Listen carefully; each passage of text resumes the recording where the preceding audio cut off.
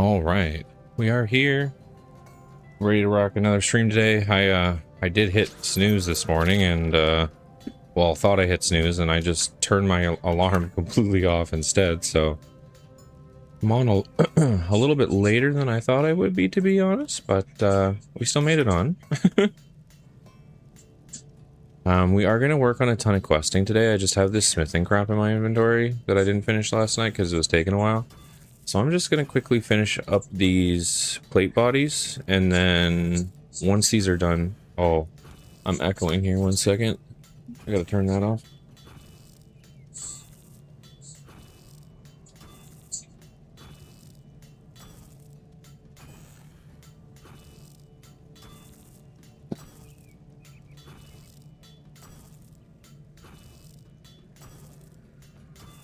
Yeah, then we're going to do a bunch of questing.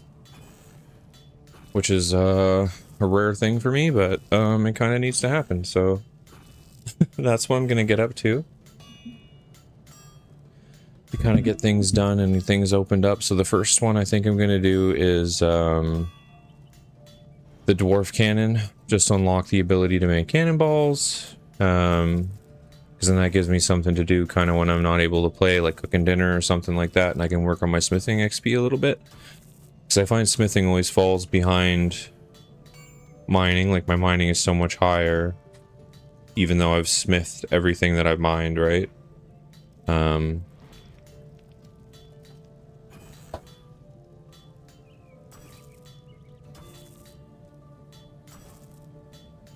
So that'll be the first one, and then we're going to work on the desert quest line, and just because that helps me get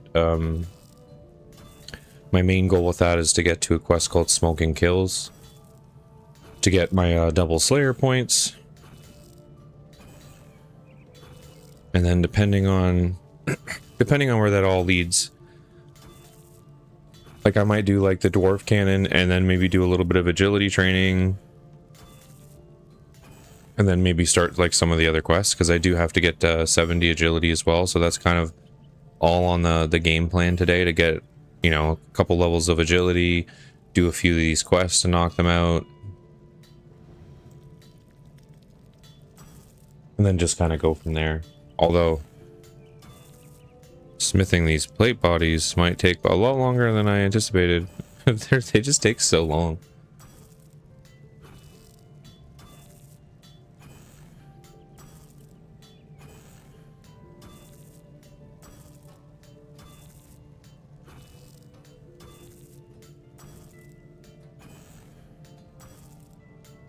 This is the one skill that's just so much different than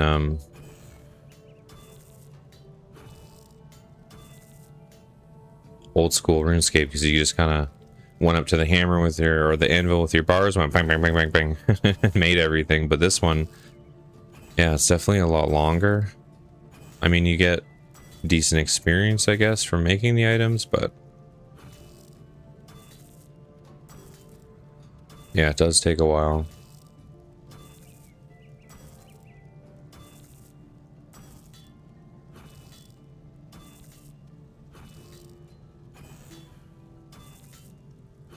That's okay. If we finish this, we'll get some more of the rested XP that I can chuck into agility.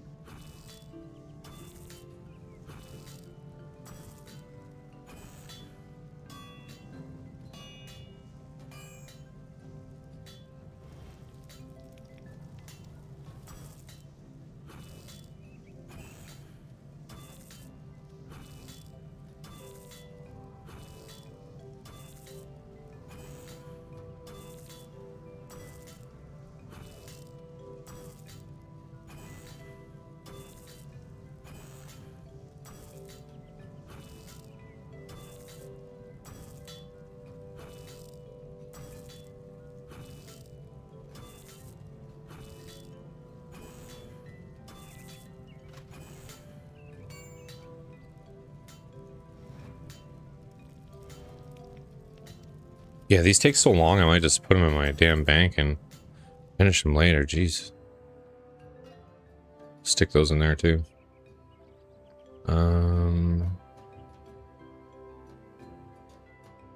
Can't remember if I had put stuff up on the GE last night or did it already? Okay, it already all sold. Must have collected it right before I went to bed there. Okay. No. Where the fuck is the... Yeah, the dwarf cannon's way the hell over here.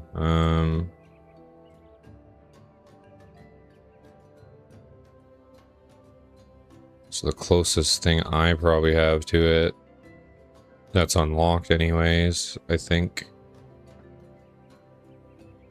it's probably Ardoin.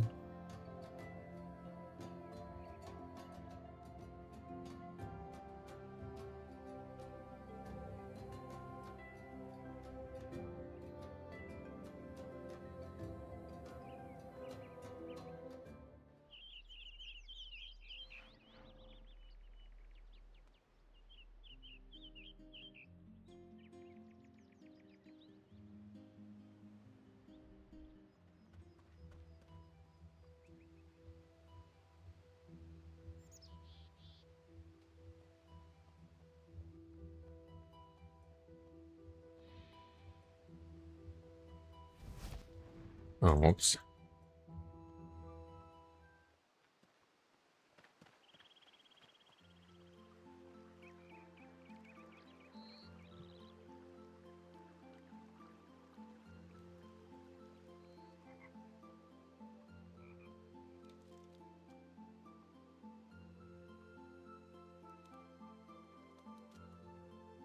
Oh crap, right, I gotta go up here.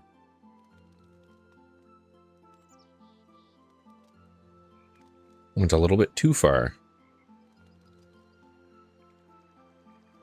So we can kind of move that out of the way for right now.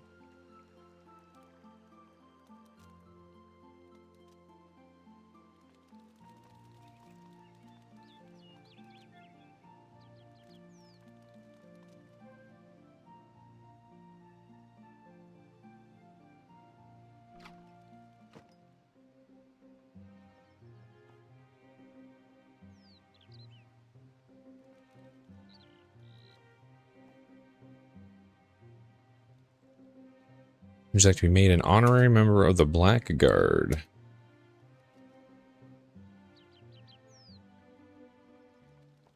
Yeah, okay, my dude. Let me just accept the quest. Okay. Be honored to join. Now I'm gonna read this part because I want to. I've done this before, but I'm not sure if they've changed any little bits.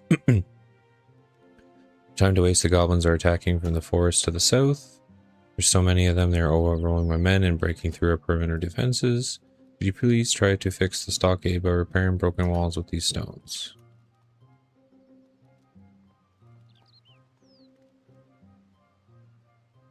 Okay.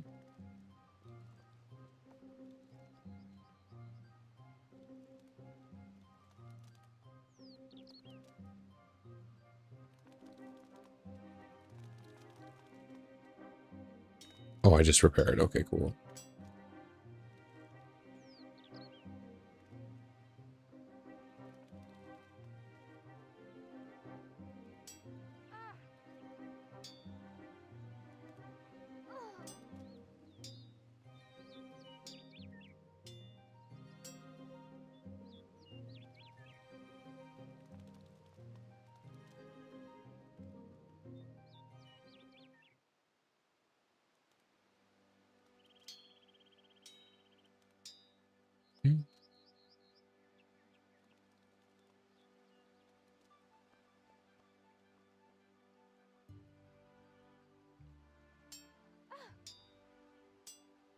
I crushed my hand with my hammer.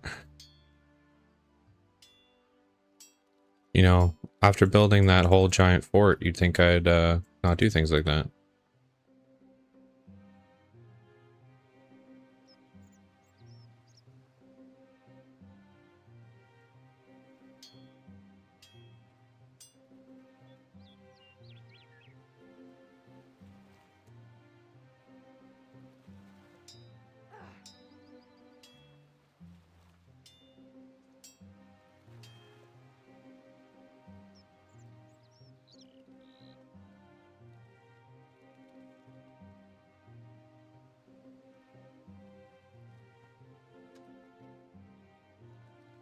A few jailed for desertion.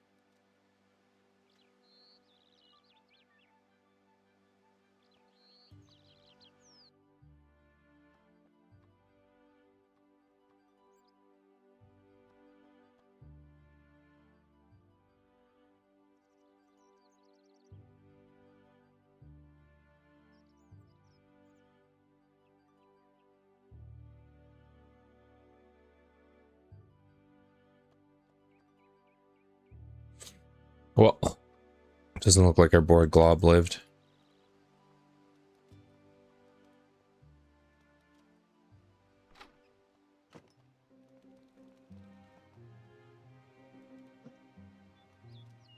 Some terrible news for you, Captain. The goblins overran the tower. Your guards fought well, but they were overwhelmed. You give the dwarf captain the subordinate remains. Glob was my finest lieutenant.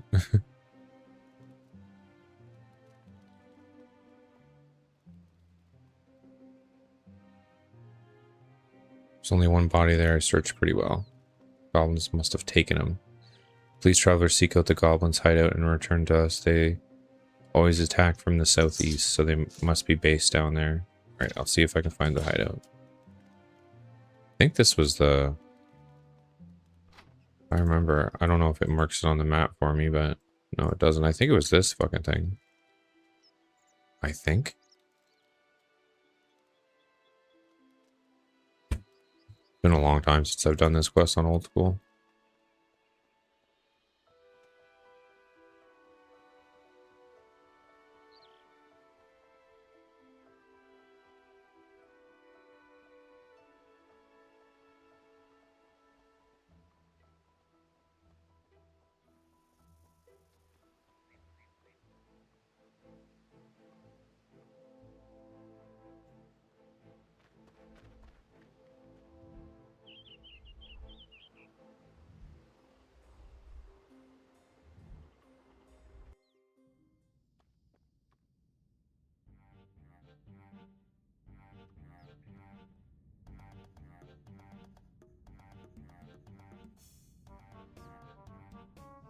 Here be goblins.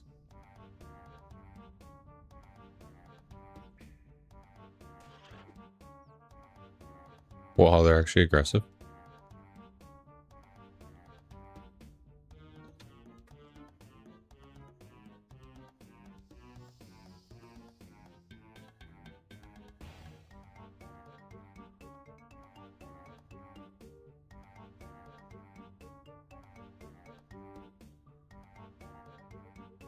I think it might be these two.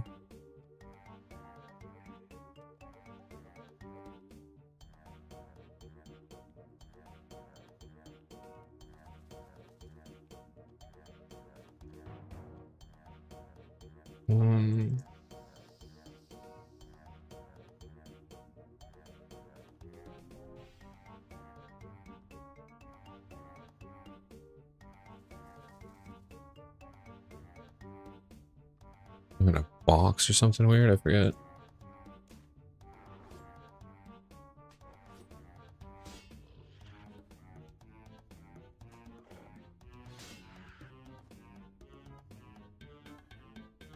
Let me double check, does it tell me anything? Dwarf child. I almost swore he was somewhere back here though.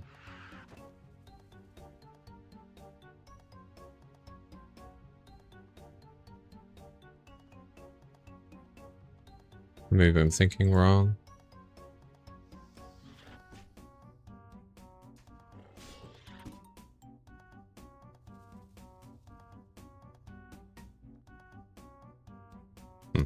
Let me...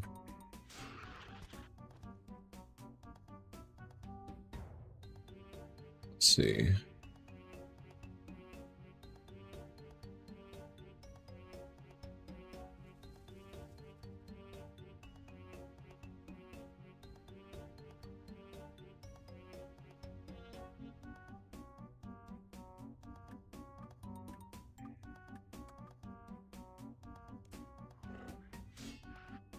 Well, it does say northeast of the room. Search the crates.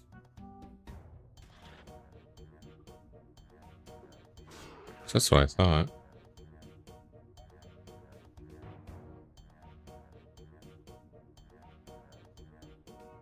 Hmm.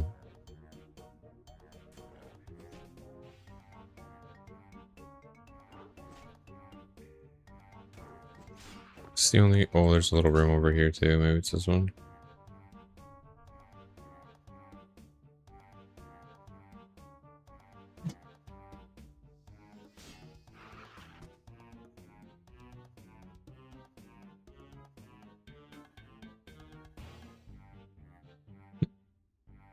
Oh.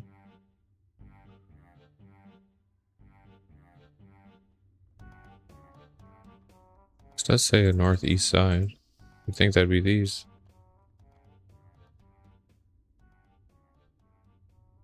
Let's see here.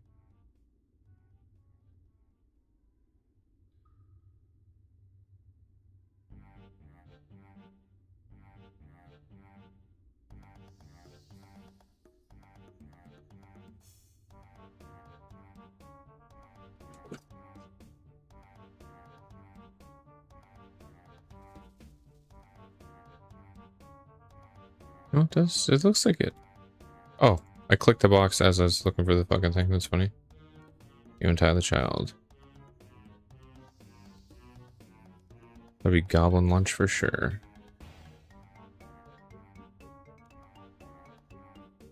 You get going, I'll catch up. Thanks again, brave adventurer. Okay.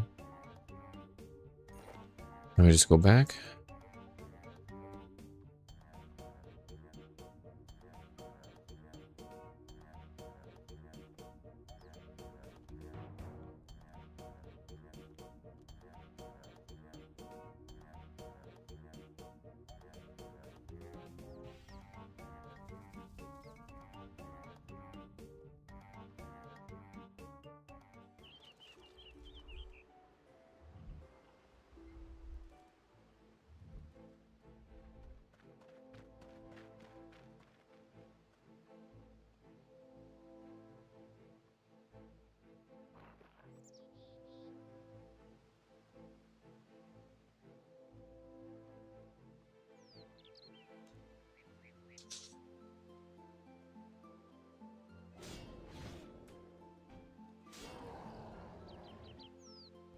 Don't know why, but I wanted to attack that guy.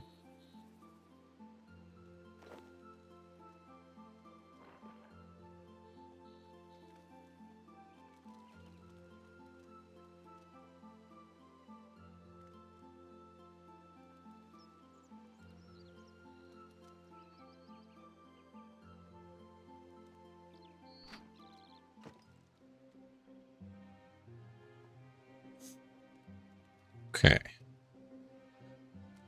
The Goblin Barbecue. Always a pleasure to help. One more favor. When the goblins attacked us, some of them managed to slip past my guards and sabotage our cannon. I don't have anybody who understands how it works. Could you have a look at it and see if you get it working for us? Please. Okay, I'll see what I can do.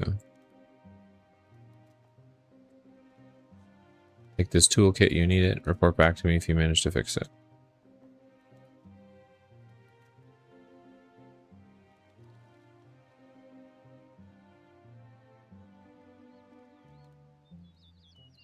Choose a tool and use it on each one of the moving parts. Okay.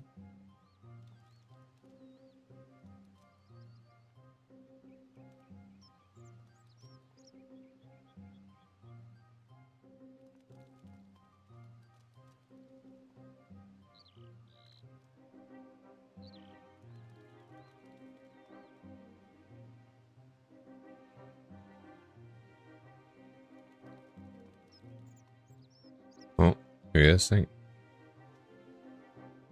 Okay.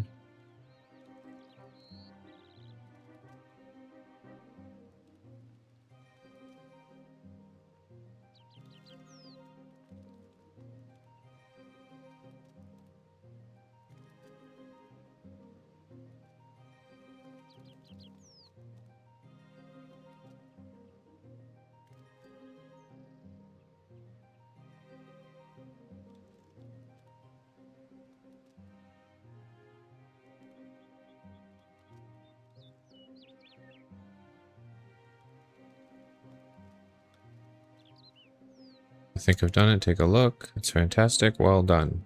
Oh yeah. I don't believe... Oh. What did I say again? Okay. Well done. Well, I don't believe it. It seems to be working perfectly. I seem to have underestimated you, trooper. Not bad for an adventurer, eh? Not bad at all. Your effort is appreciated, my friend. Now, if I could figure out what the thing uses as ammo. Blackguard forgot to send instructions. I know I said that was a last favor, but... What now? I can't leave this post. Could you go to the Blackguard base and find out what this thing actually shoots?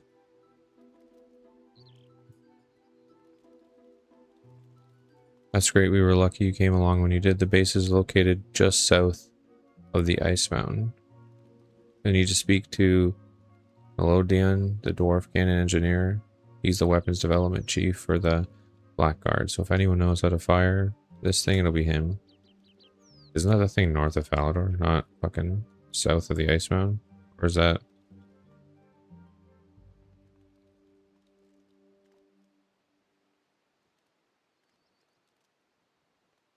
Oh, okay, it is the Ice Mountain. Okay, yeah, these guys. I was thinking of the White Wolf thing there.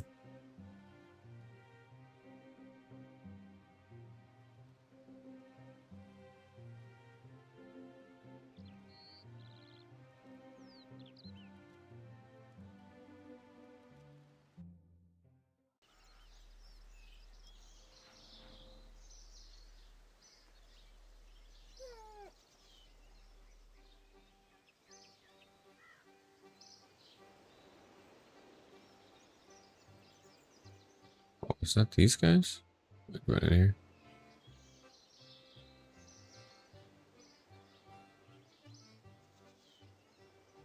Might be up here, actually. I just kind of remember them being, like, on this side. I don't remember this giant building. Doric.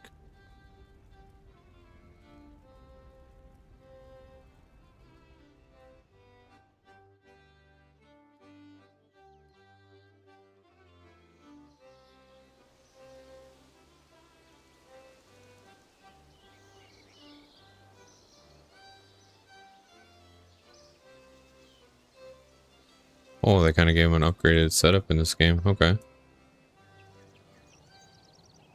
So I think they're in, like, little shitty huts before. What's this guy trade? Oh, he won't trade with me, rude. Captain Logoff sent me. He's having trouble with his cannon.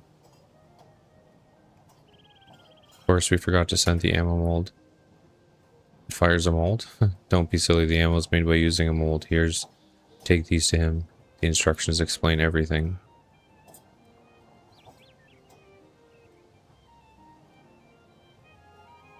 Can I trade him now? No. He's like, fuck you.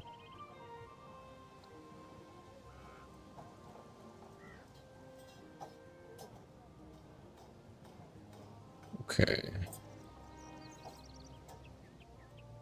Just want to make sure there's nothing else.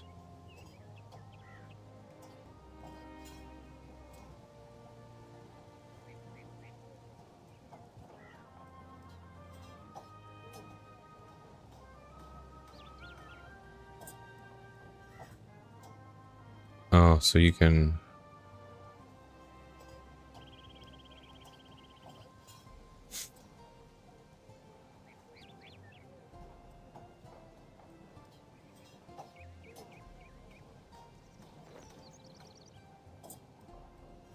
Okay. Actually, these sell? No. Just sometimes basic tools like that sell for crazy in the GE, so we could just drop a bunch of them and give them to him. Throw them up on the GE.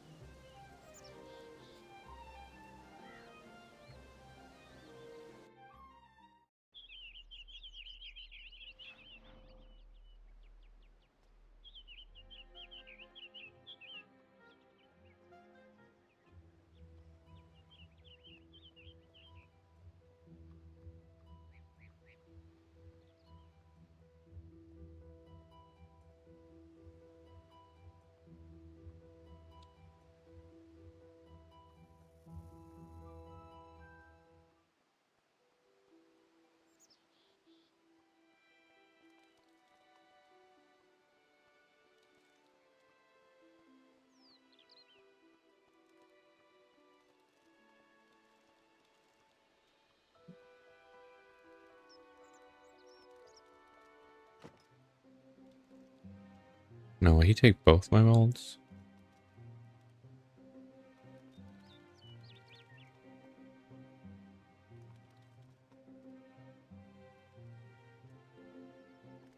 Give me your ammo mold and some notes to give you. We'll be able to defend ourselves. I don't know how to thank you. You could give me a cannon. I'd be lucky. Those things are worth a fortune. I'll tell you what, though. I'll write the cannon engineering to the cannon engineer requesting to sell you one. He controls productions of the cannons. He won't be able to give you one, but for the right price, I'm sure he'll sell one to you.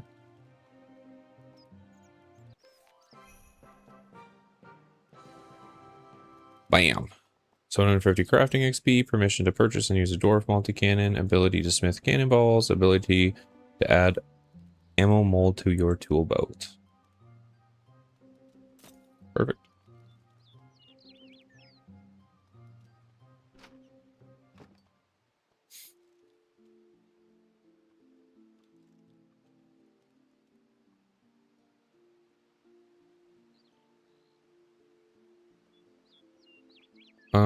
Okay, so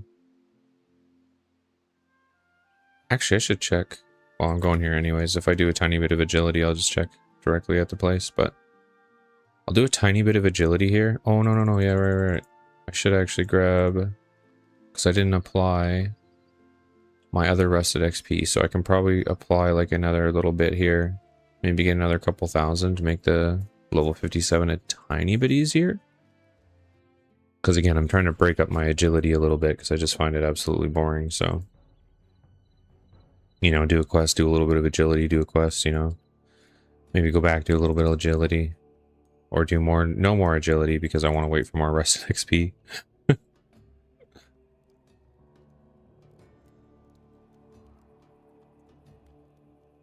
want to spend my rested, okay. That's another 1400.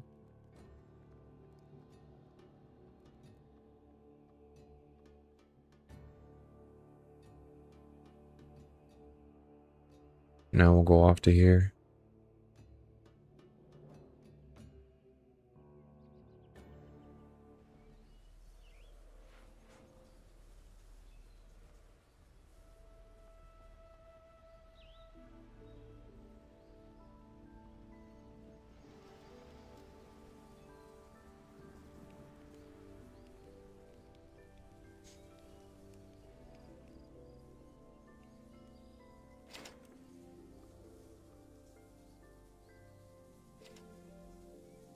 I'm a little short on the one.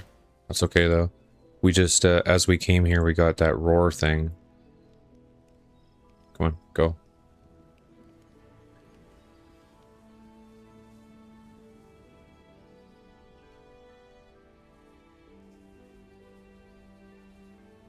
Because that's an extra 25% bonus experience, so it was a good time to come here, I guess. The last time I got this buff, it was like 60 minutes though.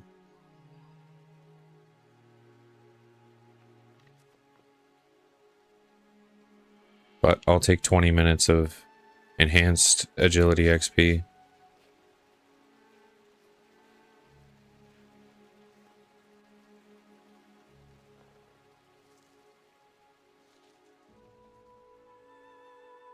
So we can go for about 30 minutes, because I also have this rock resilience and a gift of friendship for the extra 3%.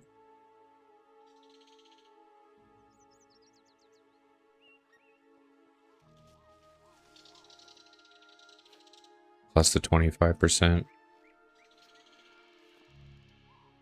My normal 5, so we're like 33 extra percent experience right now. Plus my rested.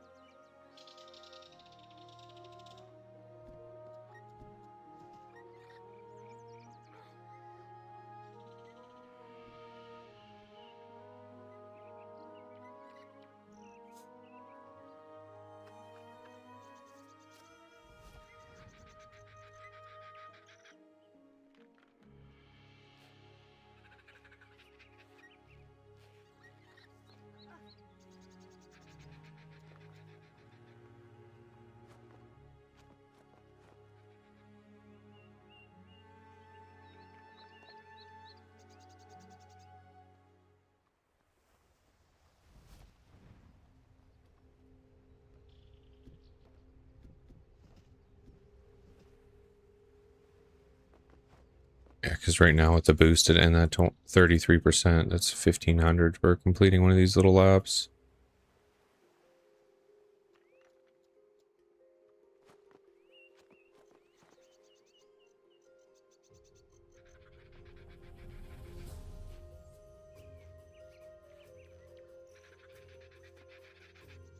So I'm going to make use of that 16 minutes as best as I can.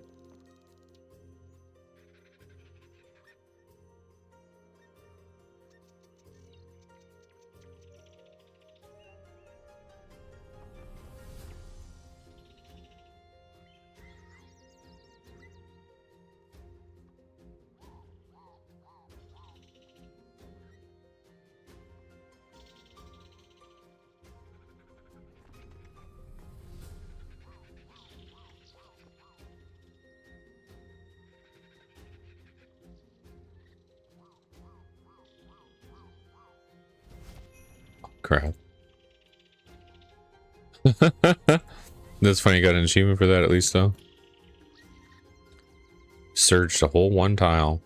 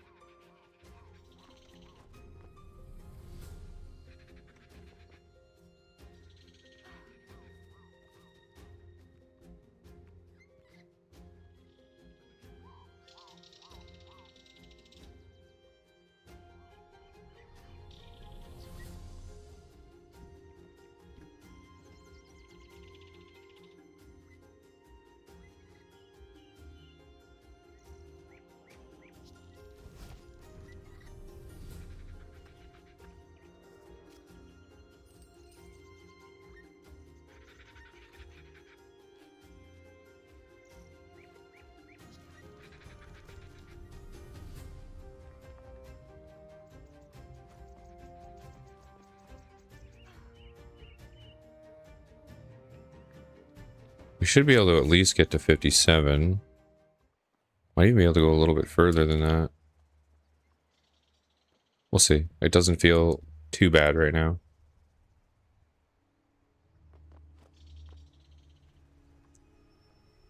I usually got about 30 minutes or so before I start getting a little bored of agility. But with bonus XP like that, that gives me the incentive to do it, so...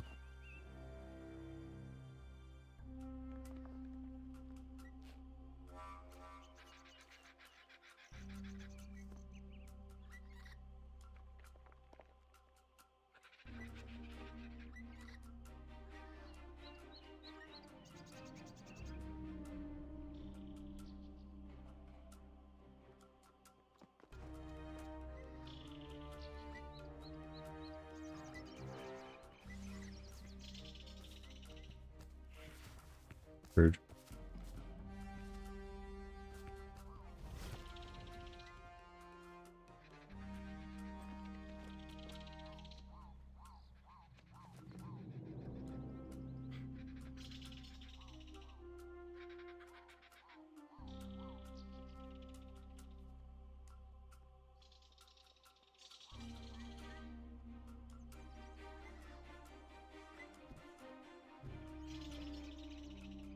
So if I could get up to 65, I could do the Hetz Oasis course, and supposedly that one's kind of actually fun to do.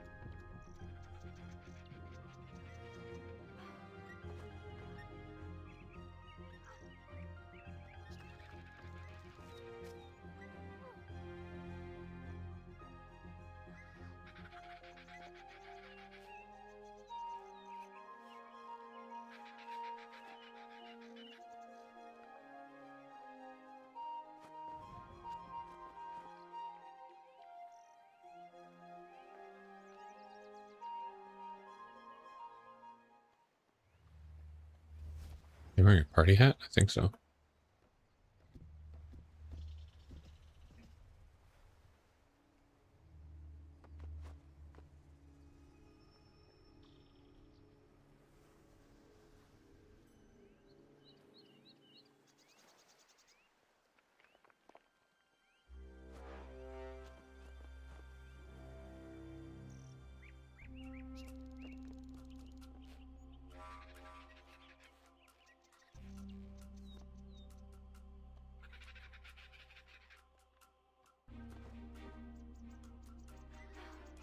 Okay, the next completion here will, or when I get to the end, I'll definitely get that level. But we're almost out of our awesome bonus XP too.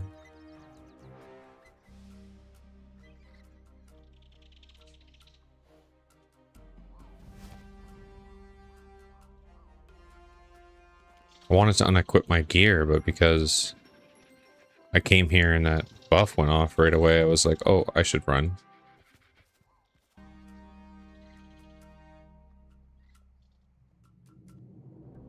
Well, at least we hit 57. Only 465 bonus left. This next level's 20k, so...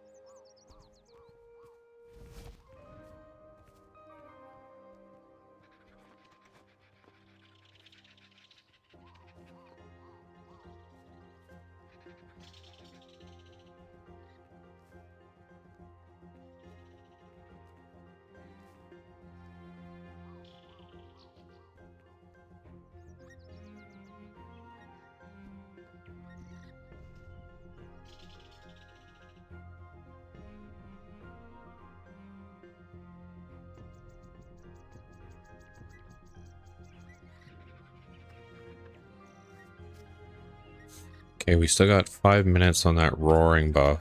So I'm at least going to go until that roaring buff disappears. If we're pretty close to 58 by the time that kind of runs out, then I might just push it a little bit further just so we're at 58. And that's a little bit closer to the 65 where we can do that new course.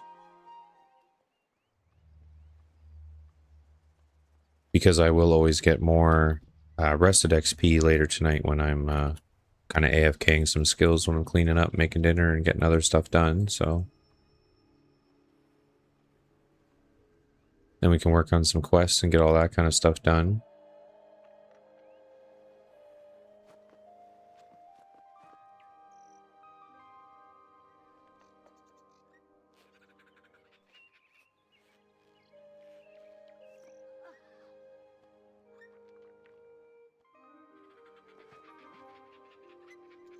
Because I did finish my level 80 crafting last night, so we're one step closer to the invention skill as well.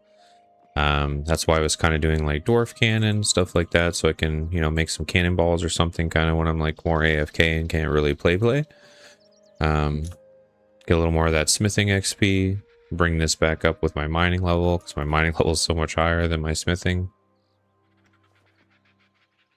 Because if I can just make cannonballs, say to level 59, where I instant heat my ruin, then I can do those plate armors and stuff really, really fast. And then burn through the rest of my rune bars that I had sitting there.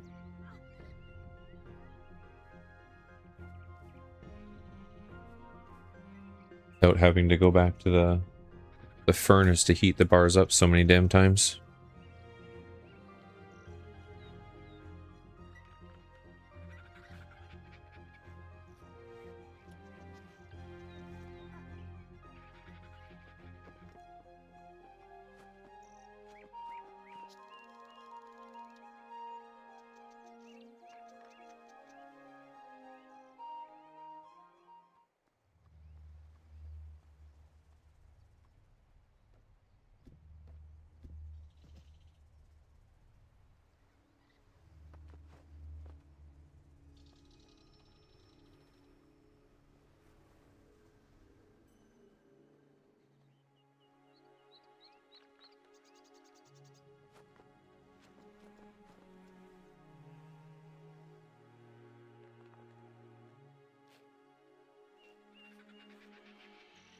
We can't actually open these so we're going across an obstacle.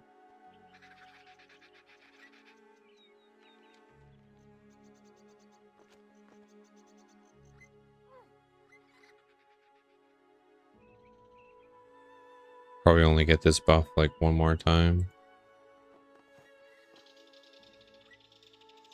Because I think when it hits like 1 minute, it pretty much like runs out. Doesn't count down the seconds like some of them do.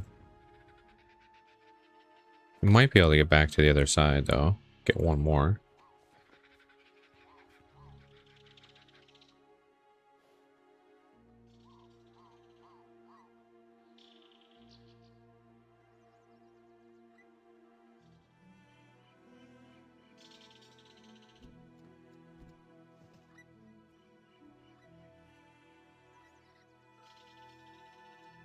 Yeah, I don't think we'll make it back again, but we'll at least get to this other side for this one.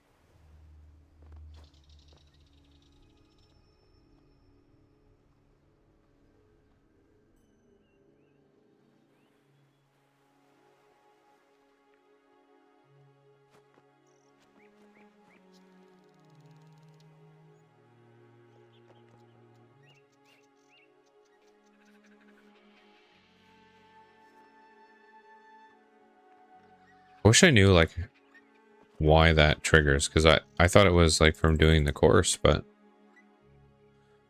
just randomly when I teleported here, I just randomly got it. So I wonder if there's like certain times a day that that roar goes off, because if that's the case, I'm gonna change. I'll look at that up later, and if that's the case, I'll train agility when the roars are going on.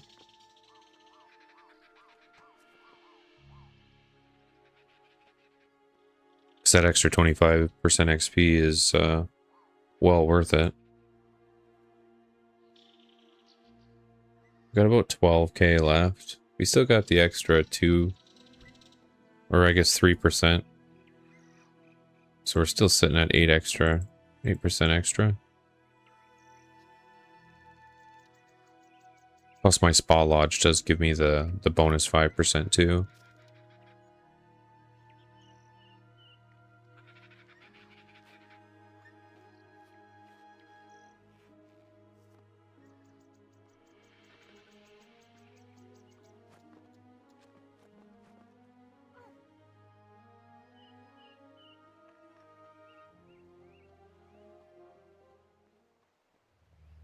So what is this now without all the boosts?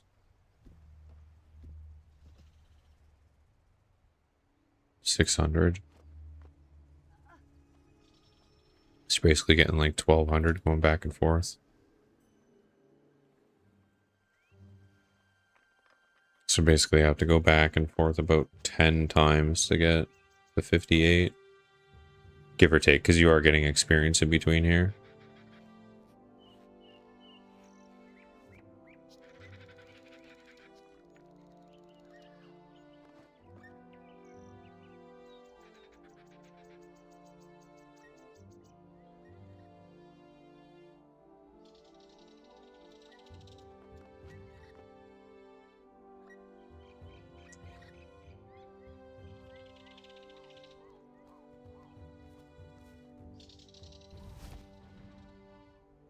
Like I said, once we knock this level out, then I'll go back and we'll rip a little more questing.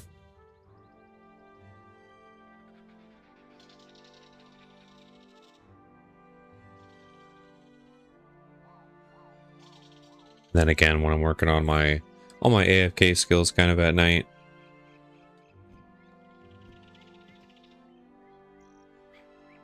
in the fort there, then I can gain a whole bunch more rested XP and then rip a few more.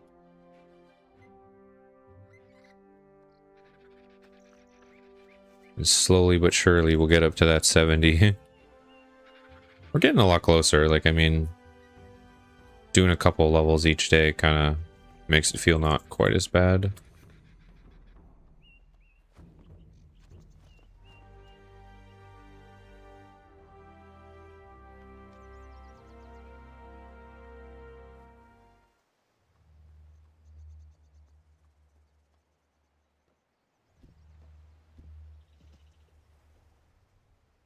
But also being to 70, we get like a high amount of shortcuts and stuff too. So that's another big benefit of having it done. Plus all the extra run energy in general.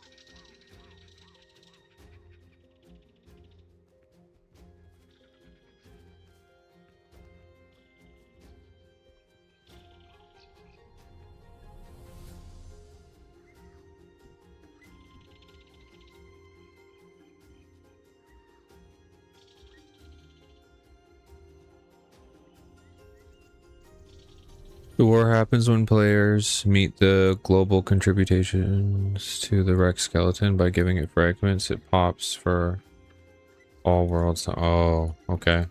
So it's like random as hell then.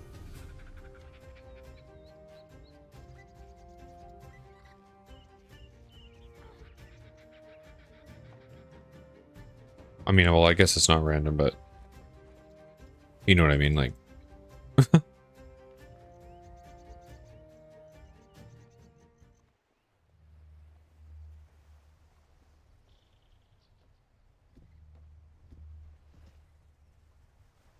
Still, it's a nice buff, I'll say that.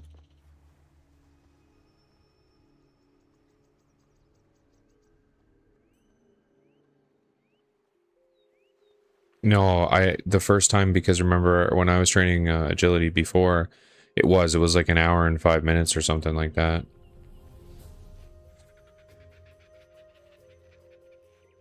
So I did, yeah, I caught the tail end. But hell, you know what I mean? I caught the tail end. It made 57 really quick with my rested XP there.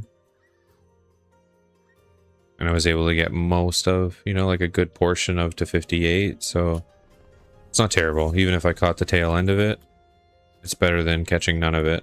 Because I would have been here a lot longer getting these 2 levels.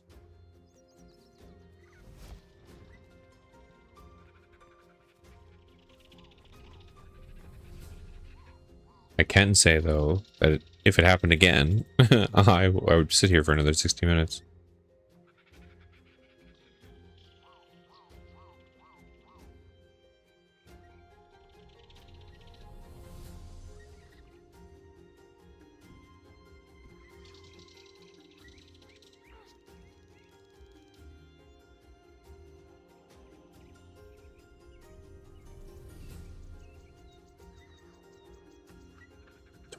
%. It's fucking huge.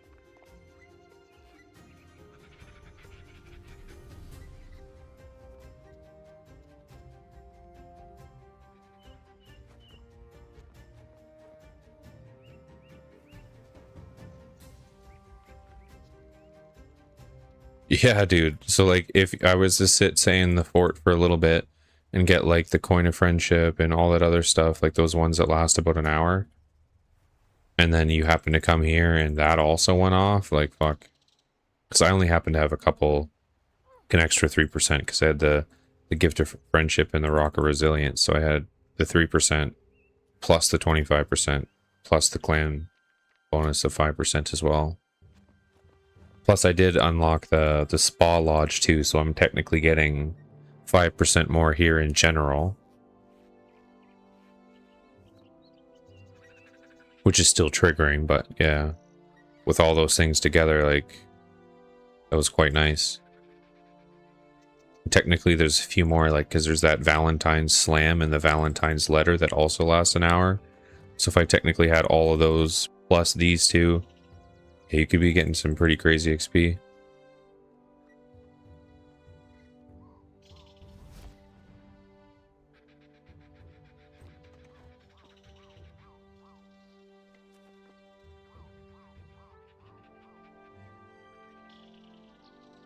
So, I mean, that's a lot better than before. So I'm getting 600 and something there. I think before I was only getting like 540 or 550 or something like that.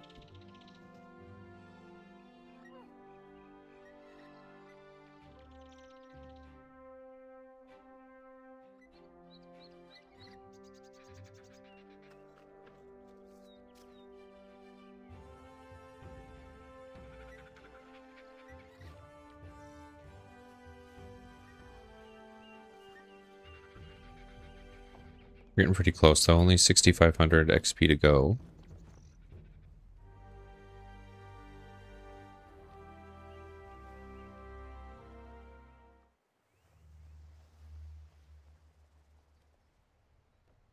World first Zamrock has been defeated by a team of 2 at an range of 17,000. Jesus.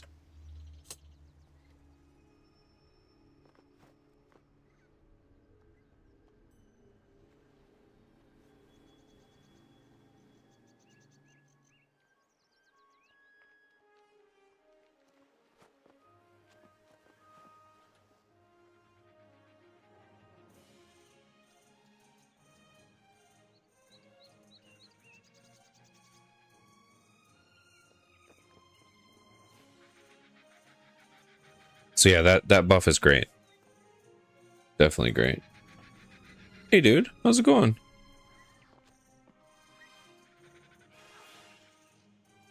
Doing the dirty and currently working on a little bit of agility. Even did a quest this morning.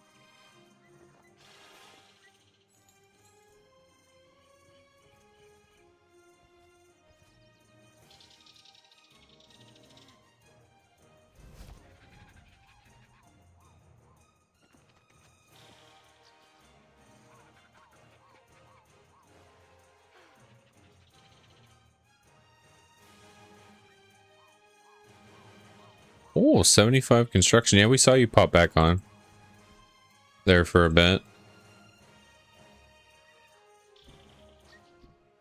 Port's crazy good for that XP.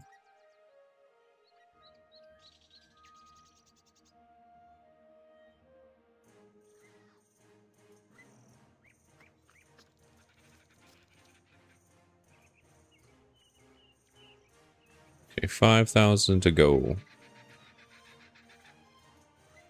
I feel like the birds and stuff in this level kind of like taunt you as you're doing your agility as they like squawk at you.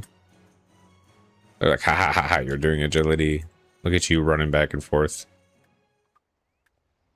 About to lose our other 2 buffs now though too. We're just down to the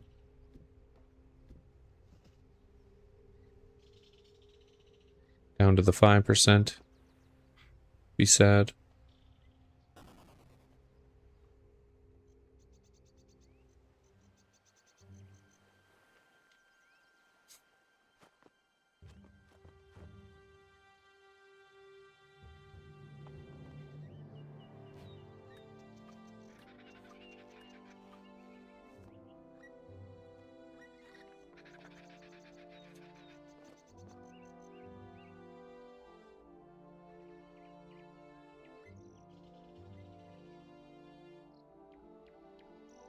But I did do the dwarf cannon quest, so that way I can make some cannonballs later when I'm kind of AFK.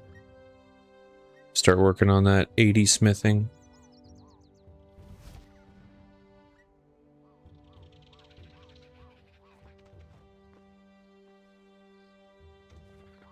Oh yeah, working on the nest egg again after spending all the money. You know what? I ended up doing the same thing. I sold a bunch of stuff after you went offline there, and I also bought the Grace of Elves. I'm still missing the ring, so I kind of need to make another 40 mil to buy the ring, but I did buy the amulet. So I'm also now I only have 5.5 million. I'm a broke bitch now.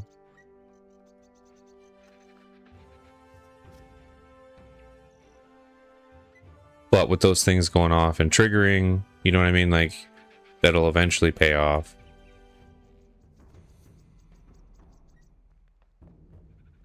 Yep, couple of brokies. Well, where are you right now, Sly? Because you bought all that stuff too and spent a bunch of money. I know you were making pretty good money doing Slayer though, but...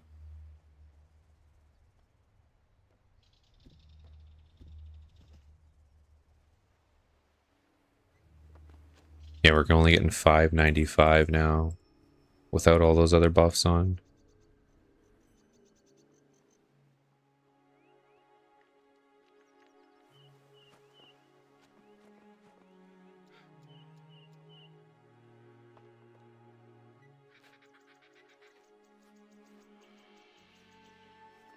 Dang.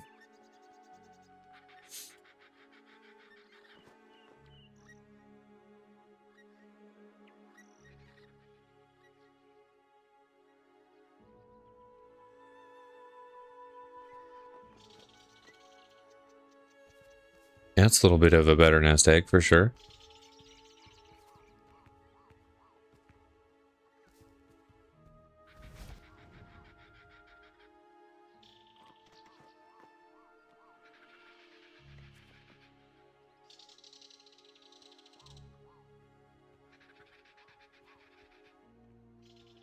Was that mostly just from the Slayer? Or were you doing something else to make money in it there?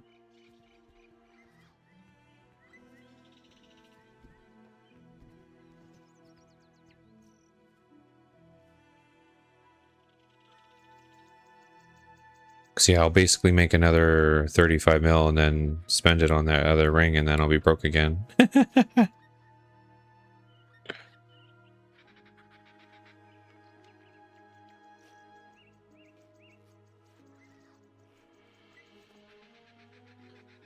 Yeah, just Slayer. Well, I'm hoping today I can, like I said, get some of those quests done and then get or closer to getting the double Slayer points, and then I'll probably start doing a little bit more Slayer again too, work on that combat.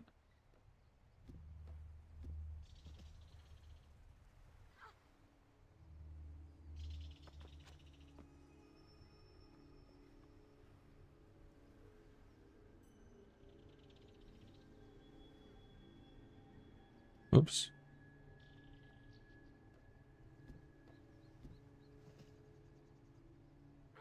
My internet go out? The fuck?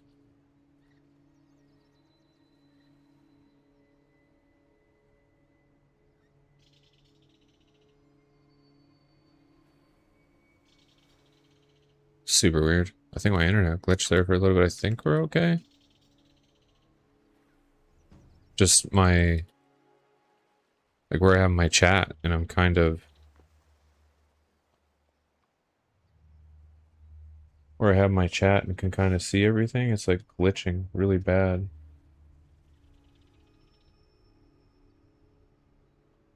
Internet's fine. We still hear you. Okay.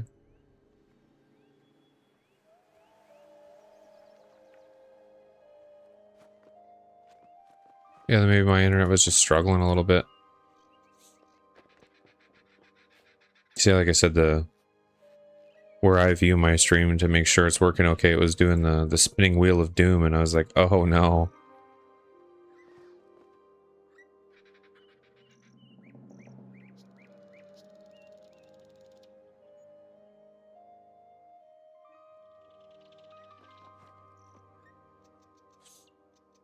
As long as it's good, we're good. Dear Lord, I can't type. That was me yesterday. Holy crap. I kept putting like the wrong word in, or...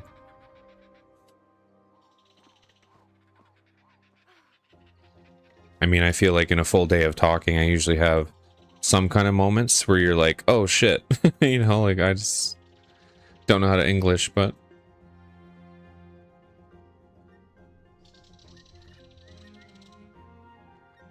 Yesterday was exceptionally bad. Oh, you went to get some snacks? Nice. What you eating? I didn't even eat breakfast this morning because I set an alarm to wake up for like 9:30 to kind of be on stream for 10 o'clock, and I snoozed it, but I didn't snooze it at all. I guess I turned the alarm off, and my cat had come and like cuddled up beside me, so I was out like a light, and then I woke up there and I was like, oh no, it's like past 12 o'clock already, like shit. So I just kind of like woke up, brushed my teeth, and got stream set up and popped on.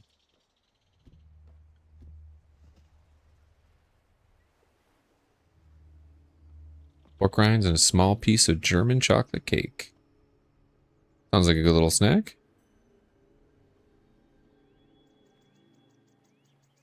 Who teached you to spoke? Myself. Nice, we got 58. Woo! Still only 16% of the way to 70. Ay, ay, ay.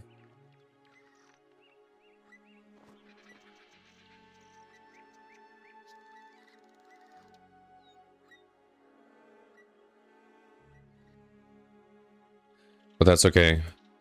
I'll have my snack later. I was gonna treat myself today.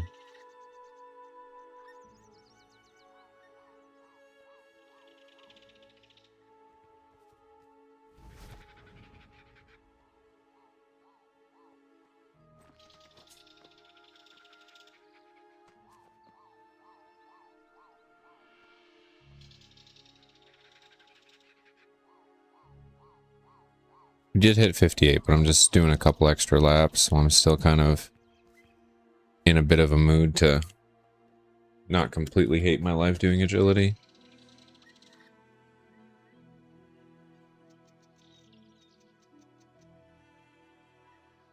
Because again, a lot of people say that the Hetz Oasis is pretty fun at 65, so if I can kind of get into that range, you know, that might not be too bad. I probably won't go right to 59 though. Unless that roar kicked back in. Then you'll see me grind for a whole hour here. I'll be like, yes, yes, yes, yes, yes.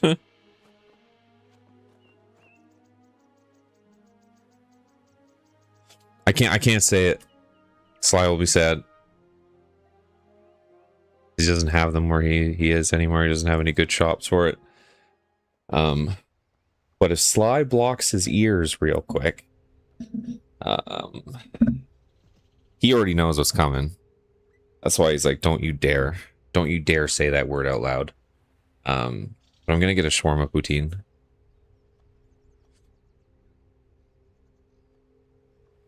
Earmuffs. Yeah, it's a. I don't know. Poutine is one of those things that's at a lot of shops around here, and it's like shawarma chicken, and then they put like a creamy garlic sauce on it, a spicy mayo, and then like a sriracha sauce on it, and it's just this giant container of mess. But does it ever taste super good? I haven't had one in a really long time, actually, because I've been trying to eat a little bit healthier, and so I don't have them quite as often anymore, but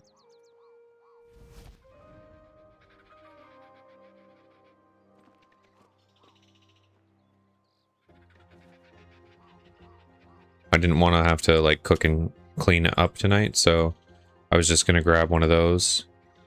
Because I wanted to, yeah, exactly. Moderation is key. I'm sorry, Sly. But I wanted to have one of those because I wanted to make a video tonight with the Citadel resetting. Just because it keeps being a thing that people somewhat have a problem figuring out how to cap, or new people have a problem capping. So I was going to make a video on here. Just kind of outlining like what you do as a new person, or, you know, someone that just hasn't played in a while and needs a refresher or something on capping, so that way we don't have to constantly re-explain that in chat all the time.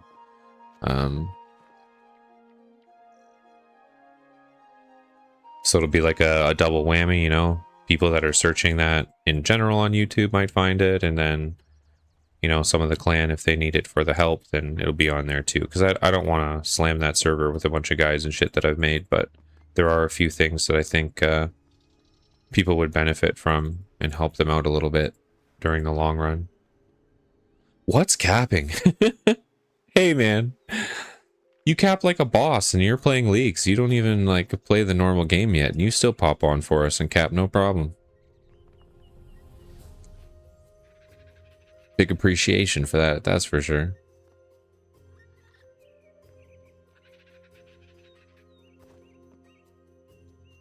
And then I think the other video I wanted to make, probably won't be right away, but I wanted to make one for like a bossing hub, right? Like War's Retreat, just because that comes up quite a lot too. Like people don't seem to know that's a thing. But like that place is insanely helpful while you're bossing. So, and it's not, you know what I mean? Like it's not very hard to get in there. The requirement to get the teleport to there also isn't very hard. I mean, the kills for the prayer altar in there, like that 200, that's quite a bit of boss kills. But I feel like this teleport alone, War's Retreat teleport, is worth it in general, because you could be mid-fight, about to die, and it'll still let you trigger that thing because it's just a quick, instant teleport. Because it saved my ass a few times. I mean, sometimes I just let myself die, to be honest, because with the gear that I have right now, it's like $4,000 to buy my stuff back from death.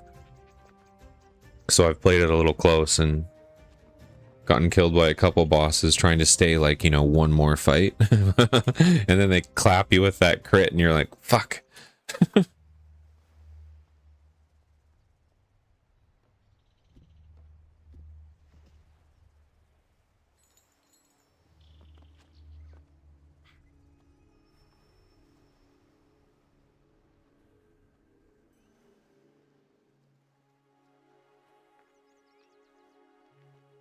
I've never actually tried. Can you kill yourself when doing agility?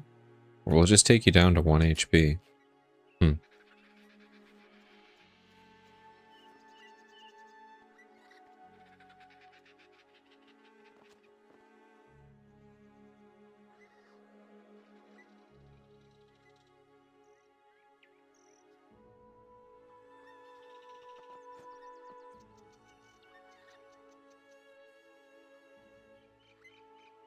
Yeah, I told myself I'd make that that capping video tonight just so that we can finalize that section on the Discord for the clan, kind of outlining it in text, and then, you know, having a link to a video if people are better at seeing it rather than reading it, right? Because I find sometimes even them reading the information in chat, they're like, I gotta run over there and show them anyways. And I don't mind, like, I don't mind showing people that, but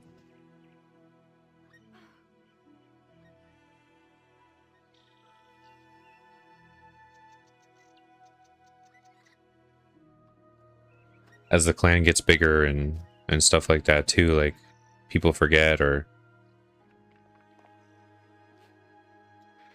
it's difficult to explain that every time. Sounds like you hate us. Man, I've never had to explain capping to you at all. But you literally did it after I probably explained it to a million other people. You're like, okay, I know how to do that now.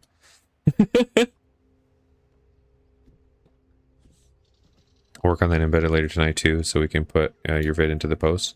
Yeah, I should.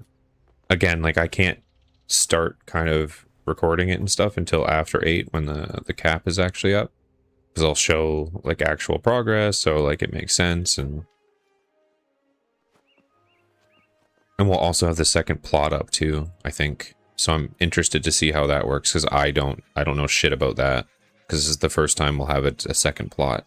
So I'm hoping we just get the second plot. From what I've read, it sounds like I can just put the mining plot on there and it doesn't restrict us. So hopefully there's no upgrade tied to that crap. Yeah, you literally learn from explaining to others. I know. Well, because that was when I was doing it like every day, like 3 times a day too.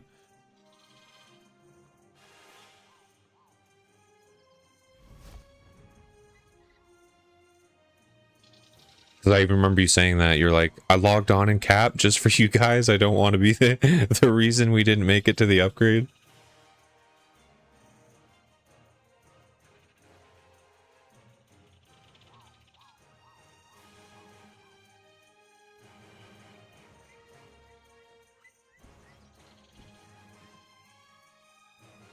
I haven't fiddled. Oh, you haven't really used War's Retreat either? It's honestly really good. If you haven't gone in there, I would suggest doing it.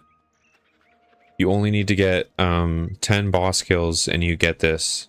So even if you've done 10 boss kills, you can still get this thing. Like, it's not like after you go there you have to get 10 boss kills. Like, it just counts all the kills that you've already gotten. So if you've done at least 10 of them, you could still go in there and get that teleport.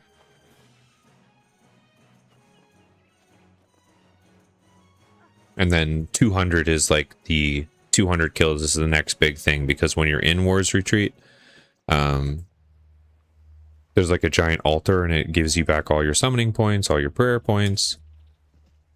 It's just like a really nice hub if you're doing any kind of combat, because you can kind of tele there, get all your things really quick from one place. You can also stoke your hands on like a fire pit and get like a little bit of an HP buff as well. And then the more you upgrade your fire, the longer that buff lasts, right? So then you can go train combat for like an hour. At first, I think the first one is only like 12 minutes or something like that. But yeah, once you upgrade it, you can get it up to like an hour. And I'm not even fully done. I think I only went up to you, and then there's, I think, Magic and Elder past that. But I figured an hour was already pretty good. Like, in most cases, you can only fight one boss for an hour before their thing resets anyways, and you have to go back, so. Yeah, exactly, Stone. It is. It's 100% worth it. Like,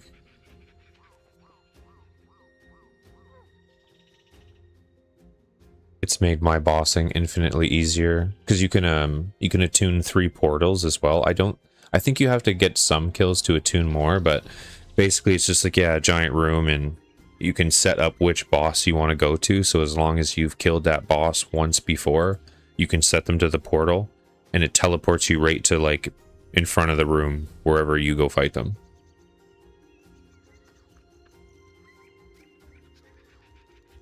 So yeah, it's a really useful place. And that's another thing that's come up over and over again in clan chat. Like, people are bossing and they're like, they'll mention something and be like, oh, it's a pain in the ass to walk to Ivar every time. And you're like, you should go do War's Retreat. And they're like, oh, what the fuck's that? And then you explain it and they're like, damn, you know, like. So yeah, I don't know. It's definitely worth it. It's sweet. So yeah, I can't really make 99 guides and stuff like that because I'm not 99 in anything, you know? So I can't be the one to explain that to people with confidence, not ever doing any of that shit myself. So guides like that, I'm going to shy away from until have that knowledge myself. Like, yeah, I could just copy and paste what other people are doing online, but I don't know, I'm not that kind of person. Like, I'd like to kind of see it and do it for myself, know for sure what I'm saying is actually right. So those kind of guides it's going to be a while before I make anything like that. So I figured I could make some, you know, smaller, like, beginner friendly things like that, and that'll help with oops, putting on my prayer. That'll help with watch hours and stuff too, you know, everything kind of adds up. So, is that 9? Okay. Hit the wrong button on my keyboard trying to dash. Turning on my prayers instead.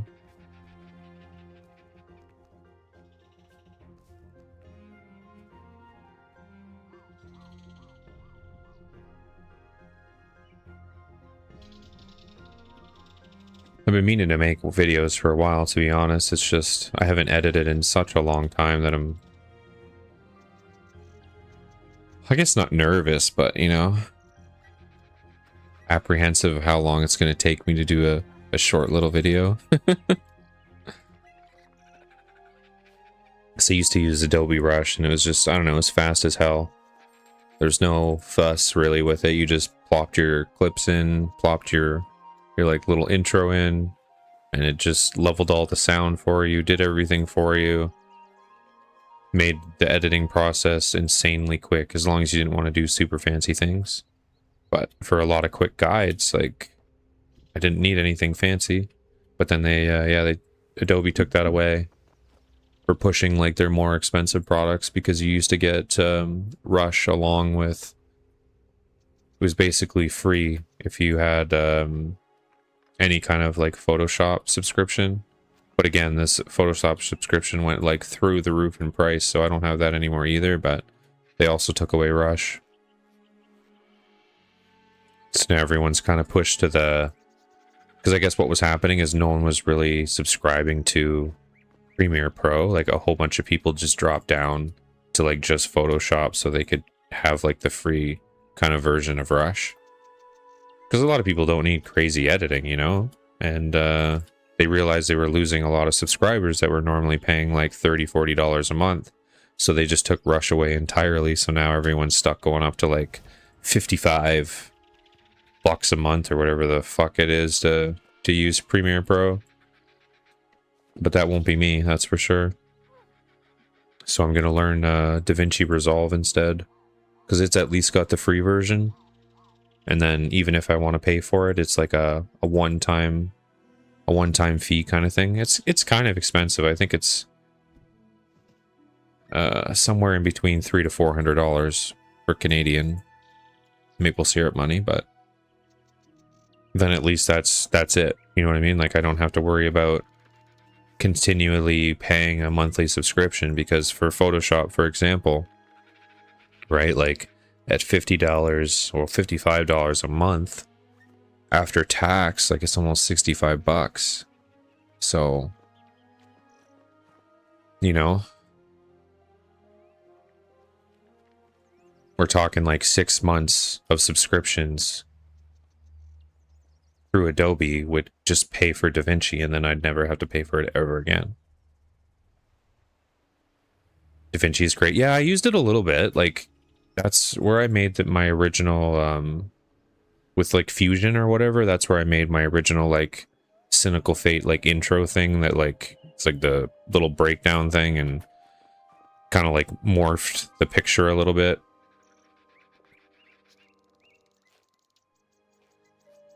It's just, yeah, I never got fully into it.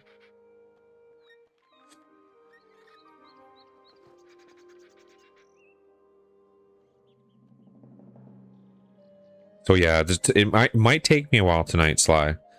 So don't fret if it takes you a bit to do the embed, or if you just want to chill and game, because again, I won't be able to even get the footage until after the clan reset at like 8 p.m. and then it'll probably take me a decent amount of the night to fucking figure out DaVinci, because I'll be going in with an empty mind for sure, because I haven't touched DaVinci for like 3 or 4 years, I think was the last time I tinkered in it, so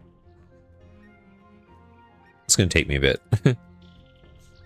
But if you know stuff about DaVinci Stone and you see my videos and can suggest anything or like little things, let me know. I'm open ears.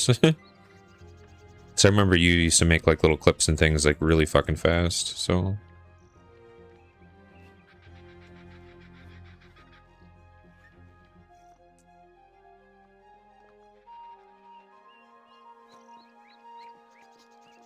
be a little sponge of knowledge. So that's the thing, once you learn those programs and you're like, you got it going, it's, though they're not too bad, it's just at first, especially because DaVinci's more like, it's a good program, you know what I mean? Like, it's serious. There's a lot of fucking things in it. You can do just about anything that you want to do in it. And I know like the free version does have some caveats, but for shooting a YouTube video, I can still do 1080 just fine. I can do 60 FPS just fine. So there's no issues there. If you wanted to do like 4K content and all that crap, then yeah, you got to get the other version. But I figured I'd approach that road if I ever, you know, got there, you know. So if the channel does really well and whatever, I'd put some of the money that I make from the channel into that directly, so that I could enhance it and, you know, get more features and shit like that a little bit easier through DaVinci. But, you know, just not stress it for now and just use the free one. I'll get in no rush.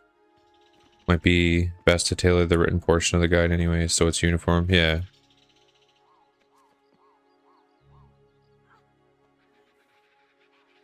I mean, again, it'll be real basic. Like, just start off, if you don't know where the clan citadel is, head to the GE, go in the portal.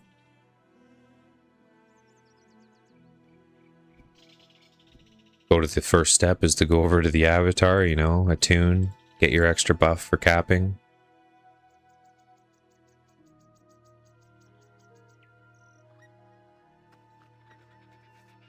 Then pick one of your resource plots.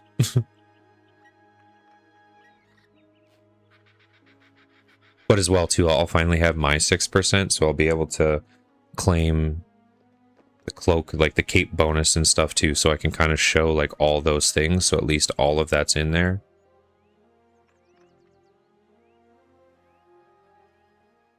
So that way everything's kind of covered.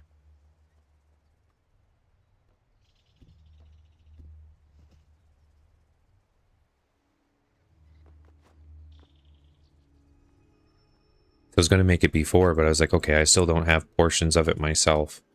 And I didn't want to make a video and then have to make another video later.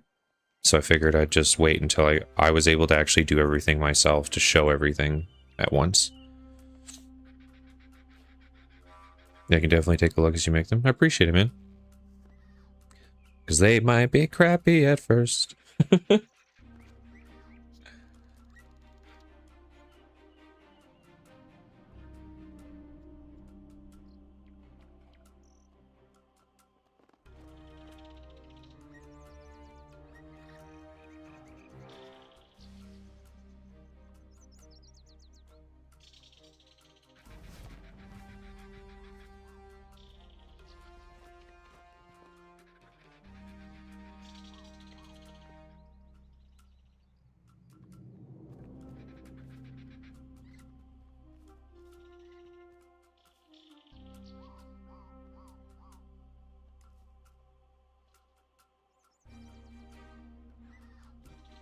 Yeah, the tele options.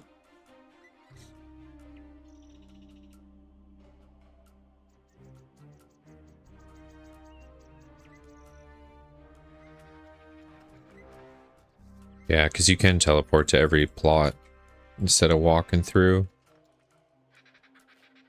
I'll probably still show that too, you know, like you have the option to tele to any of your plots. But if you're one of those people that like to run through, this is where you go, you know, walking through the gates. People are definitely play things different, right? So I'll give all the options. I might make a quick script and I'll send it to you and be like, okay, these are the things I'm going to show off. Is there anything else you think I should mention here that you've had to mention? But I again, from capping and explaining it to everyone else, I think I should hit everything, but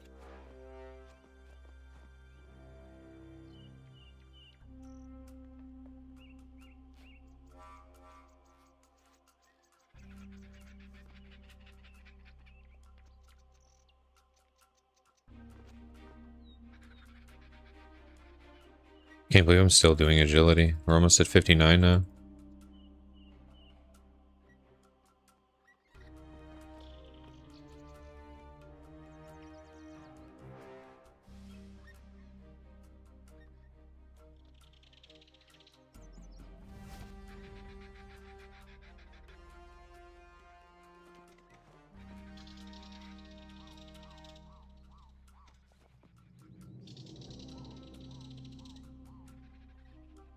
Yeah, that's what I mean. Like we've capped enough times to know the deal. That's why I was waiting for the cap to come back up, just so I can show them, you know, like show the mini game. Here's your progress. This is what you're looking for. This is the bar you're looking to fill up, you know.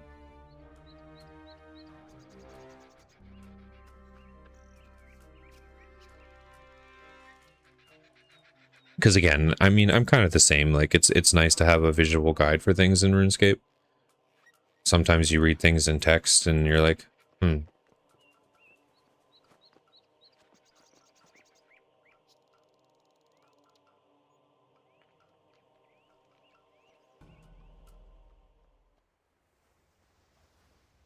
I think it's mostly the little avatars what fucks people up. Because they don't see it when they come in or they walk past it. Because it's like it's just a little stone just sitting there, you know?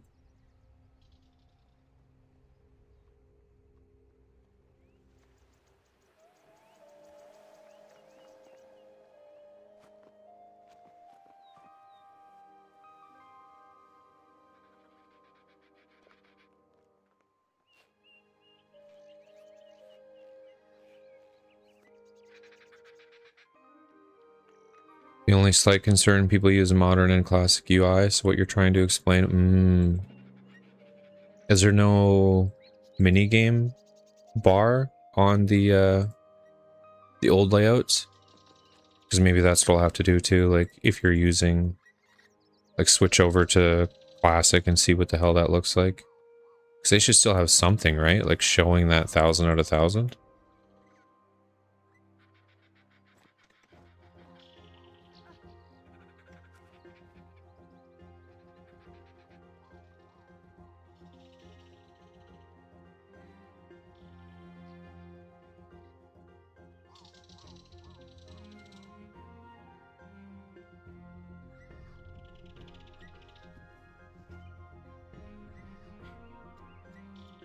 Okay, so it's not like on the modern where it auto pops up for them kind of deal.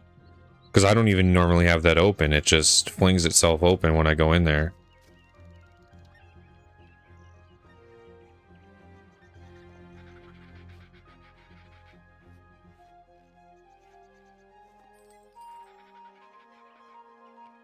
Yeah, when I used Classic, I didn't see what the cap was. I could see how many I had, but I had no idea the limit was 1k. Oh, okay, okay.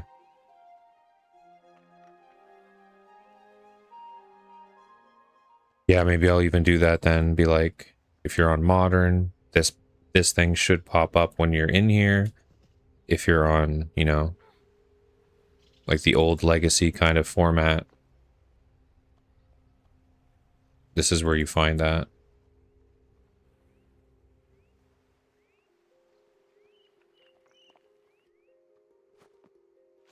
You use the legacy layout and it does show it as well? Okay.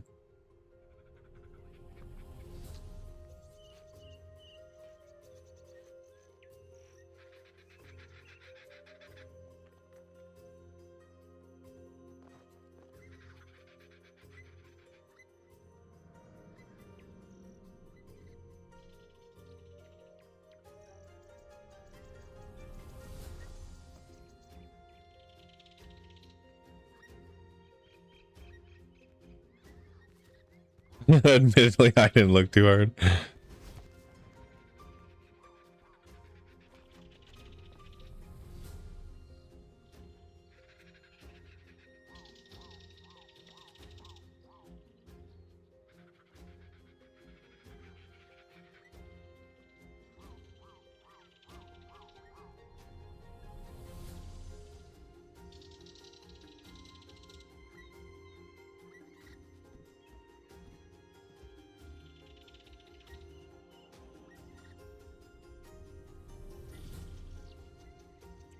Working on that agility.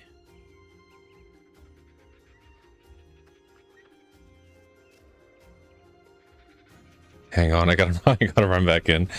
Yeah, because I think because someone else asked me like where it was, and when I looked it up to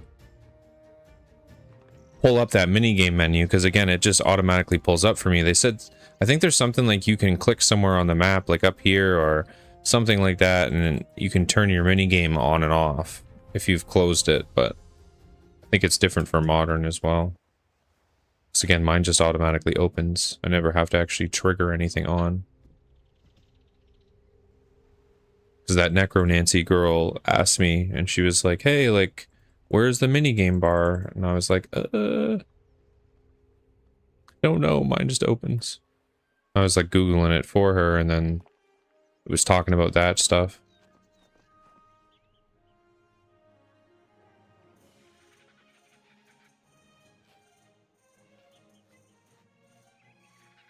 Oh, like on the... Does Legacy also have like a ribbon bar? Because I don't even see it on the ribbon bar either. It's not an option on modern, I don't think.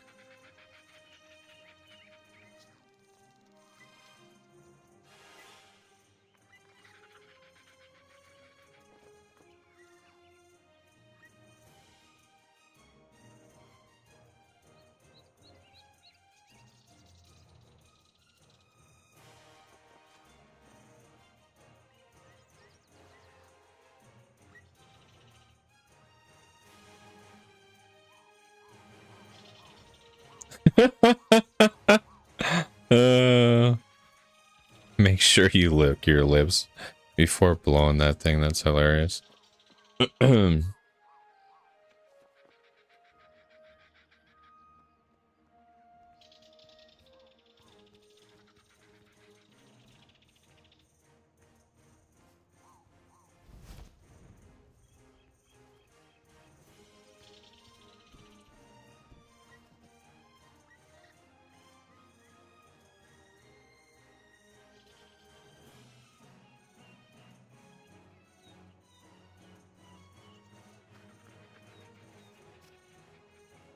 Yeah, I'll definitely tinker with that. Like, make sure that I kind of have both things set up just so I can show both sides just in case. Because you're right, that'll be the confusion for people playing on Legacy and stuff if they can't find those same windows.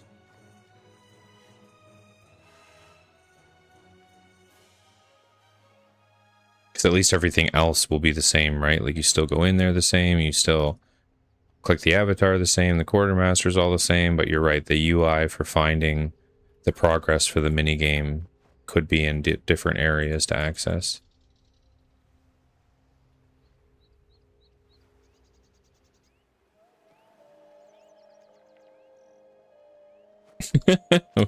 Who's Glass and why does he get special treatment?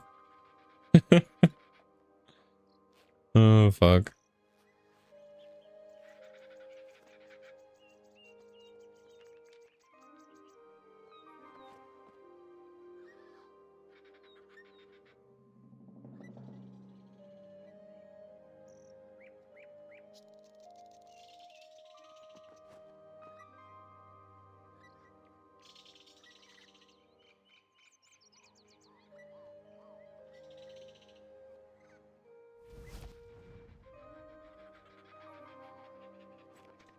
Yeah, we're only like 2,000 XP now away from 59.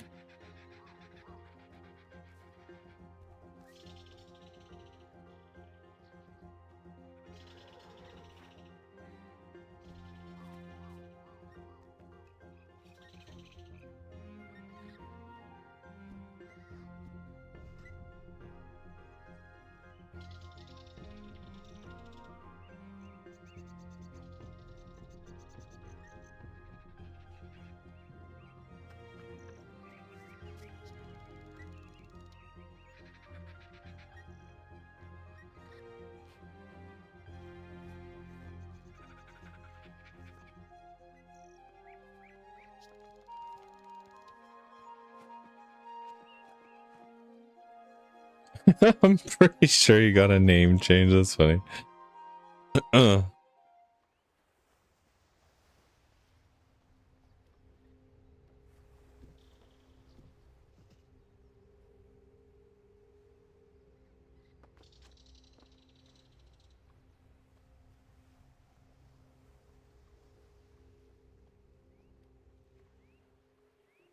Because if I could stay focused and just get my agility to 70, then I could actually get into the God Wars dungeon. I mean, I do still need to get one level in range, but that won't be very hard to get one level.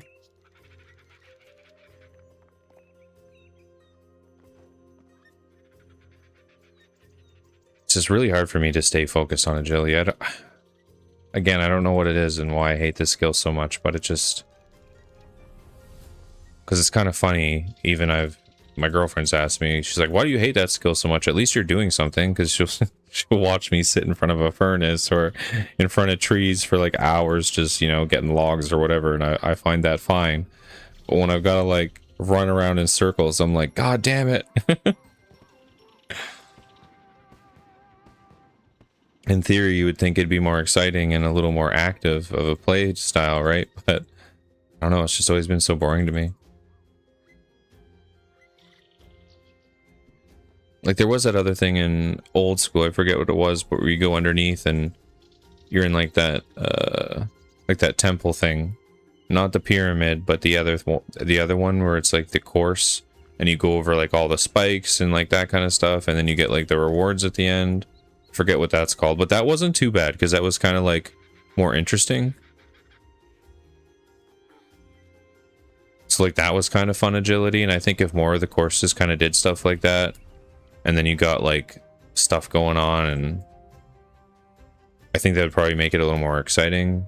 Yeah, it is slow progress too. Like a lot of the other skills, like you just fly through XP, and this is like, yeah, just slugging.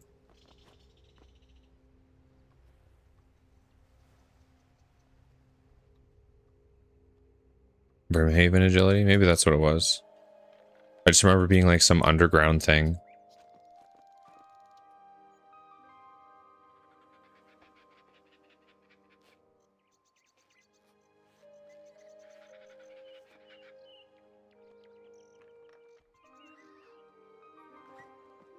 So I know a lot of people did the pyramid too for agility.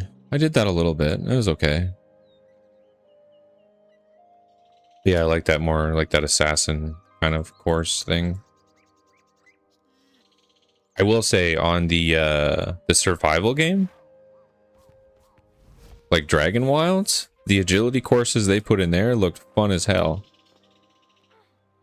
So you actually like run through a course, and it's probably because you actually control it, right? Like this, you just kind of run up to the thing and you click it. It's not like there's no skill really involved in that. But on the RuneScape one, like you're dodging like all these spikes and all these things that come out of the walls, and you have to like hit these little orbs along the way to get through it, and that actually looked pretty damn fun.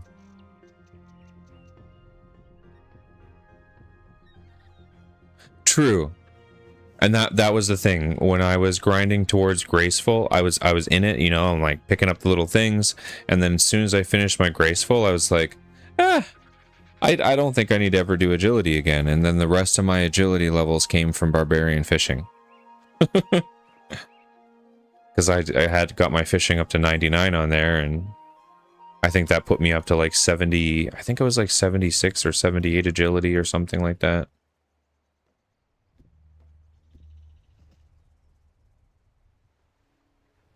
But you're right, when you have like a goal or like you're kind of working towards something a little bit more, that's the only thing that I kind of lose being here. Because when you do those other courses, that dude can pull you under.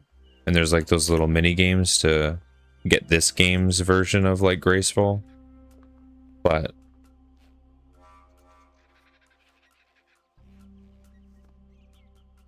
that's a little annoying because I think you can only go under there like once an hour or something like that.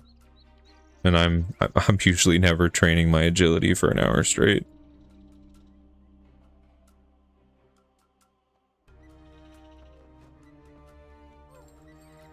I mean, I guess today we have been. Pretty sure.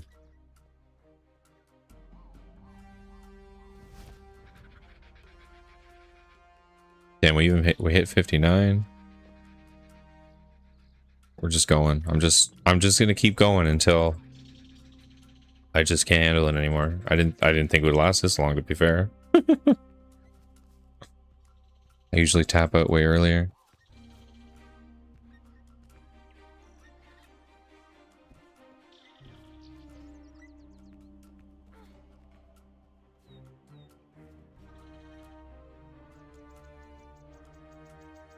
Yeah, exactly. Just keep swimming.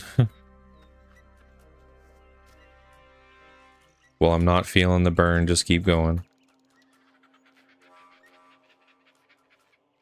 Yeah, because the closer I get, the better, right? Again, everyone's mentioned the Hetz Oasis course at 65 and they say it's pretty fun and decent, so that might be a decent change of pace. That's still 6 levels away, though. And that's probably why you're right. Like, agility does feel bad for that with the slow progress, because you're like, damn, if I would have put 2 hours into any other skill, I would have got a lot more, like, XP and levels out of that.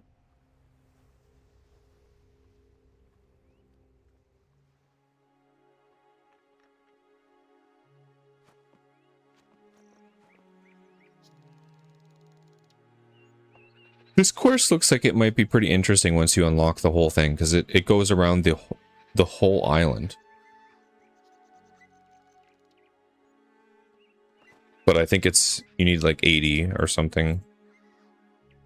I know the next part is 70, but I think the last part is 80. And then you can run the whole damn thing. And then you get a lot more rewards, you get a lot more of the codex pages, and that kind of stuff along the way. So again, that'd be kind of like, you know, the mark system. Like, you're actually getting something, you're putting your agility time towards something else, you're able to build a couple items out of it, you're able to get some rewards from it. It's not just running in circles.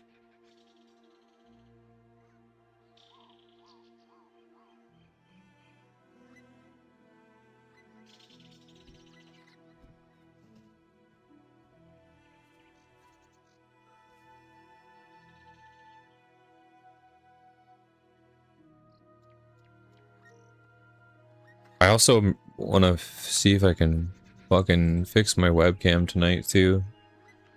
When I'm messing around with the video programs, I don't know. I still haven't been able to get it to work. It worked fine, and then I had that Windows update, and I haven't been able to get it to work since. So I'm gonna uninstall like all the drivers and all the shit, because I was gonna update my other drivers before I started messing around with DaVinci, just to make sure that all my video and audio drivers are up to snuff and there's no issues in there.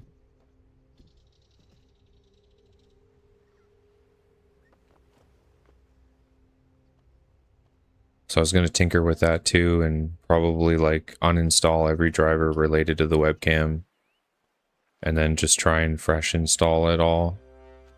See if I can finally get it back.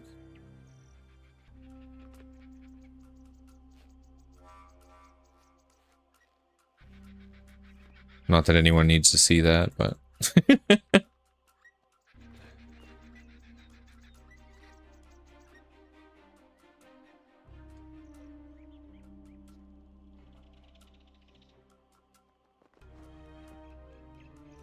It's be me over here, squinty-eyed, trying to fight sleep while I'm doing agility.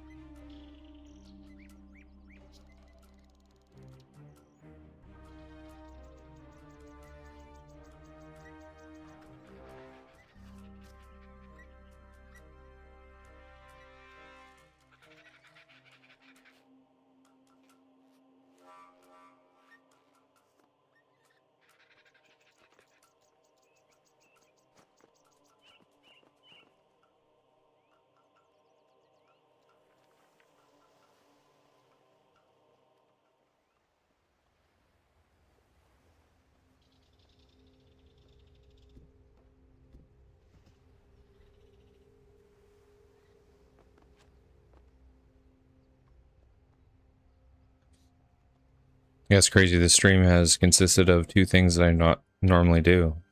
I started right off the bat with the quest, and then immediately went to agility after I finished that quest. To be fair, I didn't even think I'd get this into agility and keep doing it. I knew I was gonna use my rested XP and kind of get it out of the way. But my main goal was to just quest pretty much all stream. Because I wanted to get the quest for the double Slayer points, because that's going to be pretty helpful. I think I also have, with the Slayer that I did do, I think I do have enough to make my Slayer helm, so I should probably, before I do Slayer, maybe get that Black Mask. I'm not sure if you can GE the Black Mask to not have to fight the cave horrors for it, but if I can GE it and it's not insanely expensive, I might do that.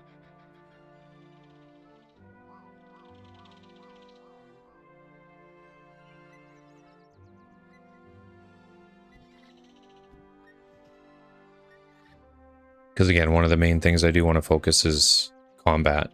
Because again, I've played this game so many times and I've always done a ton of skilling between my main, my group Iron Man on old school, and then usually right around the time when we kind of had, I kind of had the abilities or the levels.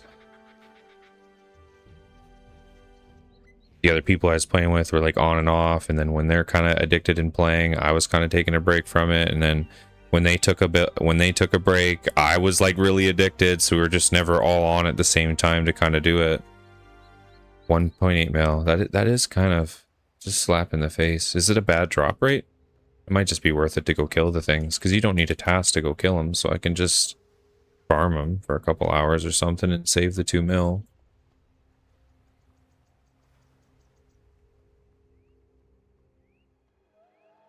The question is, though, is there any quests to get me in there? Because if there's another quest, the 1.8 mil might happen. If I can just go in there, I might grind it. It's not terrible.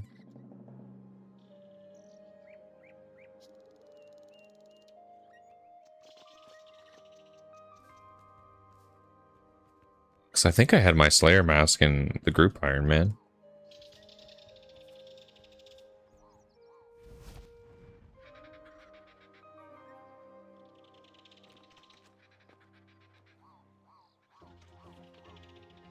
There's 17 slider puzzles for you.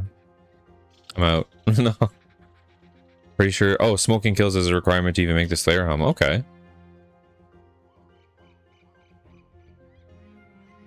I mean, that is on the list anyway, so like, I don't mind having to do that. Again, there's a lot of pre-requirements for it. I have to do the whole like desert quest line, and there was 3 of them. I did the first one a while ago there, not even realizing it was a part of that. But there's 2 more after that. And then again, there was one other quest, I forget what it was. I don't think it was in relation to the desert stuff. And then there was just Gertrude's cat, which honestly isn't really a bad quest either. I remember doing that on Old School twice, and that wasn't terribly difficult or anything. The other ones, the two desert ones, though, I think they were like labeled as like a long quest, just because like you go to a bunch of places. Even the first one I did for that line was quite long. A lot of cinematics. Like I think it was like a 45-minute, hour-long quest. I mean, I guess I could have skipped everything. Made it a little bit quicker, but they redid those quests so they have like voice lines and stuff for all of them, so it's not just not reading it. So it's like, you know what, I'm gonna enjoy it. You only really have to see and do this kind of stuff once, so I did watch it all, but yeah.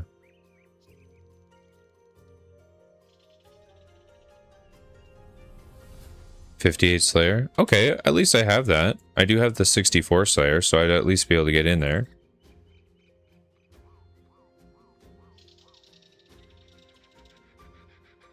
Again, it might be worth saving the 2 mil right now because I'm a broke ass because I spent it all on that amulet.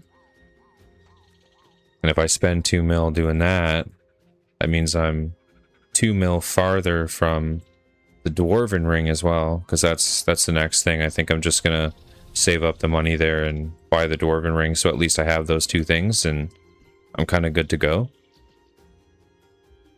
Because I think it's nice, you know, getting like the extra passive loot or getting those hits on the extra loot.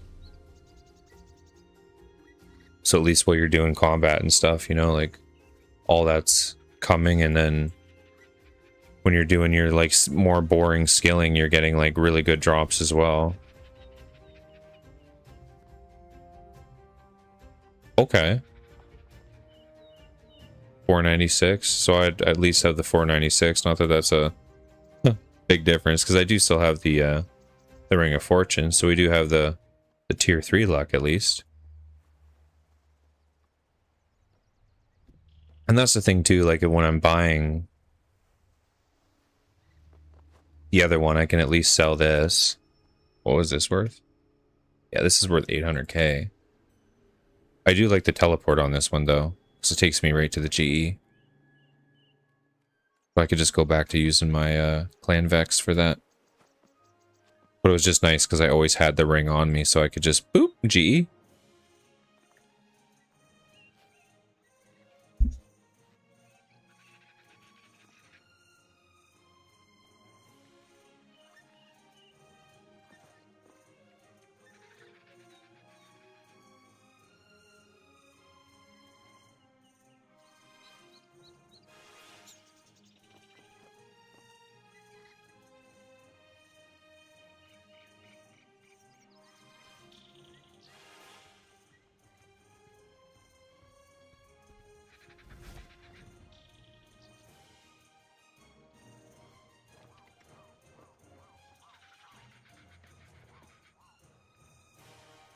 Oh, like the bullseye lantern thing?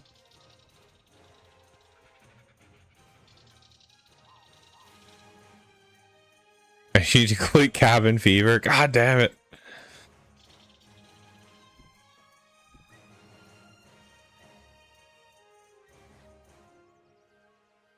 So that 1.8 mil might happen then. We'll see. We'll see.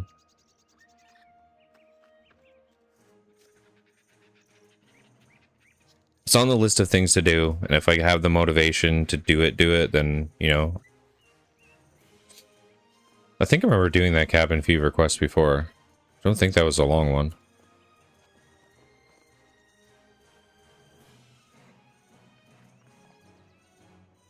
Again, it's been so long since the group Iron Man.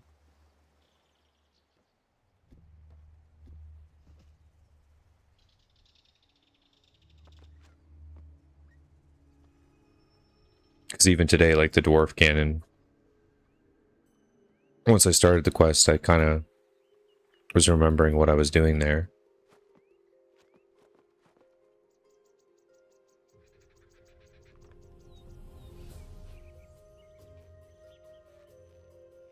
And I'm pretty sure I probably did that one on the group Iron Man because there were a lot of, I didn't like go through and do all the quests, but if it was to unlock something or it was to take me somewhere or it was to, you know, get a new teleport or something like that, like I did do a lot of those quests specifically. And then the other stuff in between, no, like I kind of just skipped it or said fuck it. But near the end there, because I wanted to get into bossing and all that other stuff, I did do a lot of those quests relating to getting a lot of the shit open.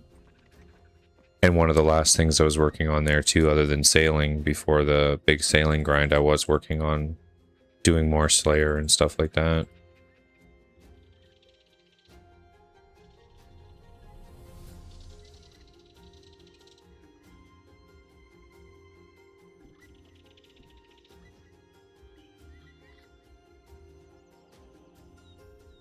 But again, now that I'm playing this game, like, I'm not sure how much I'll go back to my old group Iron Man. Because I hate to say it, as much as I never thought I would, I think I'm starting to enjoy this way more than old school. With all the quality of life and everything like that. Again, the only things I kind of miss are, there are some of those areas that aren't in this game, which were pretty nice, and some of the mini games I did find really fun in old school. Like, for example, Wintertodt, like, I did like that to go to 99 fire making. Like, that was a pretty fun little mini game. And you got, like, a ton of resources and stuff from it. I feel like that's the only thing that old school kind of has on this.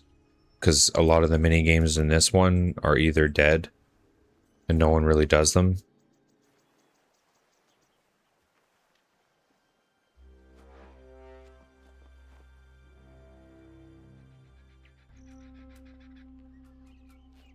But maybe that'll change with all the people coming back. Yeah, sailing. I enjoyed sailing. That was a pretty fun skill. I did go back for that when they released that. Got it up to like 70, I think I went for sailing.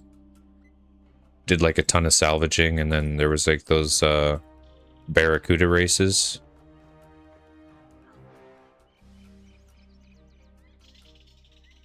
And again, like, it was pretty fun. It was an interesting skill. I didn't think I'd like it, but actually playing it, I enjoyed it more than I thought I would. You know, you get to level up your ship, build different parts for it, which uses all the other skills you had already leveled up, which was kind of cool too. You know, you get to hire your crew and find those people, and I don't know, it's kind of fun. Well, I think they're bringing out a new skill. I don't know if what everyone was talking about in the chats was right, but someone was saying something about astrology or some nonsense. And I don't know if it's true or not, because again, I didn't really fact check it or look it up, but they were talking about how that new skill was supposed to replace some of the portable stuff. So you'd level this astrology skill, and you would be able to give yourself buffs like the crafting porters and stuff like that. Or the craftable tables.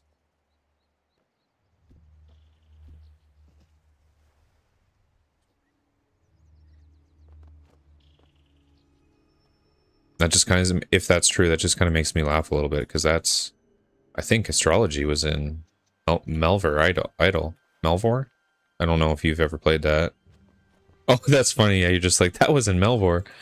Yeah, when I first started playing that game, I was like, this is addicting, and this is exactly like RuneScape. I played that for quite a bit.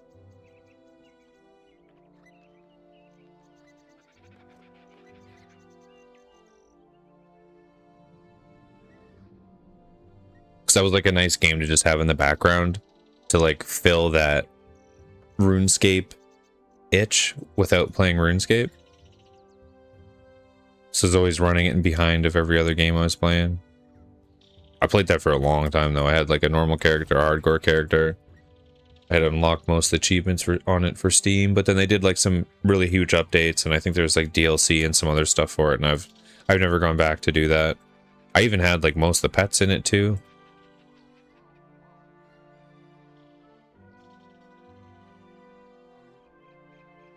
But But it was fun because you could play it on your computer, and then they also ported it out to mobile, so you could level like up wherever you were, kind of deal. It was nice. It was a fun little game for sure. But I've always enjoyed like a lot of those idle games, because if you're not, you know, you kind of want to get some progress in something, but maybe you don't have the time to play or whatever. Those games kind of do that for you. You get to see number go up without, you know, putting as much time into physically doing it. You can kind of set it and forget it, come back to it, and, you know, reap some of those rewards.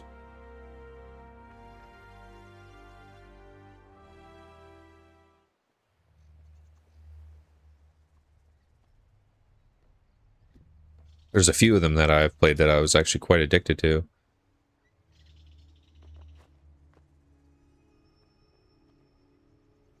There's one, there's a fishing one called Corner Pond. I enjoyed that quite a bit. And I think also those games are also really cheap. They're like $3 or $4, you know? It was just like this little fishing sim, and it sat in the corner of your desktop and like fish stuff while you're like working. I played a lot of those though when I had a remote job there for a few years, and I played a lot of those kind of games when I was home.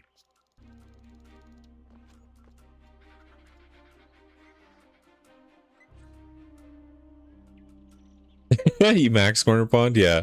See, like I don't know, those games are just oddly fun. Like it's nothing crazy, but to just have it on the side while you're working on other things or doing other things, like they're nice little games. There was another one too that I played. It was they were like a miniature painter, so they painted like what looked like little Warhammer miniatures, and your little character would just sit there and, you know, paint miniatures, and you could upgrade the room and decorate it and all that kind of crap, and get other miniatures. And there was a couple that were I was hoping would be good, but ended up getting like really terrible reviews, and they were like more fantasy dungeon crawling idle games. But yeah, a lot of people gave them really bad reviews, or there was a lot of worries of like crypto farming and like stupid crap going on behind them, because they were from like shady companies that would basically were pumping and dumping those type of games out, and they always had like some back end almost like malware in them that like fucked up your computer. So that's the only worry with a lot of those idle games, is unfortunately quite a few companies have made like really sketchy shit and abused those types.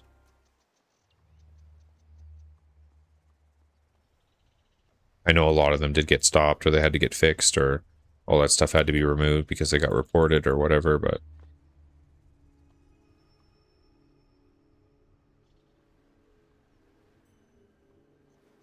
I don't know, I've always liked kind of silly simulator games like that sometimes, though. Even TCG Simulator, I played that for a really long time.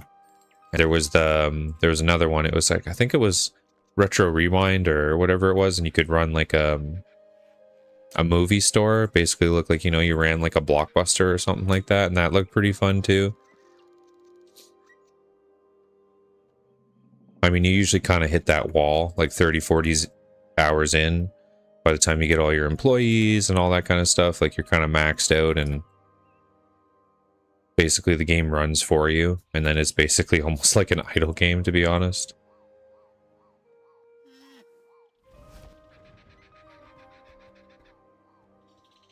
How to Fish, I think I've seen that one, yeah. I think I actually have it on my wish list. Because there were quite a few that I did put on the side.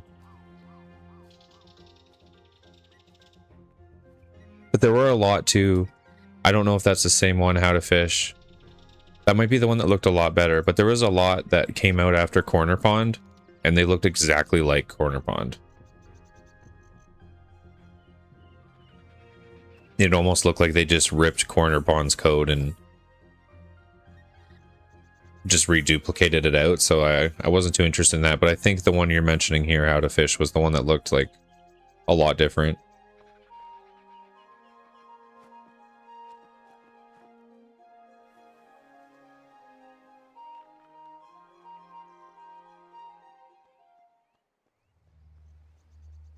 Oh, it's like the TCG simulator? Yeah, I'll have to take a peek at it. Oh wait, is that the one that can be played in multiplayer? I think I might have seen that, because there was another one that I saw that looked like that, and the characters kind of look like the Schedule 1, kind of like derpy looking avatars.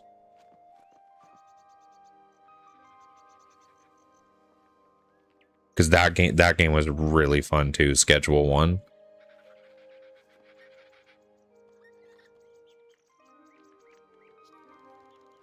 I wish that wasn't like a single dev and there was more updates to that, because I really enjoyed my time in that game, but there's not a huge amount of reason to go back at this point.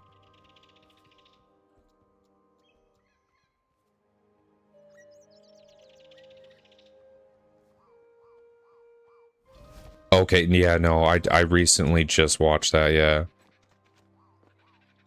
I did see that. You're killing them with guns, and it looked pretty funny.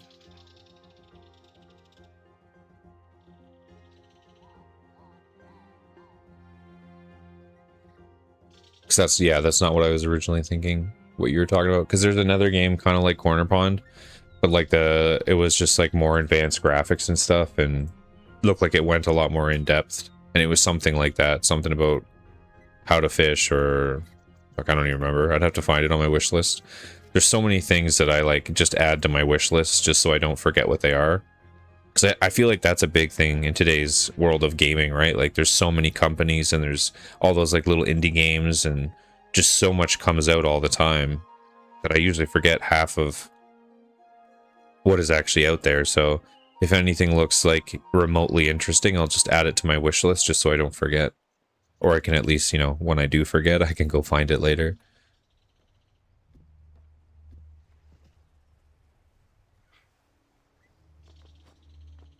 We're just running 5,000, 4,900 to another level.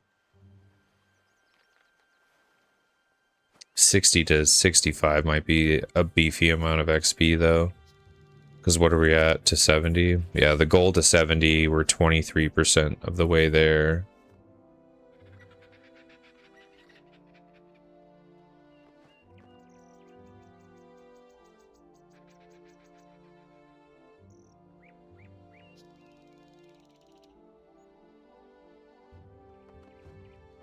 Oh no, the other one I want to play more too is I did buy this one with my girlfriend, the water park simulator, and that was really fun.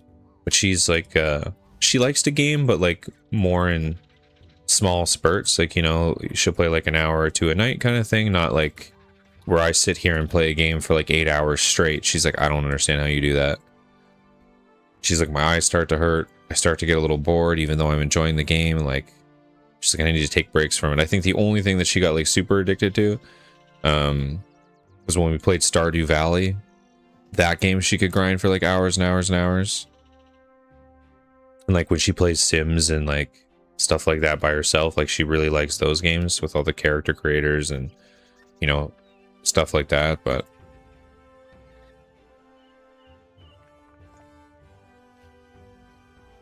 yeah, Stardew's an addicting game. Like that's a good game, and that's for one dude making that game. There's just so much content in it. It's such a great game.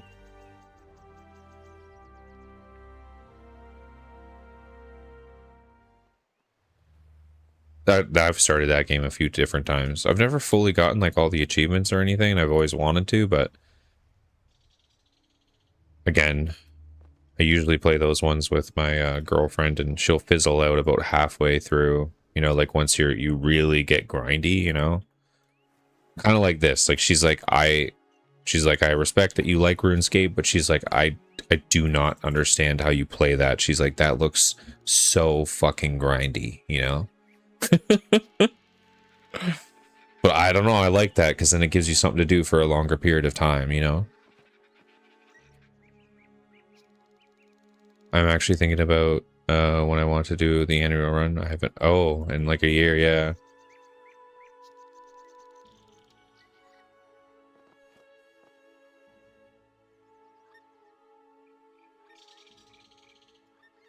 Yeah, those are good games to pull out again.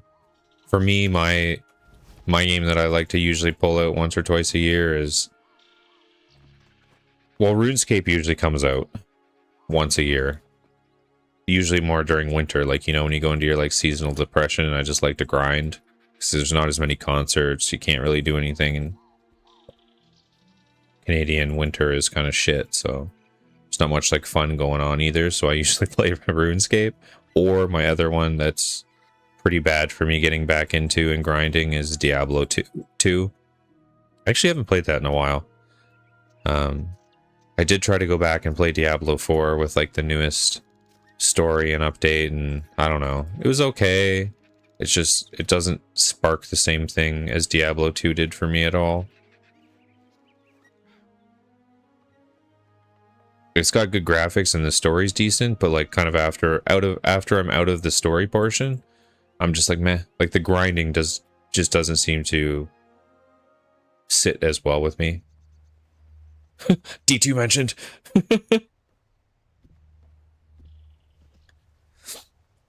I do love me some D2.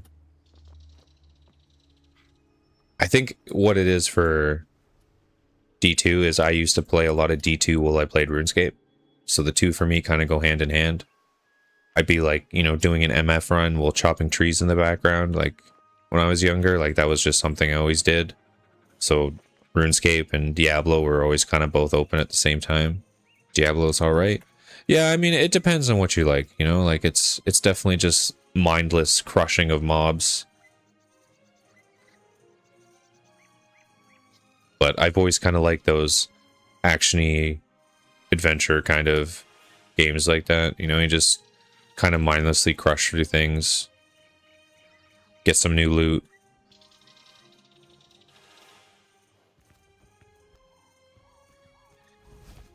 I played Path of Exile a little bit, but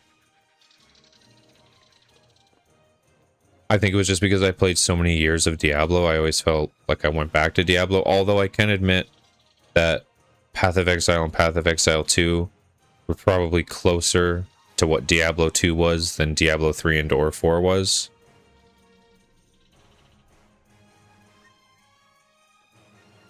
Just because it's like, it's dark and gritty, and like just the way they did things was definitely more reminiscent of that.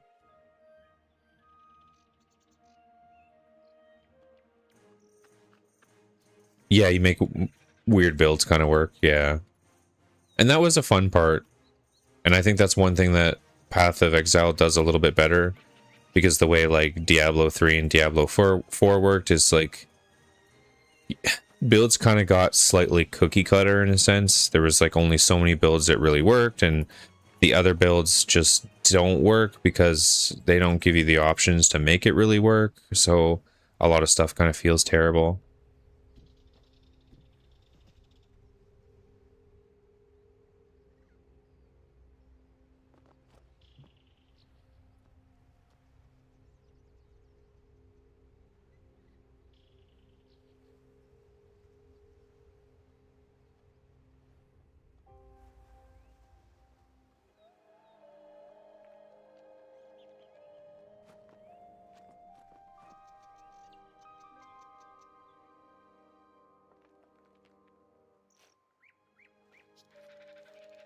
I don't know, again, I've said this before, but I really am more of a variety gamer in that sense, you know.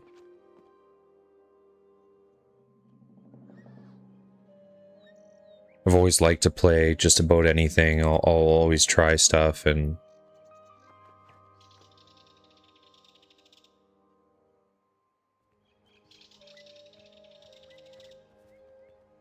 because I don't know, for me it's like, is the game fun? Is it fun when I play it? Because even sometimes, you know, like, woo, we got that 60 agility. Hell yeah. Gaming for me is just always about the fun of it. Even the game is, if it's kind of janky and kind of crappy, you know, but like that almost added to the fun sometimes, you know. I would still really enjoy that. So I mean, that as well, like with friends, sometimes things like that are just insanely fun.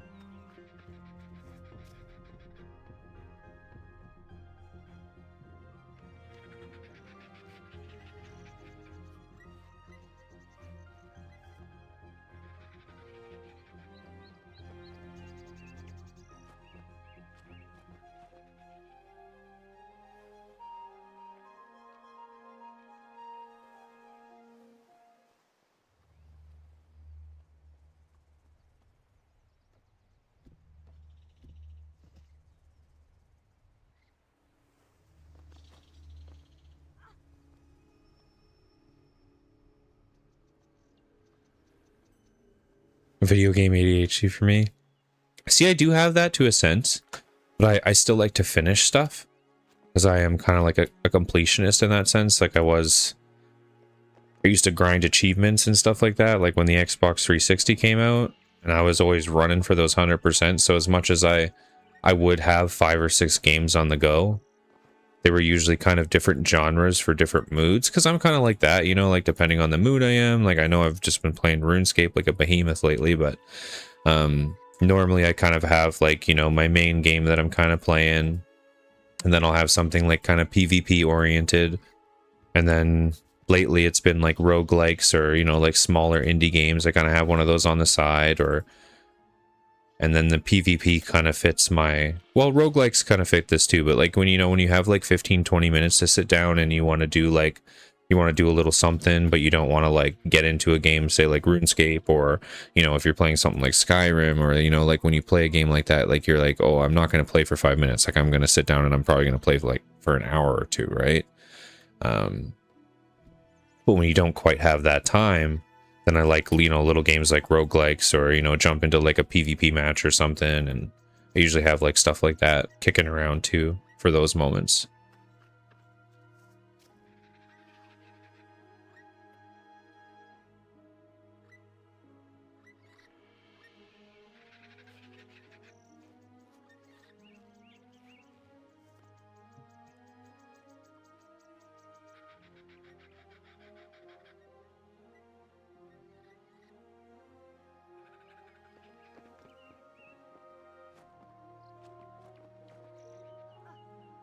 The big 99 cooking. Yeah, that's a good milestone.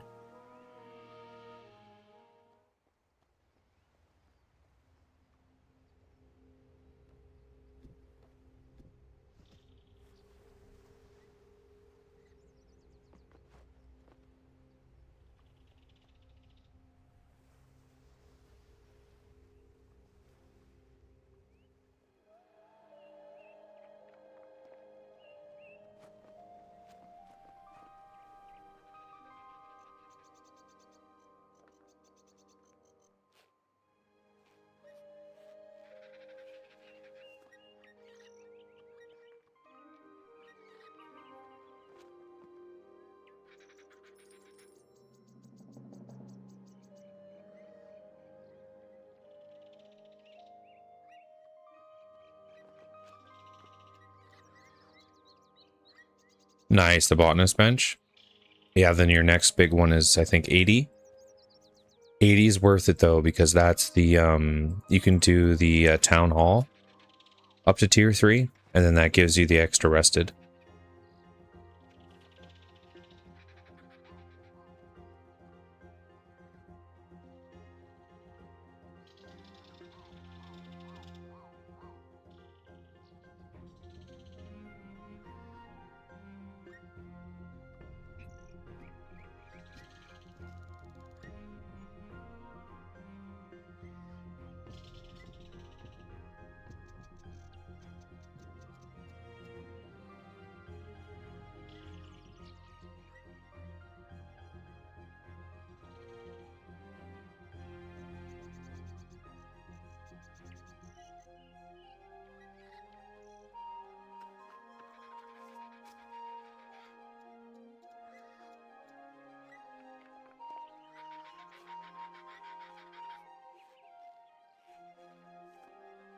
Yeah, all the skillers there are crazy.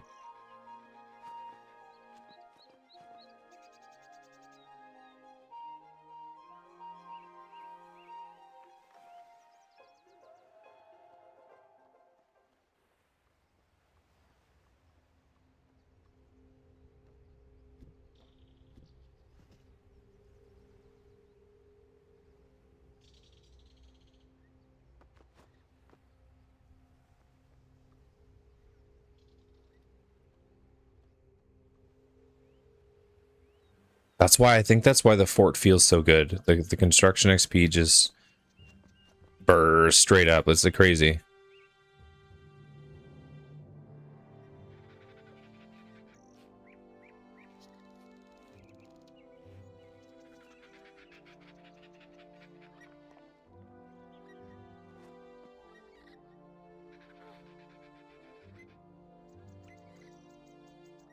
You know, I really like Excel. I have to go back to October and collect stats of cases I've done, which typically span multiple months. So I'm working on creating a spreadsheet that I'll put in. It definitely saves a lot of time.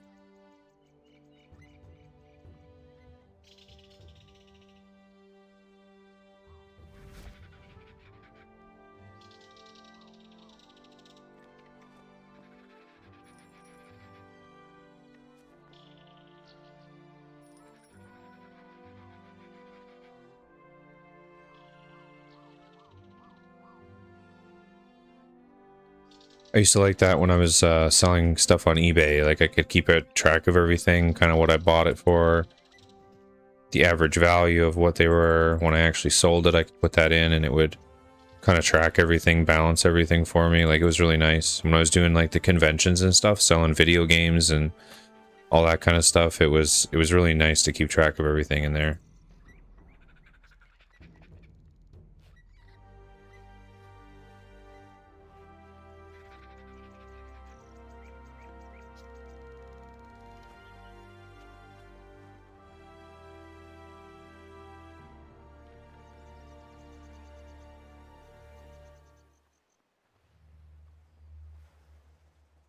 Because once you have it set up, it just helps you balance everything, so you don't really have to worry about it. Well, I guess unless you fucked it up.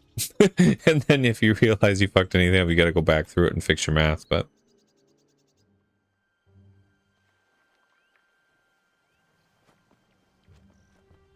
yeah, the things I've seen people do with Excel sheets is pretty crazy.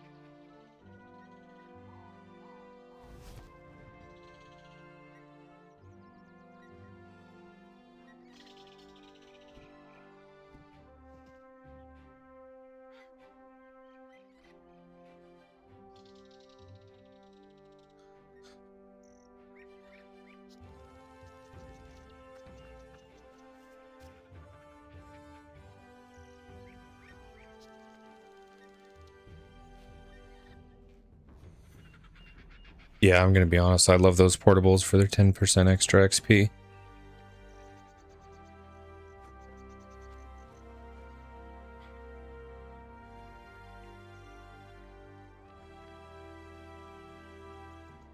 Like, honestly, I think before those things disappear in January, I'm gonna grind a fuck ton of those skills specifically to get them as high as I possibly can.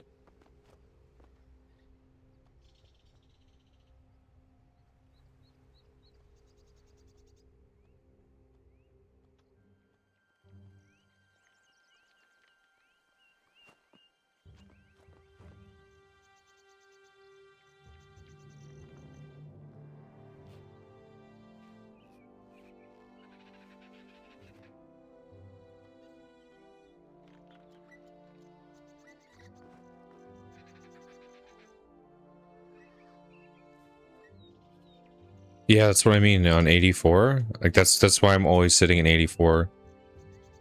Between the pulse cores and like all the Valentine's boosts and the Rock of Resilience boost, the Gift of Friendship, like, and then using one of those tables, right? Like the boost they give you, you're usually sitting at 19-20%.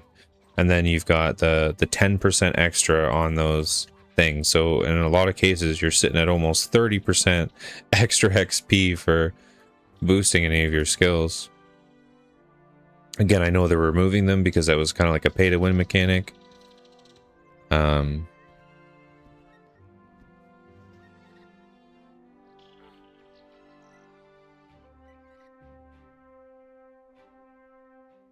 But I'll abuse them while I can. 100%.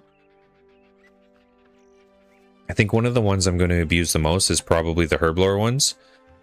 Because those fountains also give you can hit them and get free vials of water, so you don't have to like piss around with like filling them up and doing all the other stuff. I mean, I guess you could just buy them from the GE2. They're not very expensive, but I feel like once all those portable crafters and things are gone, I'm wondering if a couple of those things are going to get more expensive because you're not going to be able to just like funnel free vials of water and stuff directly out of the portables.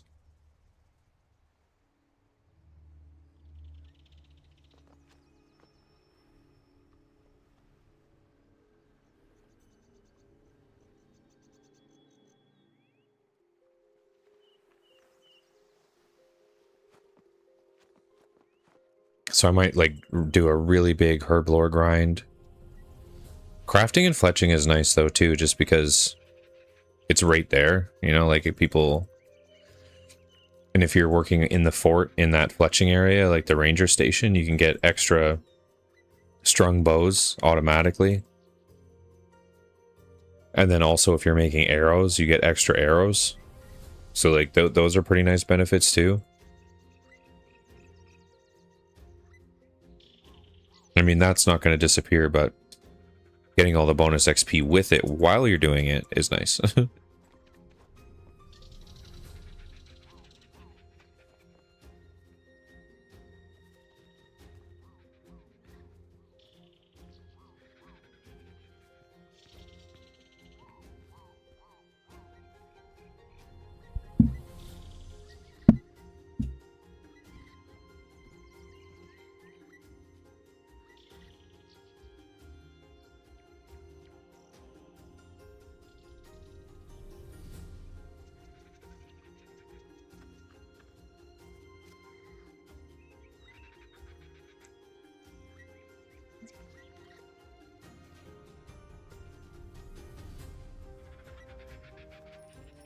Come on, buddy.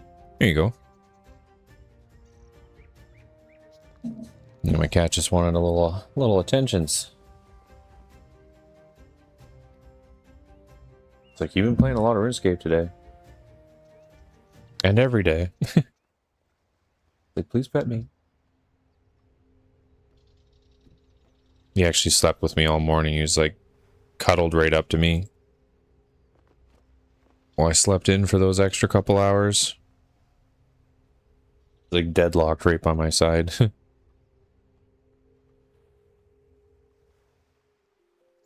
Yeah, I'm working, kitty.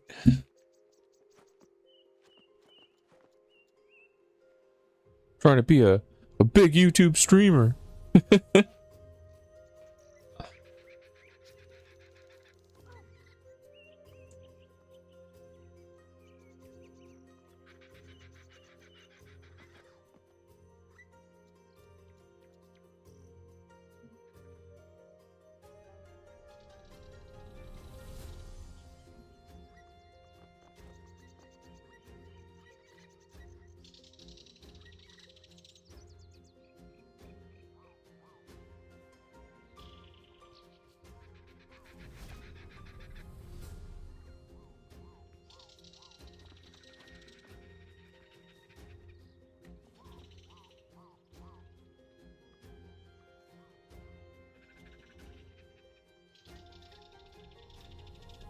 Okay, we still need another 18k.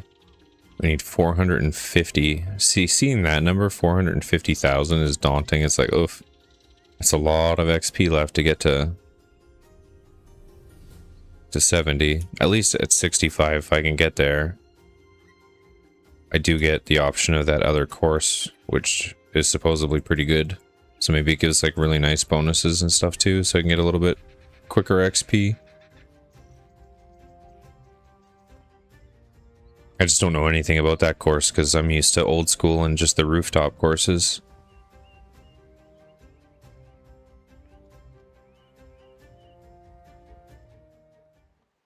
Yeah, you haven't heard? Yeah, it was just other people who were doing their agility grinds as well, and they were saying that was a lot better. I feel like this area could be really good too.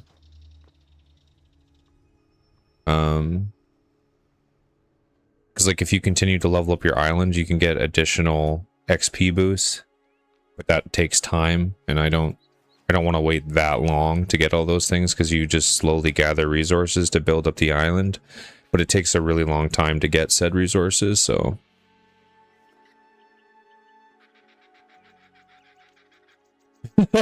Change title, a day of running back and forth.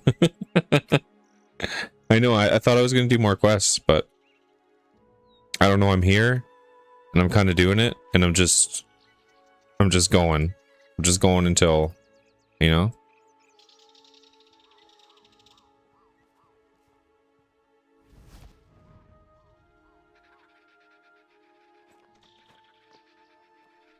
So I can't handle it anymore.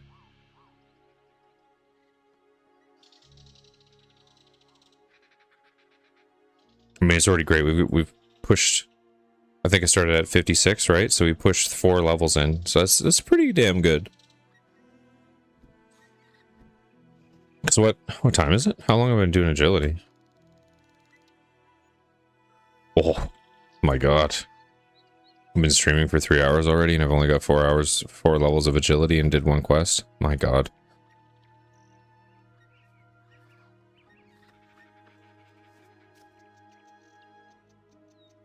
I shouldn't have looked at that. I shouldn't have known. I didn't need to know that I've been streaming for 3 hours already and only got 4 agility levels.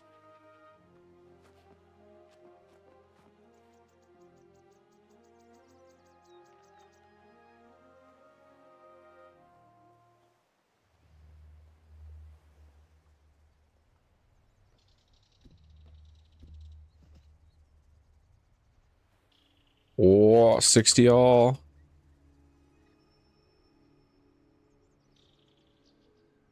A legend. Going for the max cape. Because I did look that up for you too. I don't know if you ended up looking at it, but you don't need your 120s. You do just need the 99 in every skill, and that gives you the max cape. Because I know I asked you there before, and you said you weren't sure, but I did. I looked it up. Because I was just curious for myself, and it is, yeah, you just need to get every skill up to 99, and that lets you get your max cape.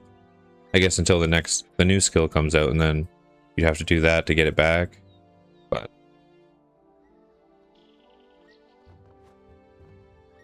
yeah, and the depression sets in 100%.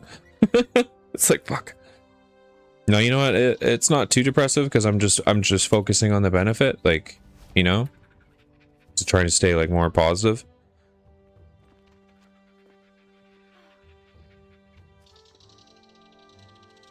It's like, okay, you know, I get shortcuts. I can do the God Wars dungeon.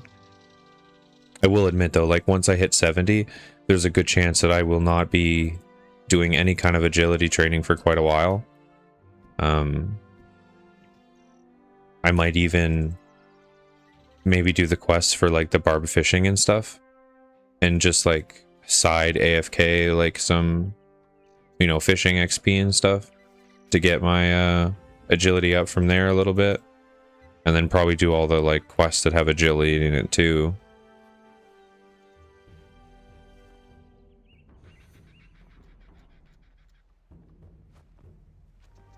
Yeah, it is. It's just so little progress over so long of a period of time. And again, I think that's where it comes into, because even in old school, right, it's like, okay, how many laps would I have to do to get up to the next course? And it's like, you have to do 1,300 laps of this course, and you're like, no, like, really though?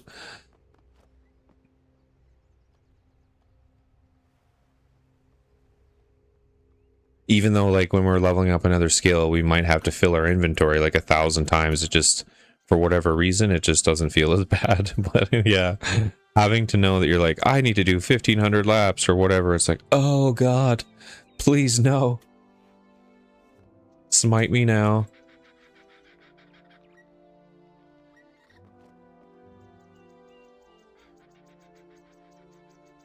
But again, I've really wanted to do more bossing, and God Wars is kind of the first step to that.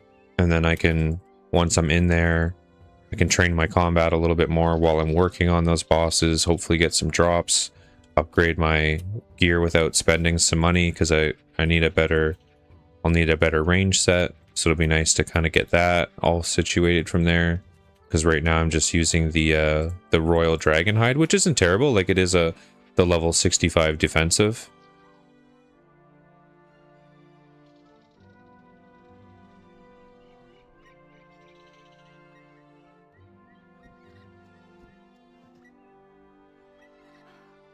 But then once I grind enough of that, between, you know, doing that dungeon and doing Slayer and stuff like that, once I get them all up to 80, because we already did the 80 prayer, so we're locked in for God Wars Dungeon 2 with the 80 there. I'm only 5 levels away on attack, and then I would just have to do a lot of mage training, which hopefully I can kind of do that through Slayer, because there's usually quite a few monsters that are pretty weak to magic when I've been doing Slayer. So I'll just focus on doing a tiny bit more magic.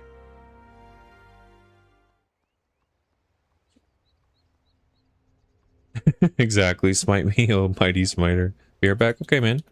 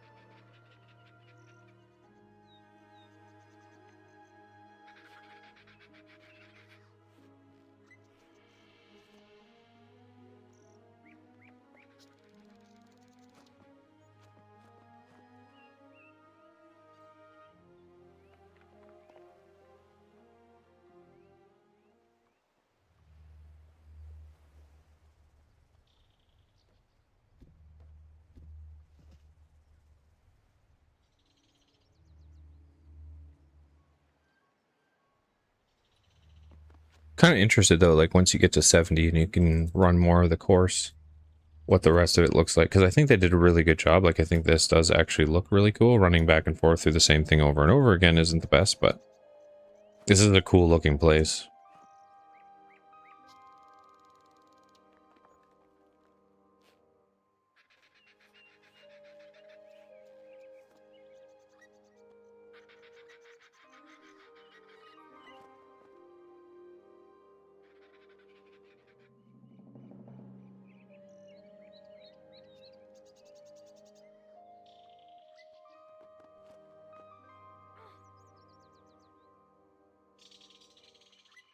We're pretty close to that next upgrade too for the player lodge.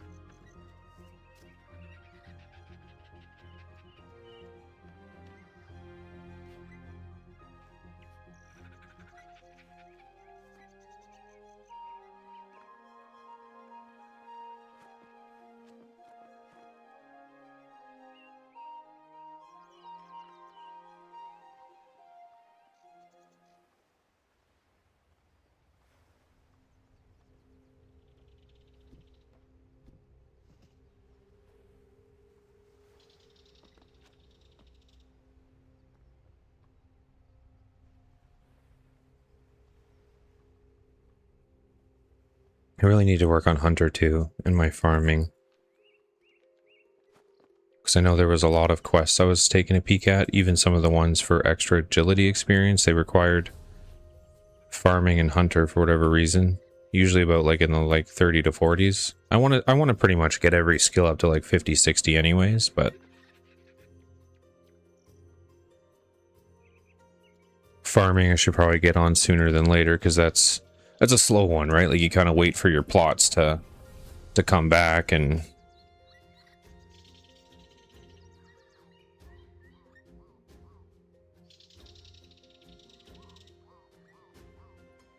should get on that before it's a big requirement, and then, you know, I can't get into certain things because I'm like, oh god, that's going to take like weeks to get myself up there. So I should just get into the habit of doing, even if I only did like one, you know, big farm run or tree run a day kind of deal. I do need to do a couple quests though to open up some of the areas if it's anything like old school. There's a few quests you had to do to open up some of those areas to access some of those tree farms, so I might have to do that first, but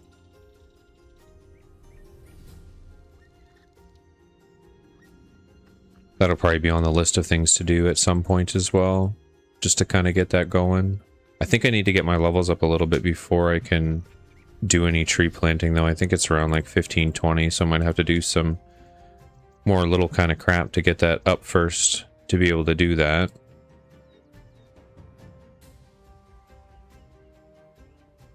Grimtails rocking out, the Elderkin. Yeah, that opened up a lot of quests actually from 59 to 60.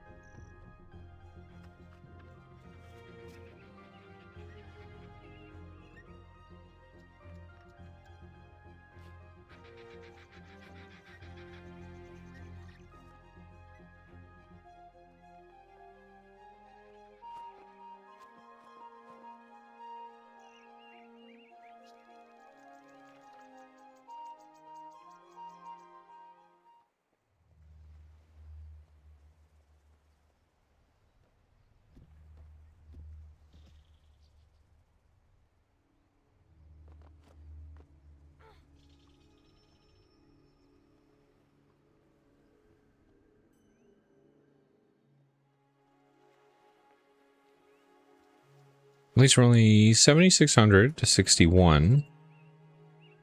So we're getting pretty close to another level.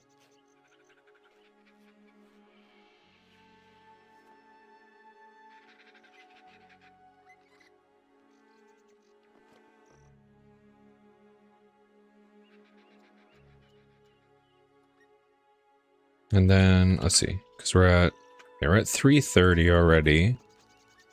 It's probably going to take off around 6-ish.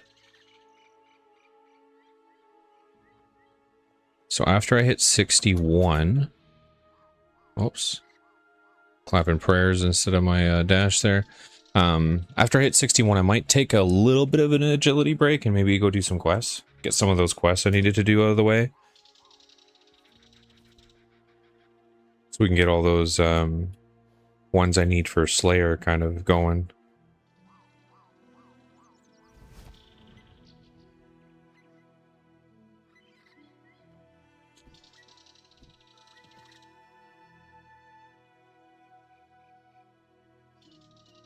Because yeah, once I get the agility to 70, I'm going to be doing a lot more combat.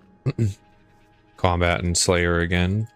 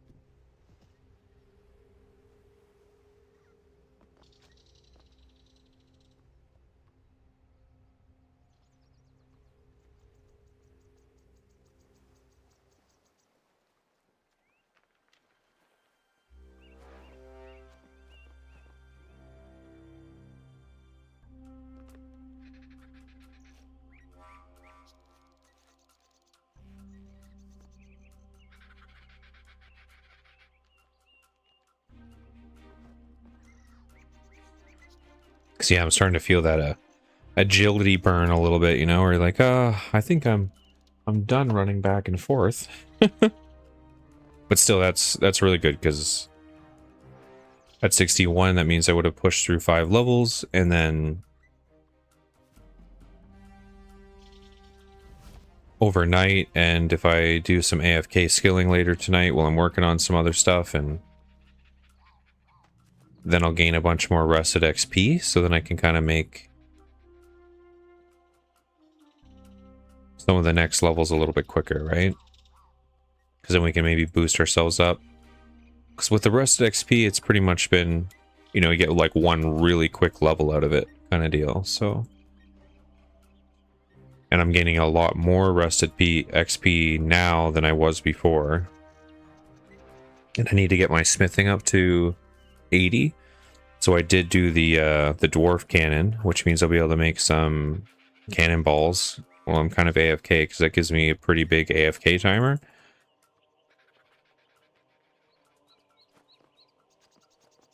That'll give me some time to focus on some other things while I'm making that video. And then also kind of like doing the stuff I need around the home. I need to throw in some laundry and stuff tonight, but because then I can just kind of rock that, make some. I know the XP isn't as good, because like you could definitely get to more XP by doing other things, but I can grind that kind of to like 59, right? And then that's when the rune will be, I won't have to fire it at all in the oven. It just stays like full heated. So then I can actually make all those pieces without having to constantly tinker with the furnace itself. So I'll make that last level from 59 to 60 a lot easier, and then I'll finally burn all my rune bars.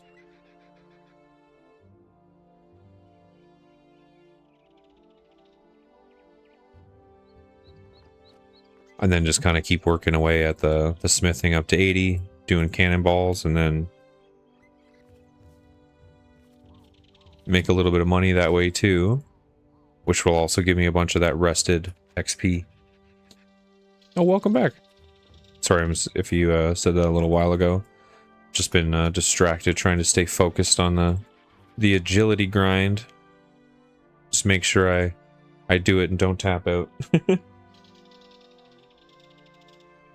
yeah, we're gonna hit 61, and then I'm gonna get going on some of those other quests I need for Slayer.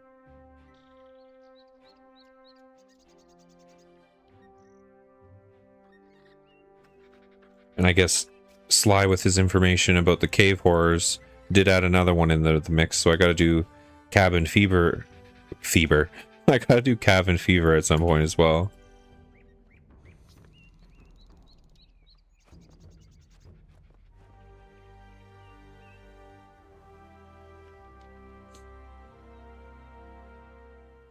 But one thing at a time. Who knows, maybe I'll even do like a quest or two. Because sometimes I find quests kind of boring too, depending on like what the quests were. I didn't mind the ones in the fort, like they were pretty decent. I didn't feel too bored when I was playing those, but these desert quests are labeled as long. And those ones, you know, when you've put like 45 minutes, an hour into a quest, you're just kind of like, okay, I've walked around God's creation for the last hour. I just want to kind of go get some XP.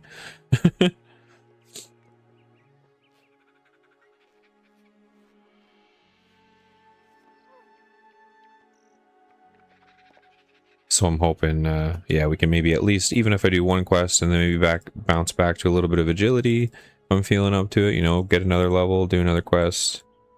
But we'll kind of see though, because if I'm digging the quests, then I might just push through a couple of those, kind of get them done while I'm on that grind. At least maybe the desert ones, because I know, again, I think there's like 2 more in that quest line to kind of complete.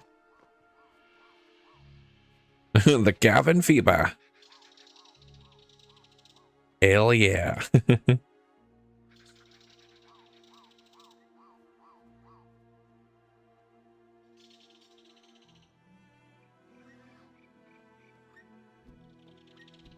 Because at least, you know, getting any of these things done pushes us a little bit further towards those goals.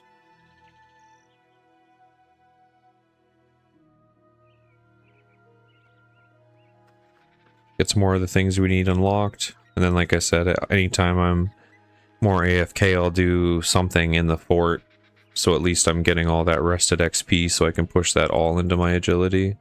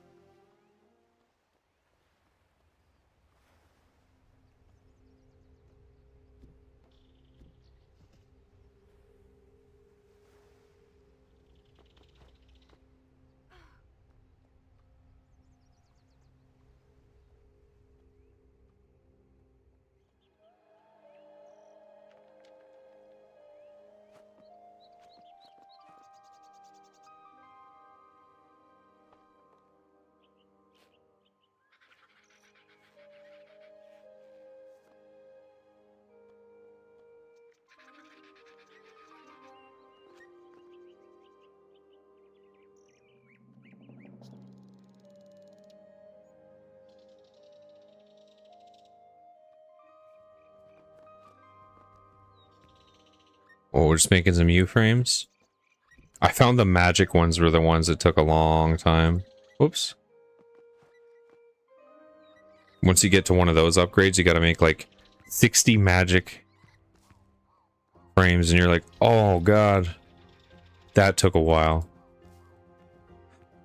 I think that's for the tier 3 town hall. It requires the 60 magic frames.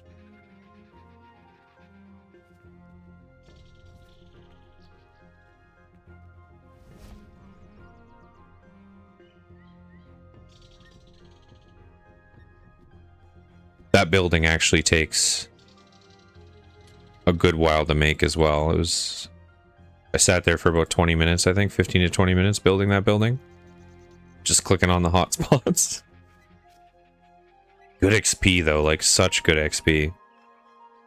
Because I think I was like 80... halfway to like 81, I think. And just building that building got me to 82. Like, insane.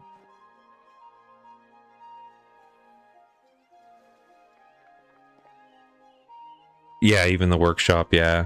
I built that one twice to get the levels that I needed to be able to do the 80, because I wasn't quite close enough. But it over leveled me. I was, yeah, almost 81, I think.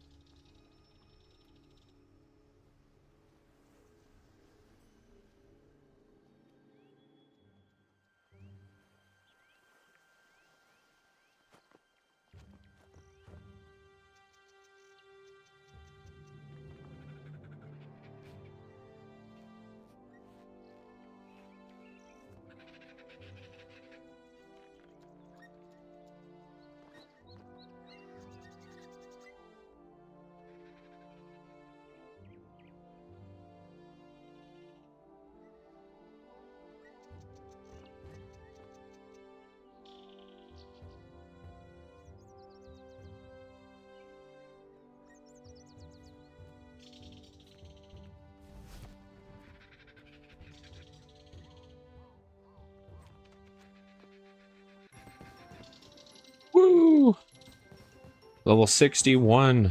31k. Until another level, my god. We'll do one more. One more little lap. One more back and forth. And then we'll be heading out to Alcarid.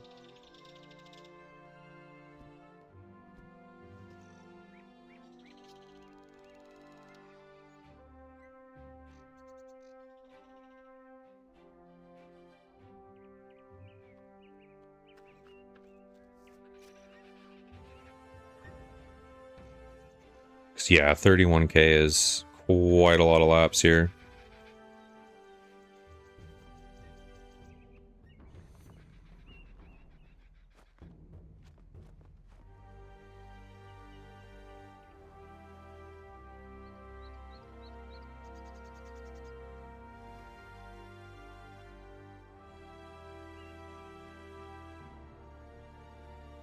But I mean, with every level of agility I've been getting pretty much past like 55 is opened either a couple shortcuts or opened up some kind of requirement for quests. So it's definitely a good thing to get out of the way.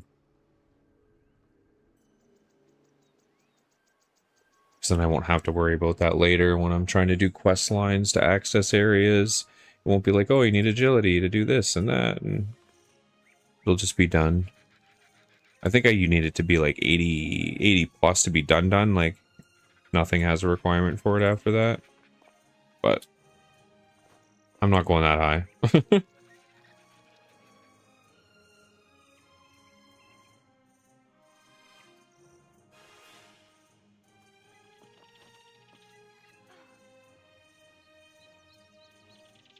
Like I said, we're going to rock a quest here after I zip back. I am going to double check the island because I think I was pretty close to the upgrade. So I think enough time has passed that we would have gotten enough pieces. Actually, I can just go to the fort for that too.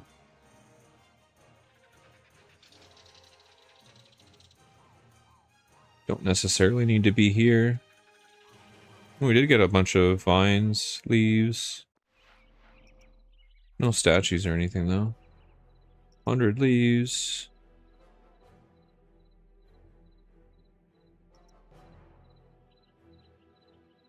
Yeah, you were right here, sitting in there.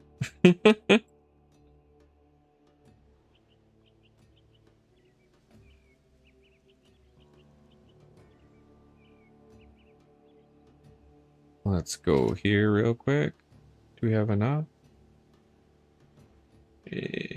Yes. Okay, we do have enough for the player lodge, so we'll build that.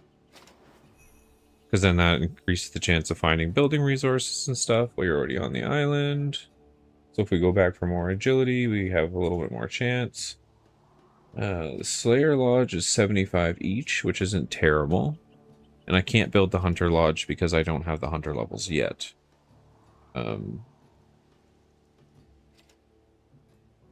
What is the storehouse? Leaves, hide, and stoned. What is Slayer? So I might do this. Might get this level 1 Slayer done. Although it'd probably be more beneficial for me to go for the storehouse.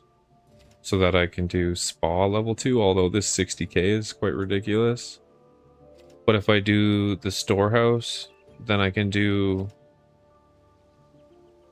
the 30 workers, right? So then you get 15 more. I think we'll do Slayer Lodge though. Just to kind of get the tier 1 upgrades out of the way, you know? But yeah, we'll keep those guys on the leaves because we're still going to need them. We no longer need the hides.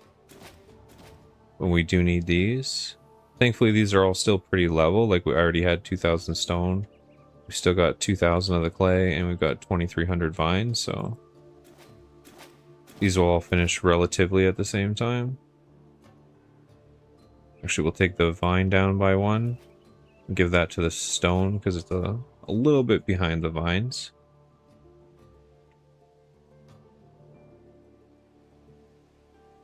But at least these are both ticking at the same time, and then I can always change it over a little bit.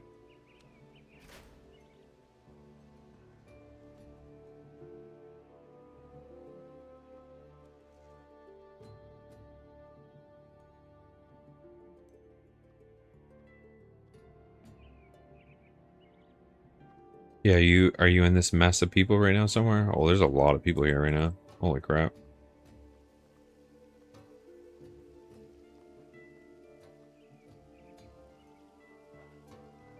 Deposit this stuff.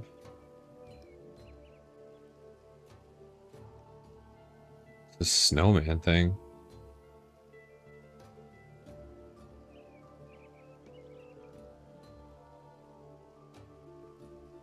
All right, actually, before we start ripping on that quest, yeah, you're just sitting in here making frames. Oh yeah, so you're probably in this pile somewhere.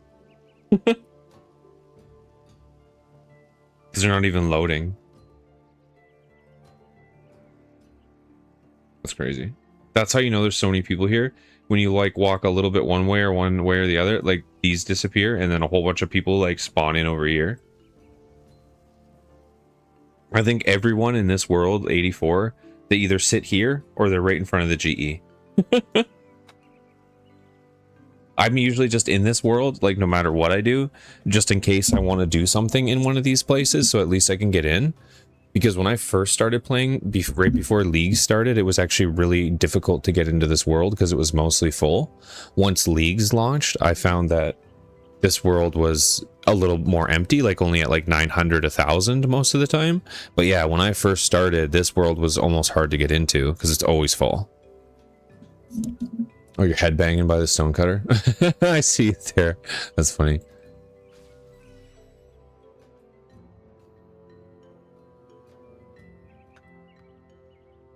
Let's see. See if I can find my headbanging emote.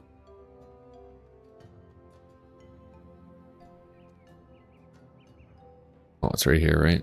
Yeah, headbang. Hell yeah. Oh, it doesn't continue to do it. You have to like click it each time. That sucks. Some of these emotes just used to continuously kind of like go.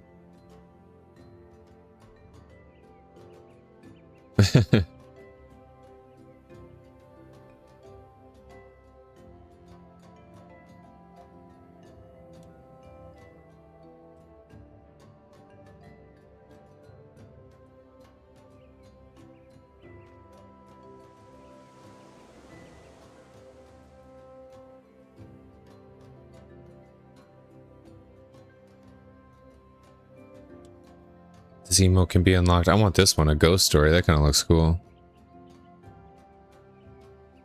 Egg juggler? By playing the Easter holiday event.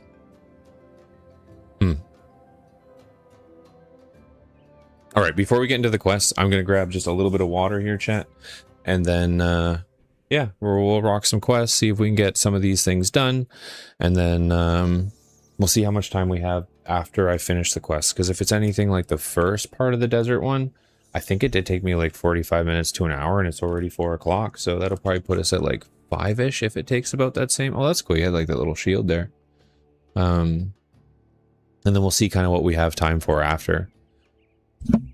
Because again, I'm going to take off at about 6 today, just because I want to be able to get off, eat food, and be ready for about 8 o'clock when the clan citadel resets, so that I can quickly do up that video and get that out, so we can add it to like the clan Discord and shit, so people have it if they need it.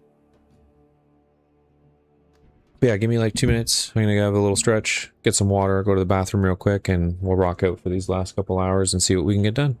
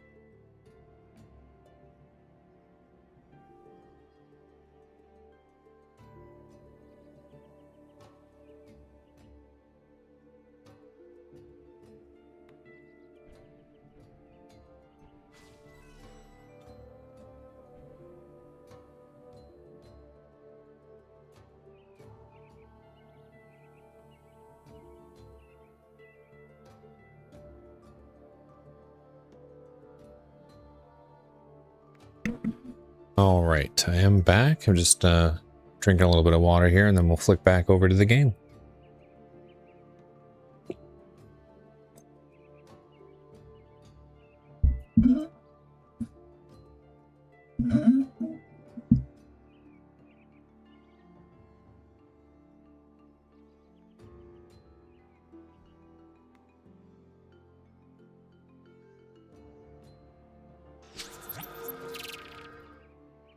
So I do want to do one quick check.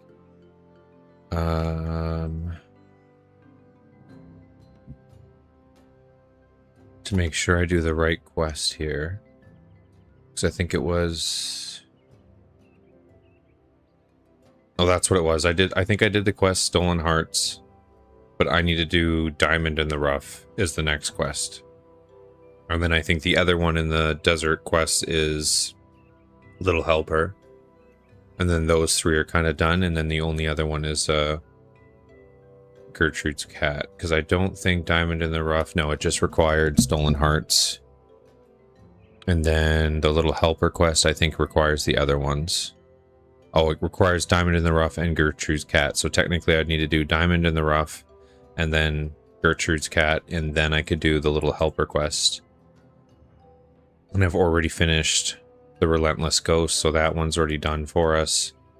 And then I would be able to do Smoking Kills, because the only other requirement is 25 crafting and 35 Slayer, so... Oh, okay, see, that's why. So for Smoking Kills, you need the Cat Speak Amulet, which is why you need to do that.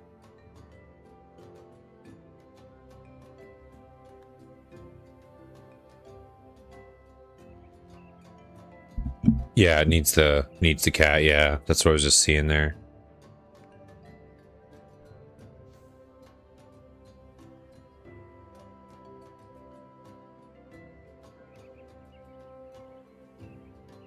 Well,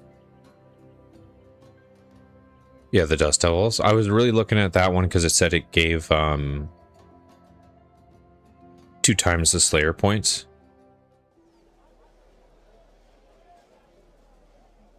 Which seemed pretty damn appealing.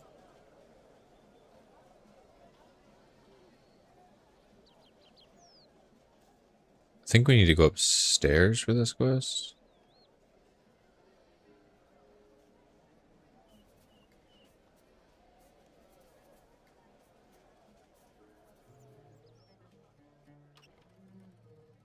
Can I get it from up here now? Let's just see.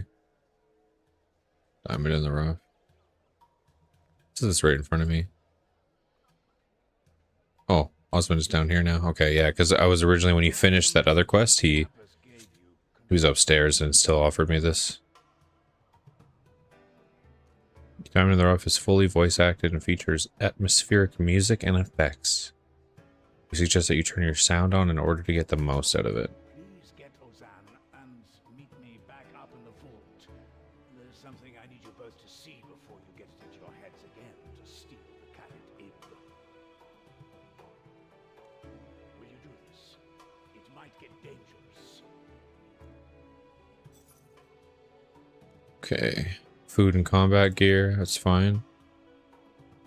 Is this a medium? Medium to long, okay. You'll need to defeat 6... Oh. Huh. 6 level 2 bandits and 2 level 5 thugs? I'm just gonna whap them. Probably won't even need food.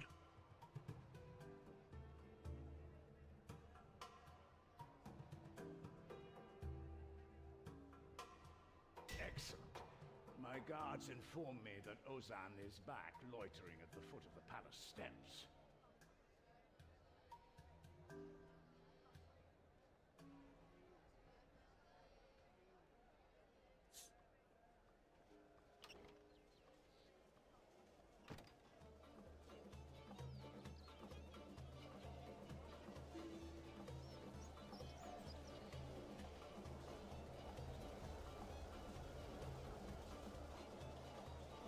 I'm sorry I slipped away after the Emir's death. Had to clear my head, you know? Got myself officially reacquainted with Al-Kharid. They have some tasty kebabs over at Karim's.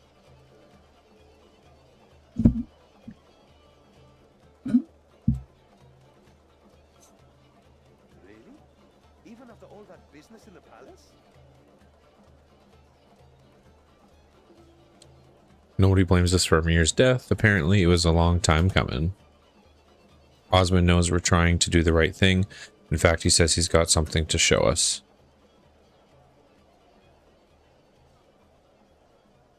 But you'll have to get rid of your follower first. Talk to me again when you have. Wow. You don't like my Baba Yaga? That's rude.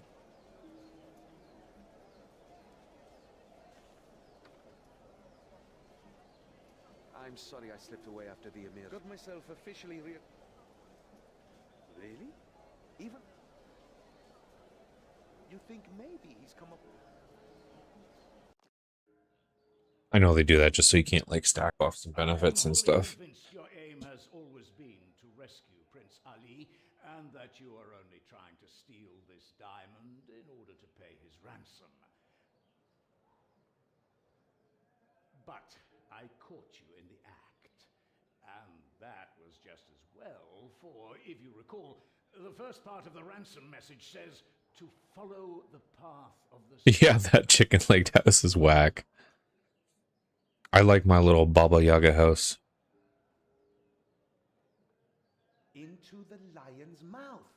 Yes, I remember it. Forget that second part for a moment. I don't know what that alludes to. What I do know is that the path of the sun is somehow linked to the Carid Ib. The real Carid Ib.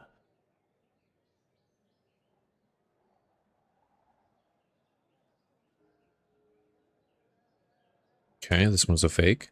I've handled enough precious gemstones to know that's a real diamond. True enough, but it is still not the real Carid Ib. And if you had succeeded in stealing this fake, you would not have been able to find the prince. By getting you to follow this path of the sun, the kidnappers ensure that they are delivered the real diamond. There is no way to even find Prince Ali without taking the Carid Ib, let alone rescue him. So give us the real diamond, we'll go save him.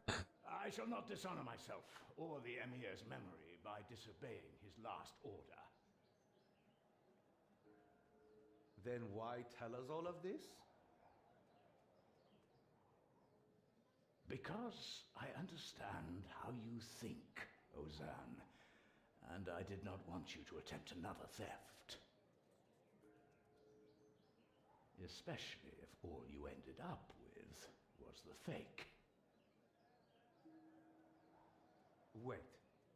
Is it that you don't want us to steal the diamond at all? Or just not the wrong diamond? And hang on, who put our rope to the roof back in place? Is this how spies ask for help? I'm not asking you anything. I'm not telling you anything. And I'm certainly not helping you to steal anything. Are we clear on that? Okay. As clear as swamp tar. I don't suppose you can also not tell us where the real diamond is? What I can tell you is that placing the heavy weight on the diamond display triggers an alarm, which is how I caught you before. So maybe you should just keep hold of it.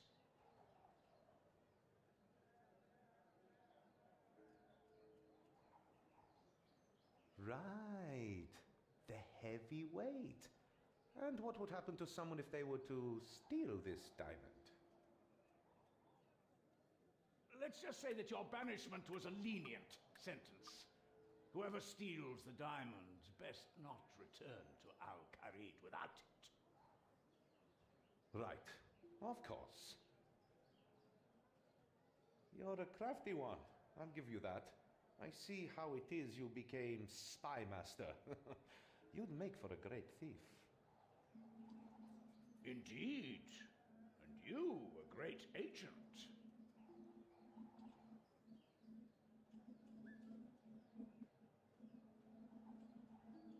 Now, I shall lock this vault and it shall not be opened again until the prince is safely returned. And remember, I was never here. This conversation did not happen.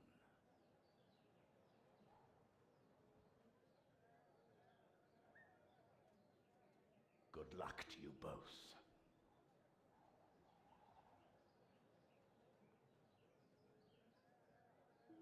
Come on, we've got to move fast. Grab the heavyweight again, then let's get out of here.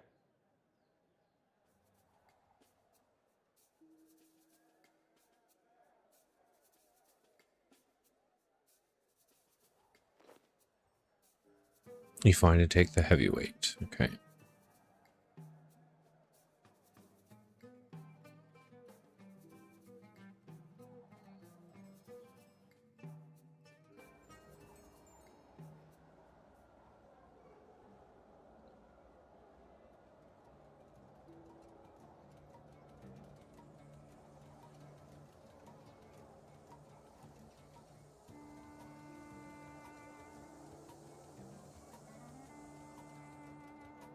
To be fair, I don't really remember how I originally came up here. I think it was somewhere over here. Oh, here we go.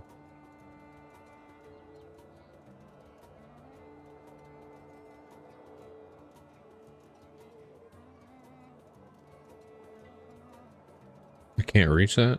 Oh, right.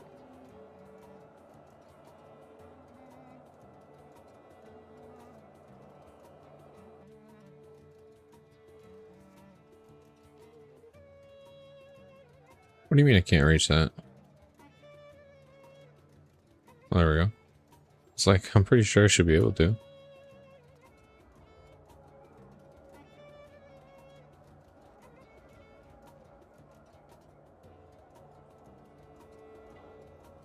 This is going to be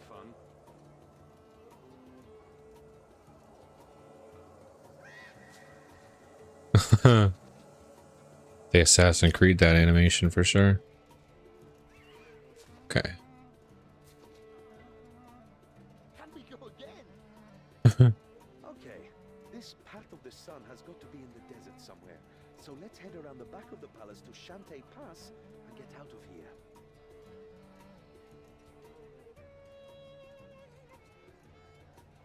Okay, so I'll need my stupid ass water skin things.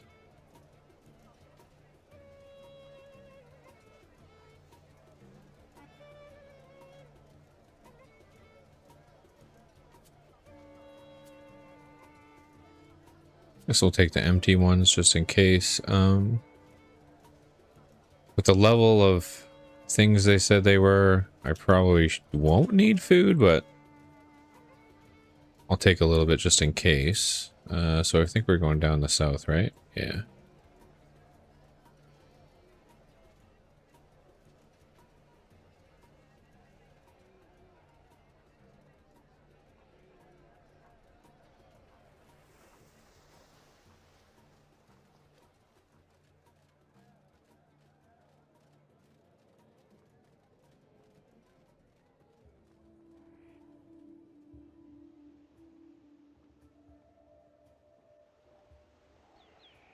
Where are you taking me?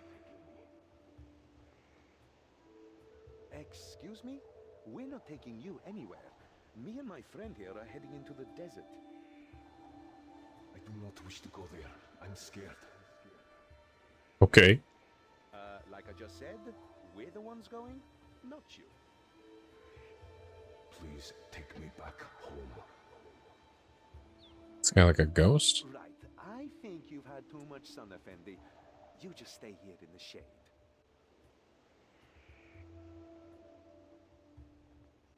Oh, hello, Effendi. I'm sorry I did not see you there. How can I help you? Are you heading into the desert?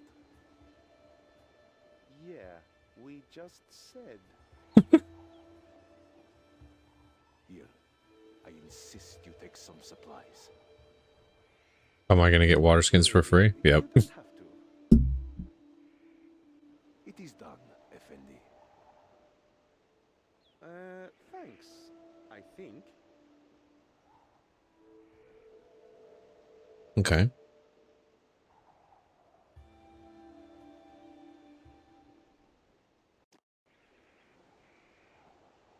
Well, that was weird. Did it seem to you that Shantae was acting weird for a moment there? Yeah. Seemed like he was a ghost. Yeah, one moment he seemed really scared, then he got all confused. It was like talking to two different people. You don't think something was controlling him, do you? Like what Kelly did to those mercs back in Draenor? No, for one thing, his eyes weren't glowing. Oh, and he didn't try to kill us. Yeah, I guess. It was still weird, though. Let's just press on.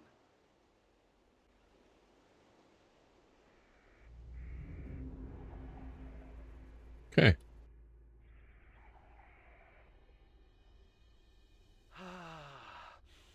Take in that air, the open desert. Smells like adventure. And death. And maybe just a hint of Ugthanki dung.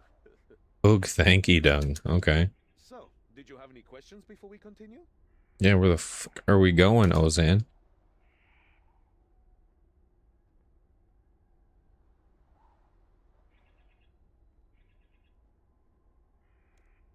Right now, it's like we were never caught, except that we didn't steal a fake diamond. So we'd be fine to go back to Al-Kharid now, though we really should continue on and save Prince Ali. I'm thinking once we've retrieved the prince, I'll steal the diamond back somehow, and we can return them both to the palace. That way, no one but us and Osman will ever know it was gone. And if you can't get the diamond back? Then I get branded a traitor of Al-Kharid and can never return on pain of death. Good times, huh? It's situations like this that make it all worthwhile. Would that be true for me too? Nah, you'll be fine. Osman's smart enough to lay all the blame at my feet. With my reputation, that shouldn't be too hard for people to believe. Okay, let's keep going. All right, let's crack open that fat little ambassador and see what we've won. Hello, beautiful. A high-pitched screeching sound fills the air as you free the Karabib. Did that screech come from the diamond?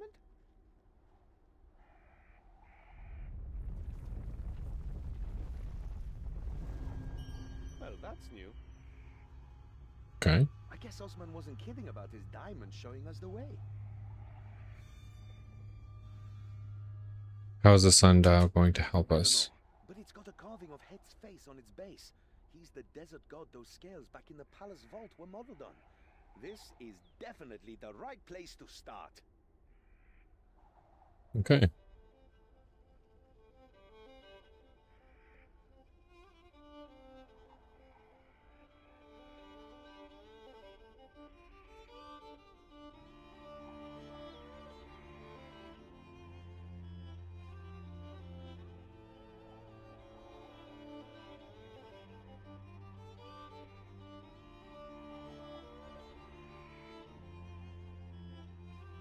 Well, there's like shit at the top too. Oh, okay.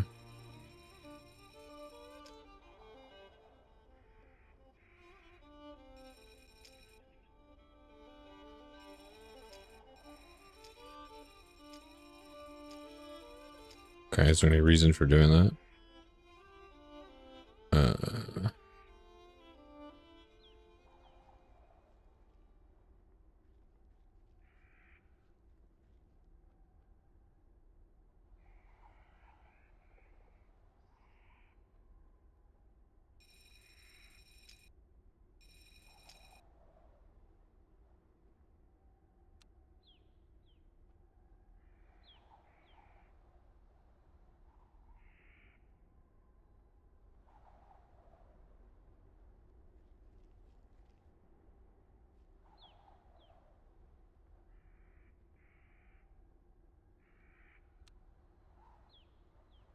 Any joy with that sundial yet? The detailing on the base seems to be of the lesser god Het. If that helps any, He's the most human-looking of all the desert gods. It looks like you got to rotate the sticky up part to point at one of the symbols on the sundial's face. I doubt it'll help us here, but I could tell you a little about the desert gods. You're right. No, it's We've got okay. more pressing matters. Okay. So the human.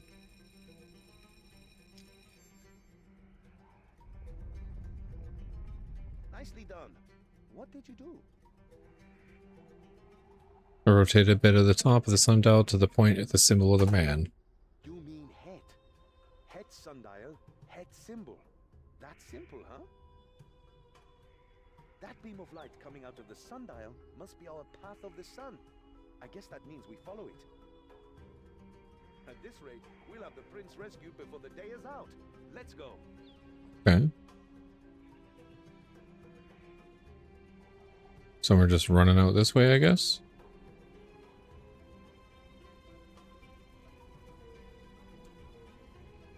Oh shit, here's another one.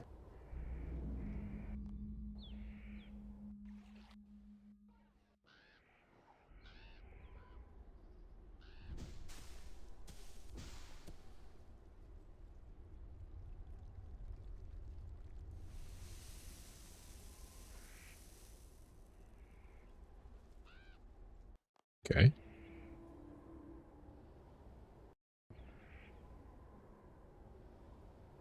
The fuck? That was random. Huh? The top part of this sundial is broken off. I bet those bandits have it. Are you ready to take them on? Yeah.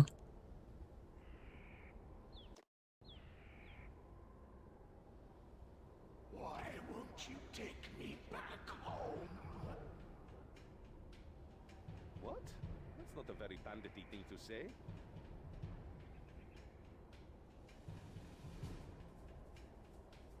It's like what happened with Shantae. Yeah, they're being controlled. Take me back to the palace. Oh my gods! It's the diamond! The Karidib is talking to us through him! Take me back, or you will die. We'll see about that. What? Who are these two? Kill them.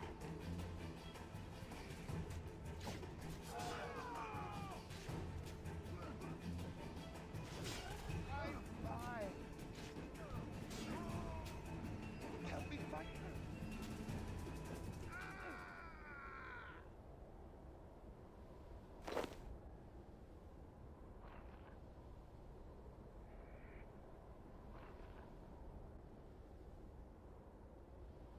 Oh, I figured I could heal him up. Be like, here, take the tuna. He didn't want it. Okay, do we have the sundial now?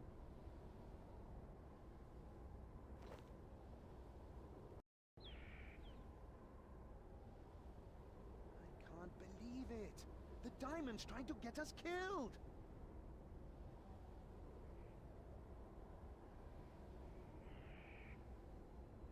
We're not going to turn back. Nope. If we don't rescue the prince, Menopause will start up the war again. How many innocent people will die then? Just so a shiny rock can sit on its pedestal. Just because it can talk doesn't mean it's alive. Well, when you put it like that, we should continue on. We should hurry and fix this sundial. Okay.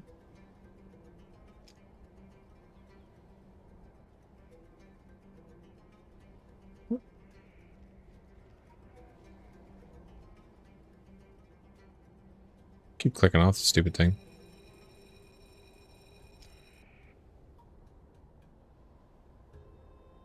Let's not go to that one now. Any joy with that sundial yet? This one has an Apmachine design. Oh, look at that cute little monkey face. Oh, okay.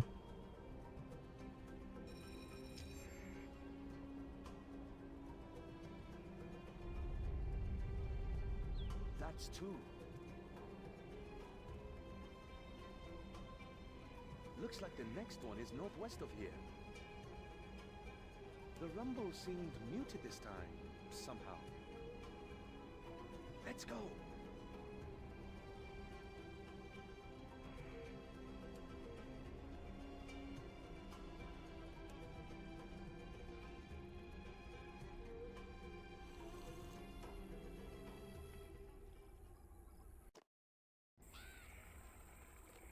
Hey, is that the base of a sundial? Where's the sundial itself? Let's take a closer look. There's the piece of it, it looks like, on the ground. Oh, it's just the same piece that was broken off the last sundial. But where's the sundial itself? It should be here.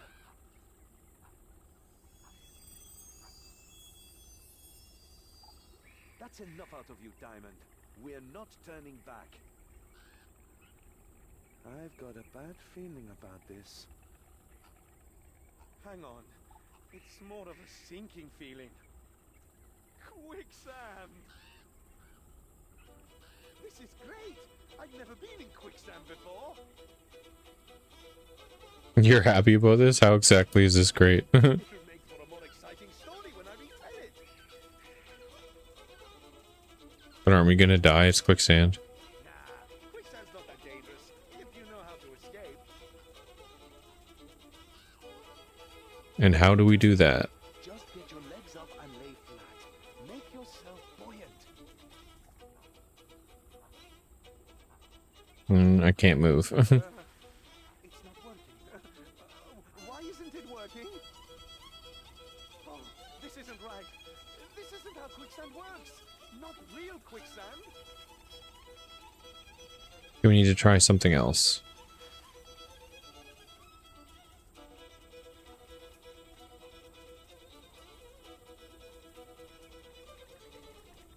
Neither can I.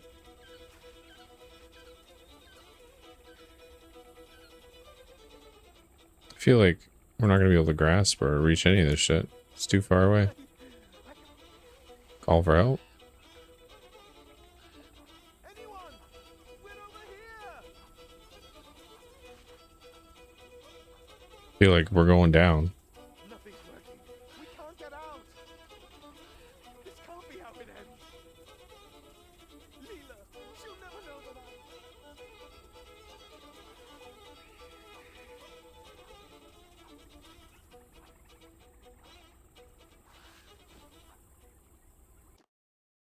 Down into the hole we go.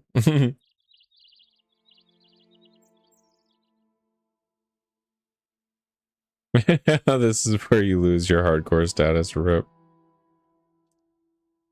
You fall through the quicksand into a small cavern. As you fall, the Kenobi falls out of your backpack. It's gonna talk shit again.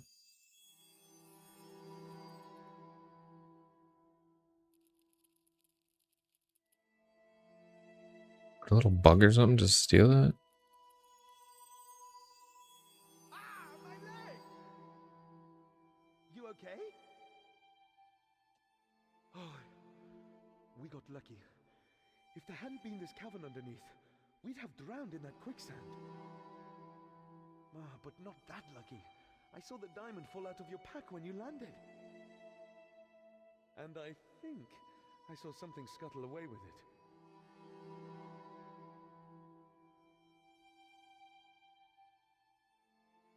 It's just a diamond.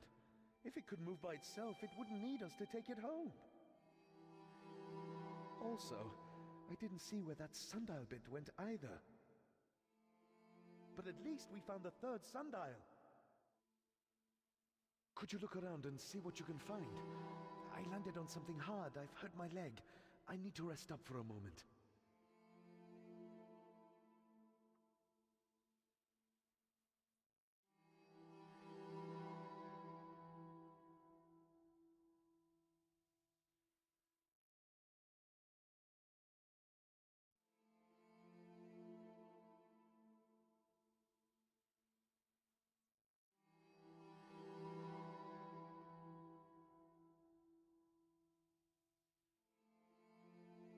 Find anything? The fuck? In one, out the other? Nothing yet. Okay, what about this tunnel?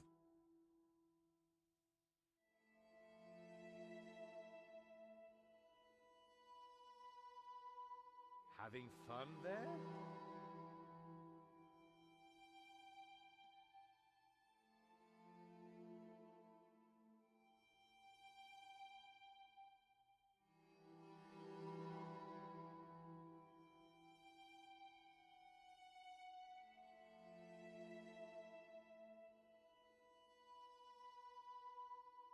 What am I sitting on? It's really uncomfortable. Probably the fucking spin dial. Hey, over here. I found that missing sundial piece. I absolutely wasn't just sitting on it. Honest. Well, What a guy. sun's not gonna shine on it there. Wow. All fixed. Over to you. Okay. Prondus, that sounds like a crocodile.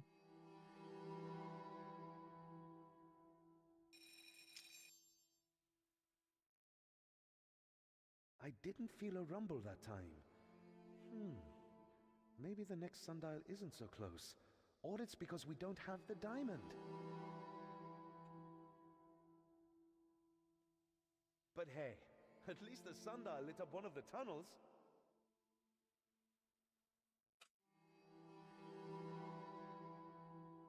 Probably not. But there's only one tunnel lit up. We'll just have to hope it leads us to the diamond. Ladies first. Okay, is that this one?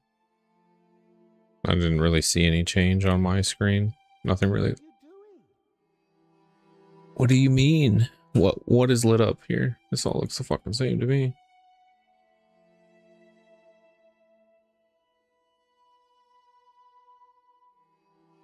Am I just not seeing the... Oh. Oh. Quit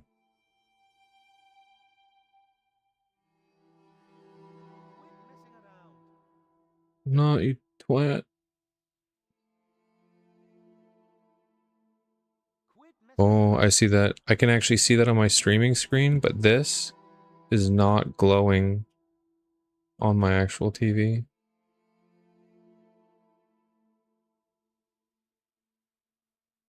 Having fun there? No, that doesn't count either. Then what the fuck do you want from me?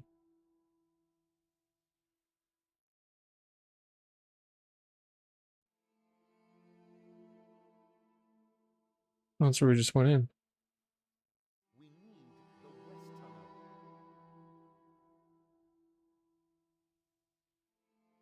Okay.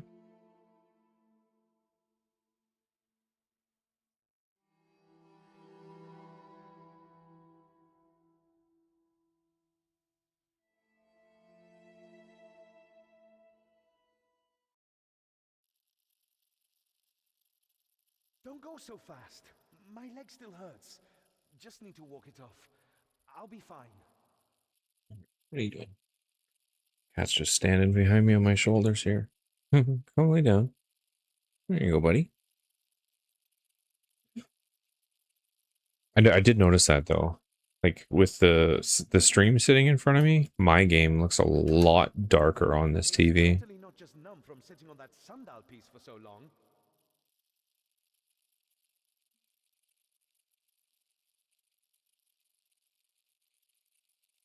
Shh. Can you hear that? What is that noise? Bugs. And that smell. Oh. I think it's getting darker too. Looks bad. Sounds bad. Smells worse. It probably wouldn't matter because if I max the brightness on game, it would look really bad to you guys. It's probably more like a TV coloring option.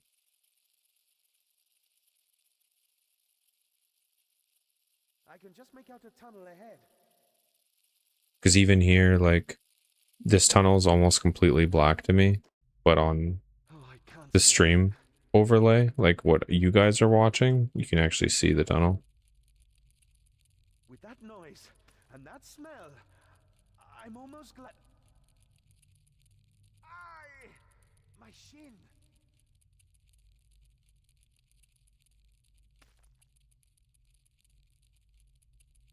Oh, what did I just step in? Yeah, because I have a feeling if I max the brightness, it might look really weird for you guys. I think I can feel a torch. No, that's definitely not a torch. Sorry about that.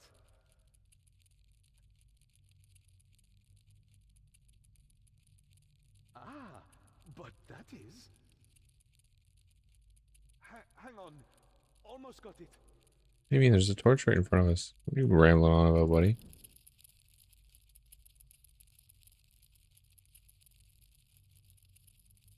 Dung Calphites.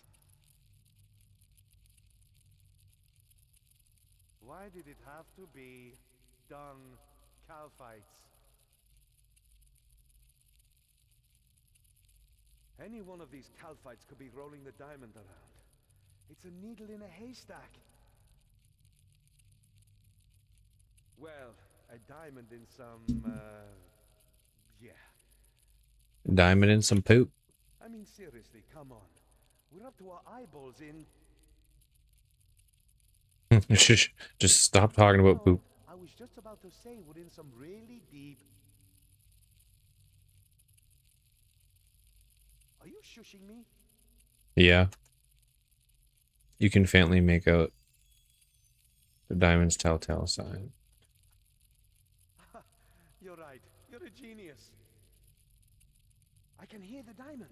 We can use the noise to figure out which dung ball it's in. We should be able to see it sparkling too. Oh, you think so?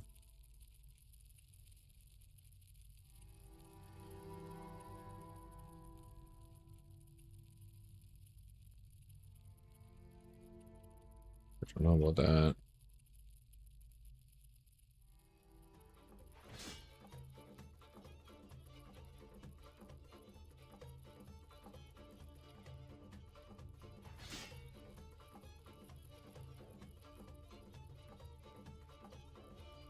Hey, I think the diamond noise just got a little louder. Look for one that's sparkling.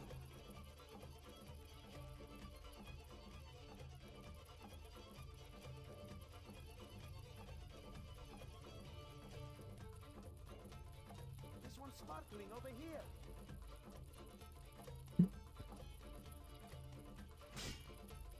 I don't really see anything sparkling. Oh, this thing. Never mind. I could see that. Sapphire. Well, it's not a diamond, but it's a promising start.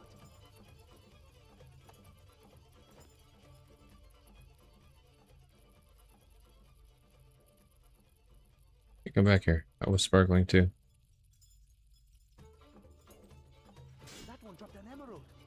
Look for another one that's sparkling. Okay. Oh, a ruby this time. We're making our way up. The next one. Sparkling over here. There it is! You found the diamond! Quick! Grab it before these little bugs roll it away!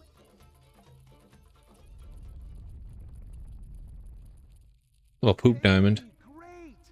That must have been the fourth sundial rising! And look! It's made a hole in the ceiling! It's too high to reach, though. Any ideas how we can get out of here? Hello? Is someone down there? No way! Is that you, Leela? Ozan! Sure is! We're both down here! You two need a hand? Yeah. Hang on. I will lower a rope.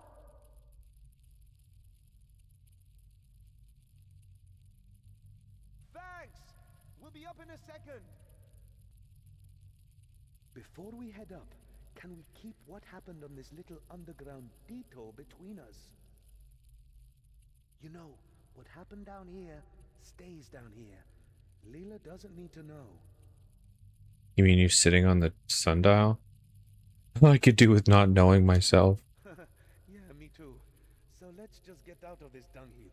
See you topside.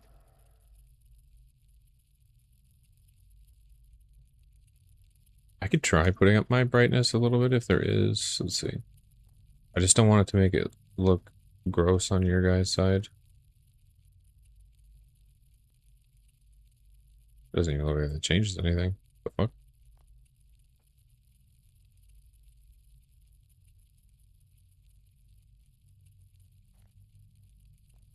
I'm wondering if that changes a lot on your guys' side, but not mine. Because the HDR could be like just recalibrating that on me. Just kind of waiting for the stream to catch up here a second to see if it actually changed.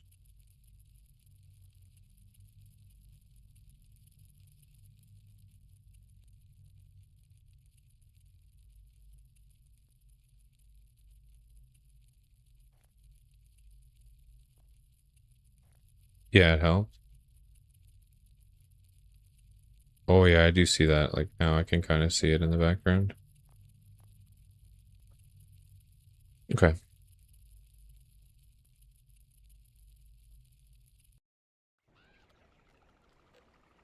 Oh god. We just got flashbanged.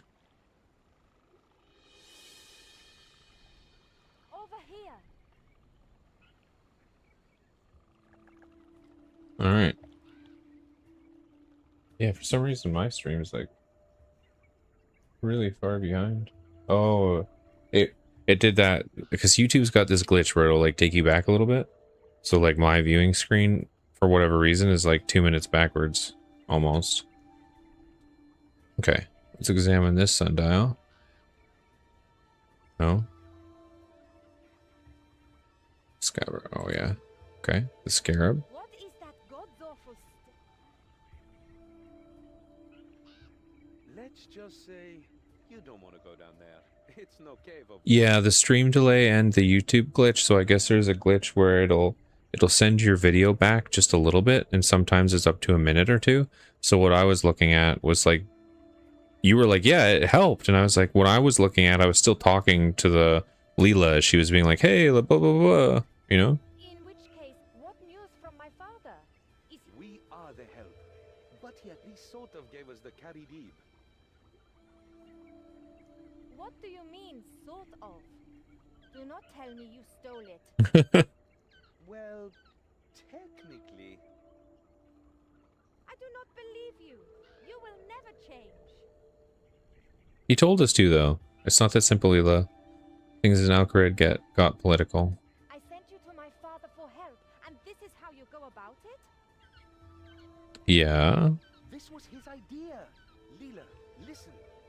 The Emir is dead. What? What did you do? Nothing, man. Why would you assume I did anything? He's been ill for ages, and his heart just gave out. Oh, and that just coincided with your visit, I suppose? Yeah, it wasn't Ozen's fault. Please cut him some slack. You are right. I'm sorry I snapped.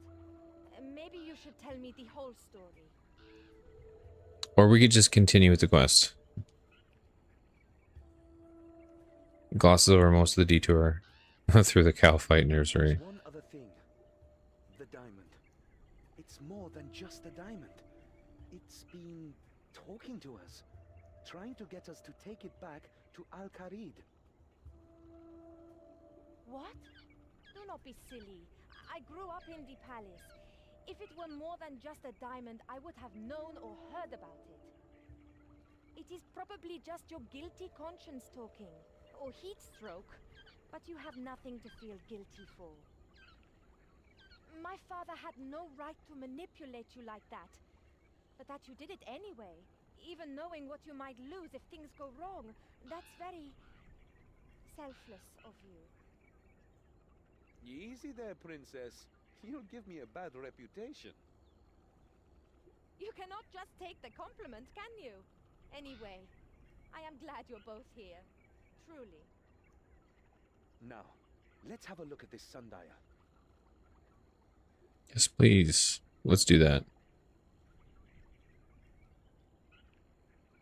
Not to worry. I saw this bit fall off when it rose out of the sand. Here, let me... Fixed. From the sound of it, this should be the final sundial for you to solve.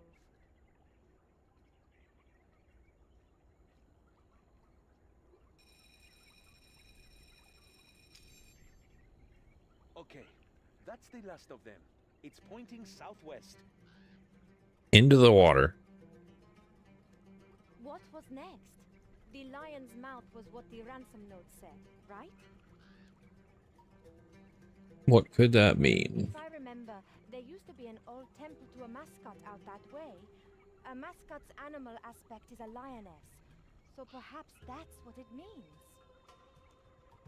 Yeah, that could be where Kelly is holding the prince. Let's just hope we don't run into Amaska too. There's only room for one power-mad control freak of a lady in this kidnapping. You do mean Lady Kelly by that, right? Of course. What's the plan when we get there? Kelly knew about the Path of the Sun thing. So she's not giving up Prince Ali until she has the diamond in her hands. So I guess we'll just have to give it to her. But that doesn't mean we can't get it back once the prince is safe. It is not much of a plan, but I suppose it is all we have got. So, let's go. Okay.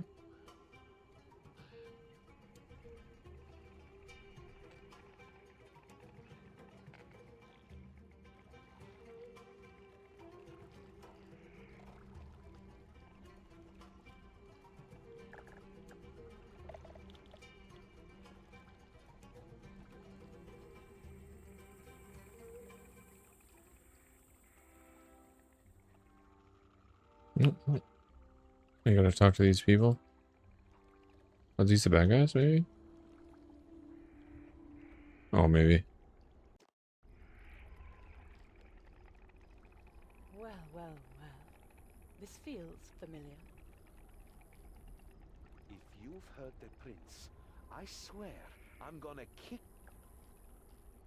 Ozan, don't! I see you have trained him well, Leela.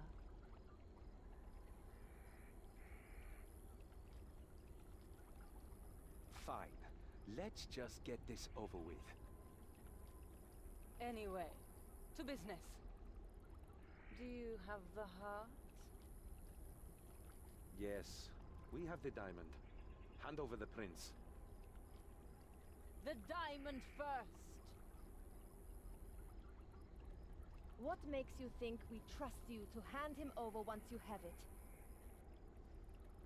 What makes you think you have a choice? Give it to me. Sure. Please, no. Don't give me to her. What in the world is... It's the diamond again. It's talking through our pet. By the gods, it really does talk!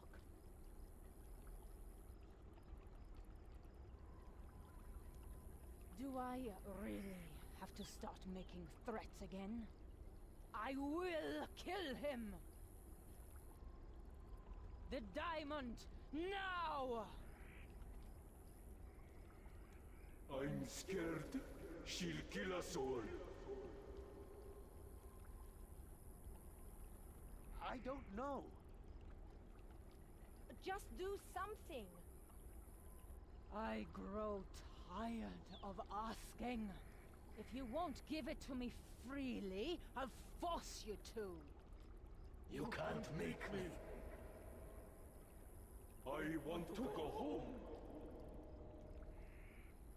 Silence!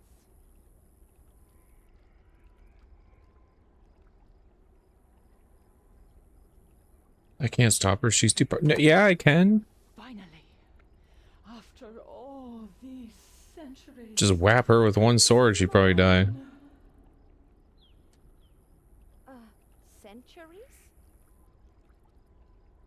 In some ways, I've been after this heart since the day I was born.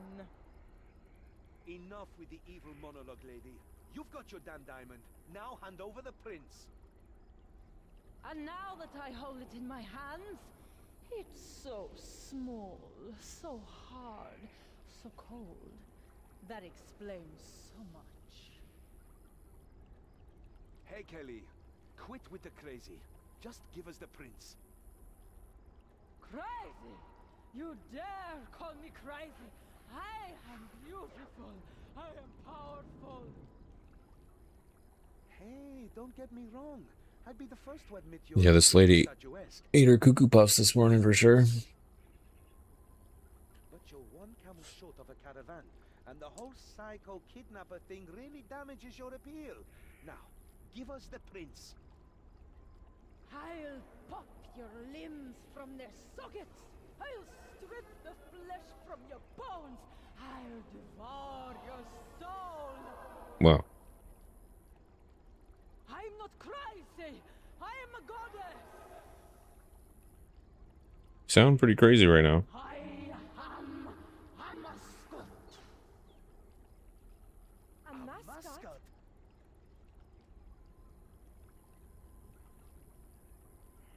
What's up, Apollo?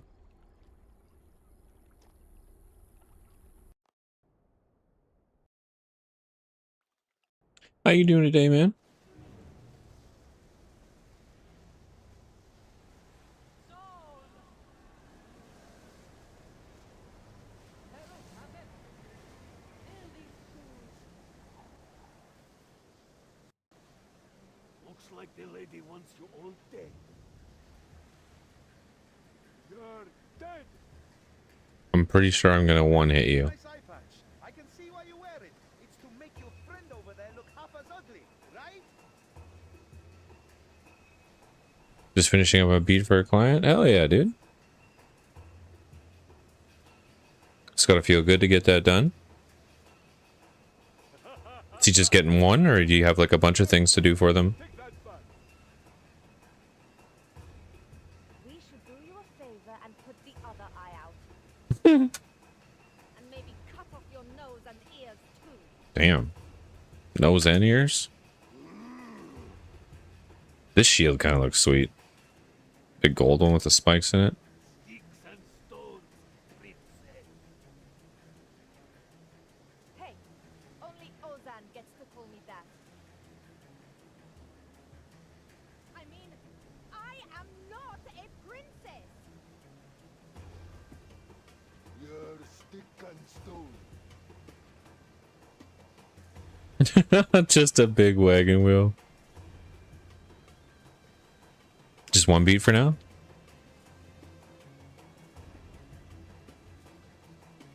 Alright, stick and stone, let's fight.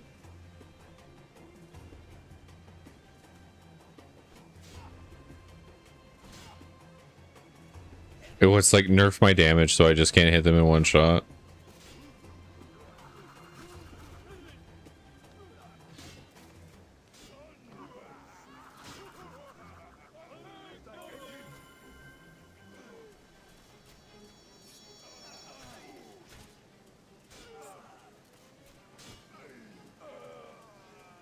Yeah, it's kind of weird. I normally hit for thousands and it's like 50 damage. That's those two thugs taken care of. Come on, we should free the prince.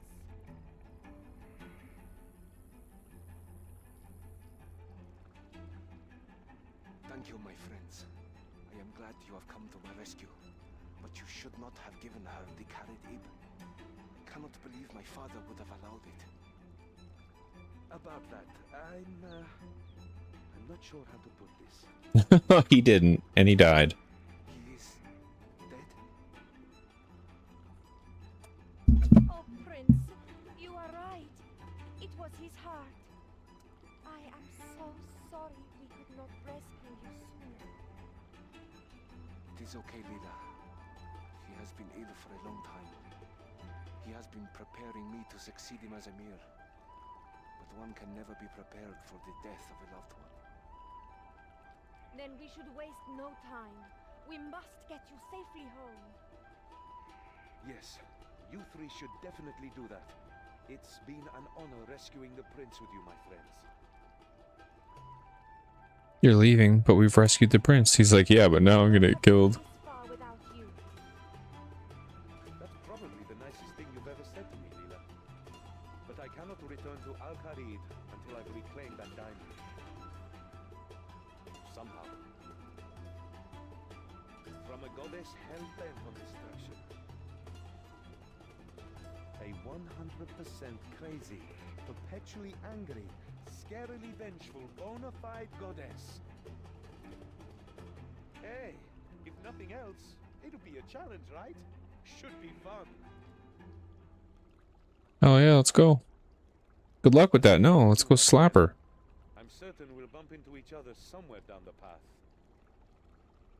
And when I return the diamond, maybe you'll stop being so hard on me, huh, princess? Oh, Ozan.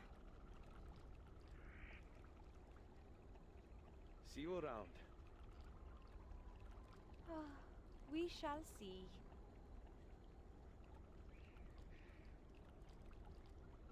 I hope. Well, she clearly likes him. It is time to go home.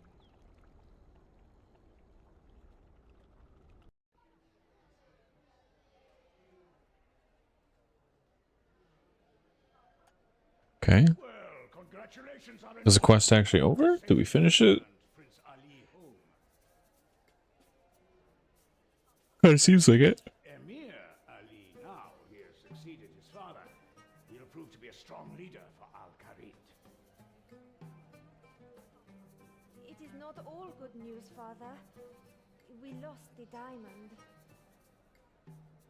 No, Ozan lost the diamond. He blamed it on him immediately.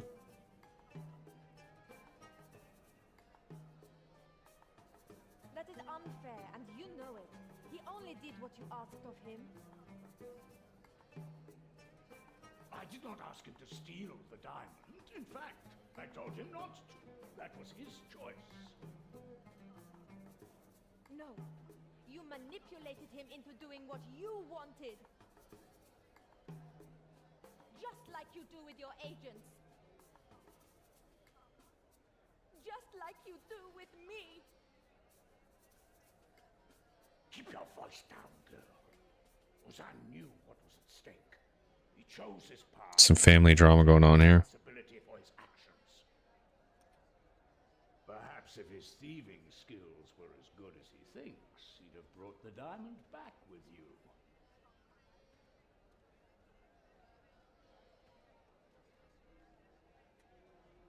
We were up against a goddess.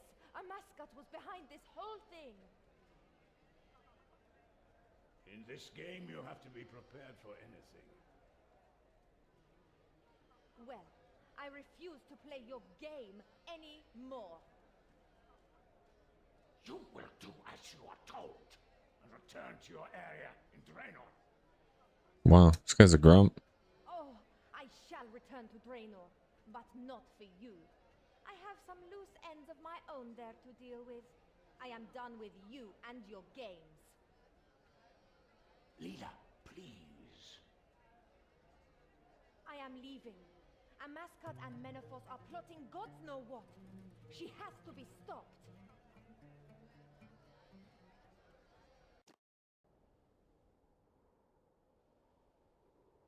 Meanwhile, deep in the desert. Ah, Jabari. What message does the Emir have for me? Is he gonna kill her? None anymore, my lady. My mission was a success. Osman was suspicious of me from the start. No surprise there, but he was so distracted with the kidnapping I had free reign of the palace. A tiny dose of poison in the Emir's nightly incense did the trick. They believe his death to be of natural causes. Oh, what a sneaky fucker. I may need your skills as an ambassador again in the future. The payment was also delivered. He thinks it his salvation, but it will be his undoing. Did you get the heart, my lady? I almost didn't. That beetle-brained fool Scabarras almost ruined things, but he's poked his head out of the sand now. I'll deal with him soon enough, and then nothing will stand in my way. Return to Menafos. Attend the Pharaoh. I have business here. Yes, my lady. I live to serve, and serve to live.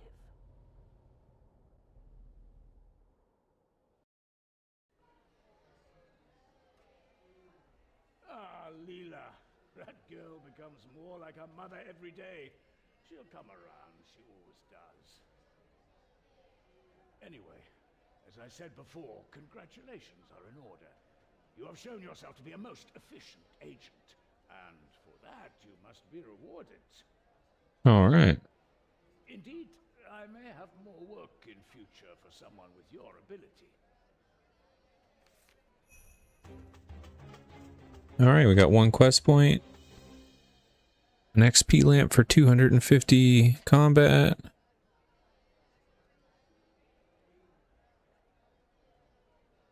Oh, just agility XP.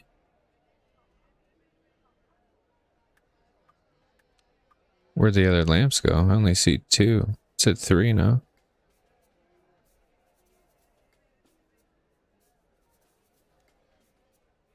$250 constitution.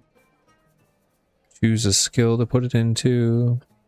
Guess it doesn't really matter. Oh, mage. Mage is our lowest. Let's just do that. It's only 250, but I'll take it.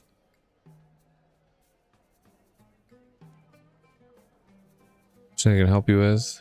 Actually, there's one thing you could do for me. What would that be? You could get me some squirk juice? I think not. I'm not getting you squirk juice, you weirdo.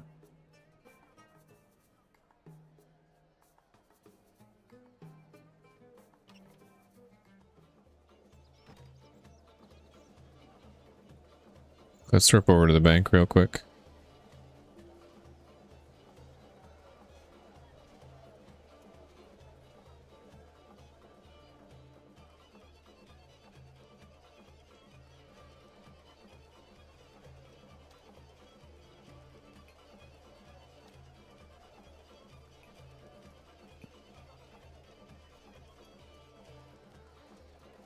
Oh yeah, Stardust. I was like, what is that ore? Okay. Well, we finished one more of the quests. Let's just take a peek here. Because how long is this one? So the other one, the little helper one is long, but what about Gertrude's cat? Medium quest. What time are we at? Okay, we're almost at 5 o'clock. So I might not get into another quest just in case it takes me too long. The question is do I go back to the daunting, boring ass agility experience or not? It's not super exciting to train.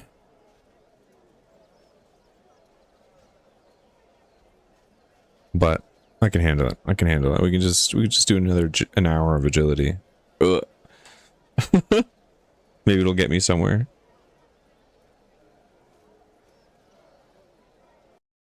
Then I just have 2 little quests to do to get in the other one.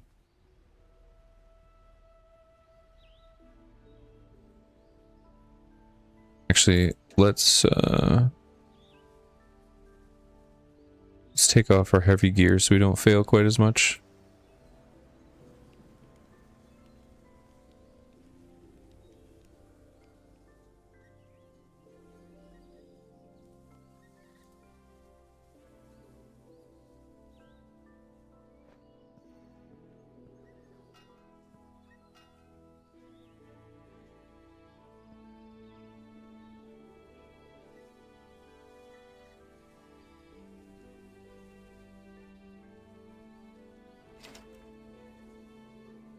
2800, 24, 25.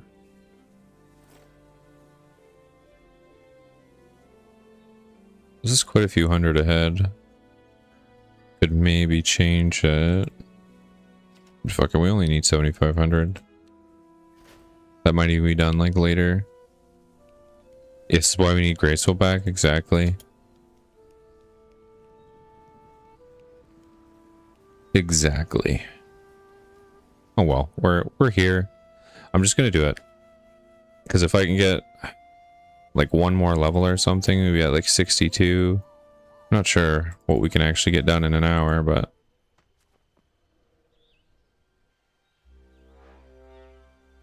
this is a part of the game, Apollo, you might not understand, but so now you're just coming to hang out and see what we're doing, but so there's a skill that you train agility, and you train that by doing obstacle courses, kind of like this kind of stuff. The best place for me to train right now is like one tiny section of the course where I basically walk back and forth because I have to get to level 65 agility to go somewhere else to train something better. So if you see me running back and forth, back and forth, back and forth, that's what we're doing here.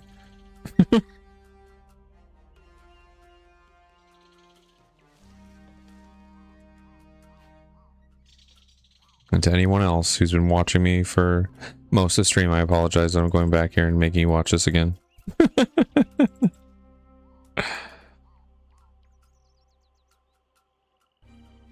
But unfortunately, it's something I gotta get done. But you know, that's good. We completed 2 of the quests that I wanted to do today.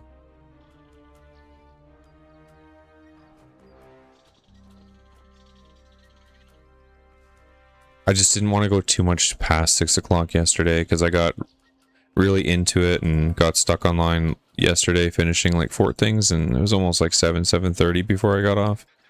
And like I said, because I woke up a little bit late, I didn't eat any breakfast or anything today, so I'm a little hungry, so I do want to bounce pretty much right at 6 o'clock so I can go and grab that food and kind of be ready for the Citadel reset at 8.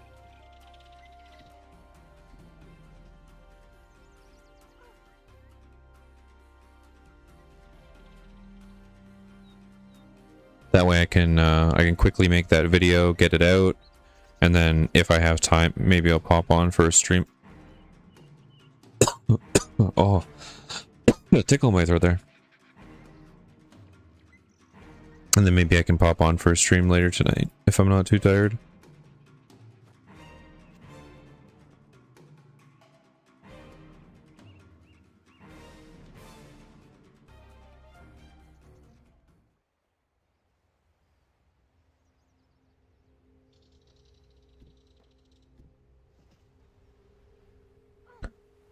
All right, and here comes the journey of back and forth, back and forth.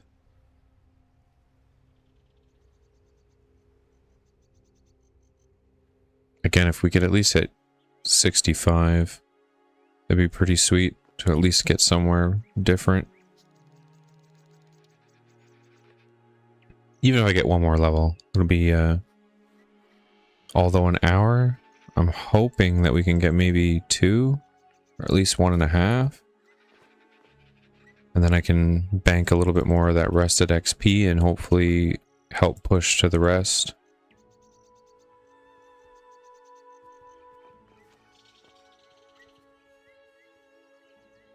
It's one thing I do really love RuneScape and stuff, but it's got a lot of grindy aspects to it for sure.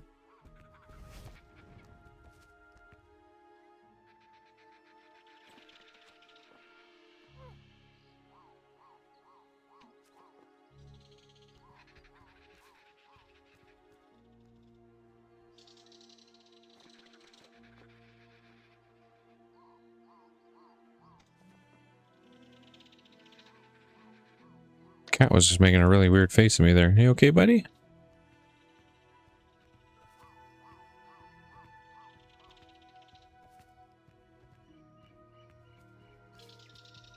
You come in.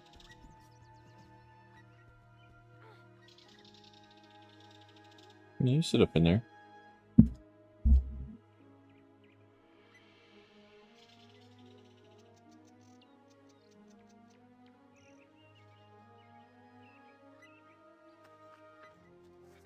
He's been a real big suck today because I've been streaming those long hours the last few days for like, you know, gotta know, like almost a couple hour, 9-hour streams. So, because I've been sitting here for so long, he's like, what are you doing? I want attention. Are you trying to sit on my lap? Is that what's going on here? Come on. Come on then. That's what you want. Come on. There you go. Please don't put your claws into my leg. My pajamas are not that thick.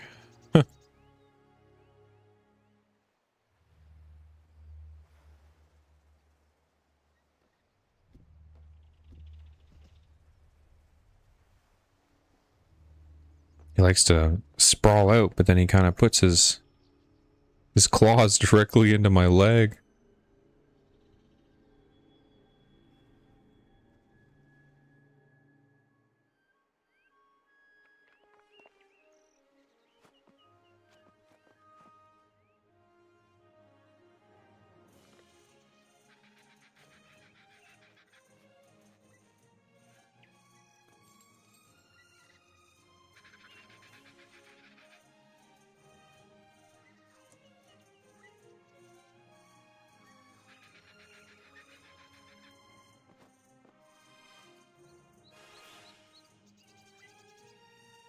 Oh, he just readjusted and put his claws right into the side of my leg there. Not hurt.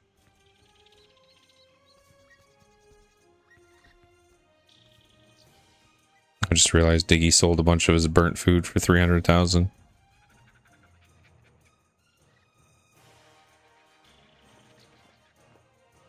Yeah, the kitty. He gets jealous when I'm streaming. So I got like the mic in front of me and he's like, what are you talking to that microphone for? Like, and then I have my keyboard on my lap so he doesn't have his normal spot to sit. And he's like, I don't like this. So he's still sitting on my lap, like squished in between me and kind of like where the keyboard is on my lap, trying to mark his spot, you know? Yeah. Mine does like making biscuits too. I have to like, he'll sometimes like stare at me and give me like a look, like I want to make biscuits. So I have to grab a blanket and then I kind of create a spot for him and then flip him on his side where he kind of leans into like my arm on the left. And then he makes biscuits into like, yeah, the side of my body, like through the blanket. Otherwise he'd be ripping me apart, but he likes to do that in the morning too. He like wakes me up in the morning. He's like, put me in the biscuit making position.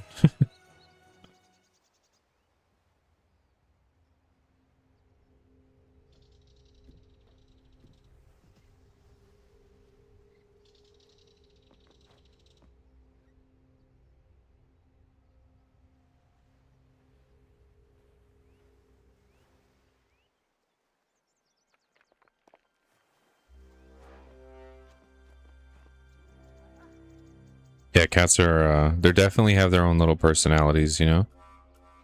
Like, I feel like a lot of dogs, like, they're kind of similar in a sense, but cats, every cat I've had, they act and just do different things all the time, you know? Like, you get a different dog and, you know, they might have some little habits that they do or things like that, but they're kind of similar, at least for me anyway, the dogs that I've had. I mean, I've had a lot of, like, shepherds and Australian shepherds and stuff, so maybe that's why they've always kind of been like acted slightly similar.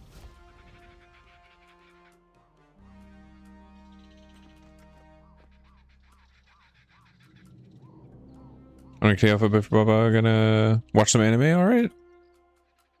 What? I mean, before you take off, what anime are you watching? Just curious. But either way, have a good night, and I'll talk to you later if you're jamming some Scape. Thanks again for hanging out with us today.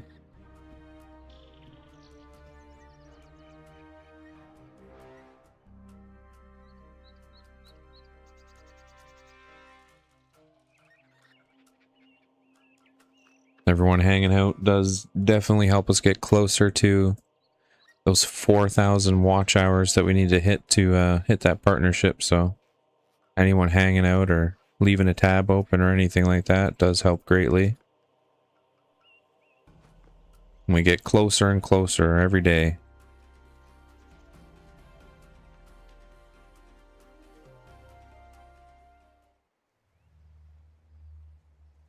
Oh yeah, the reincarnated slime. That's a pretty good one. I only think I watched the first 2 seasons of that. I'm so behind on anime myself. Last one I really watched front to back was Solo Leveling. I used to watch anime all the time, but I really haven't in the last little bit. And Black Torch, I don't think I've seen that one. Is that a newer one? Sorry, I don't mean to distract you. You can get on with your anime.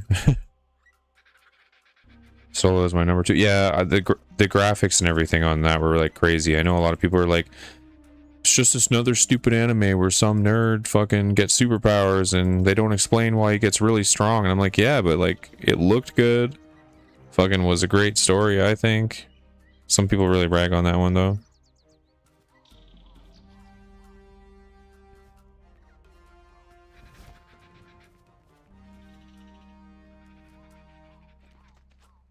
Yeah, enjoy your anime.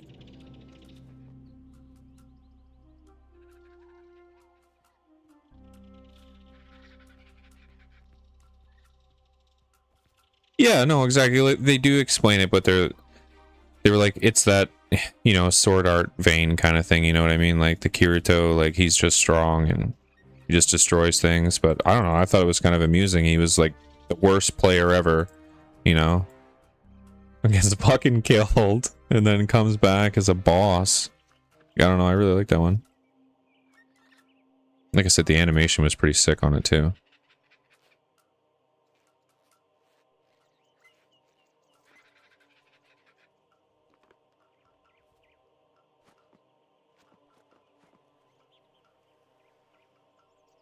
I don't know, I personally didn't have a problem with it, but I remember saying that I liked it and a lot of people were like, what do you mean? That's just the new trash anime.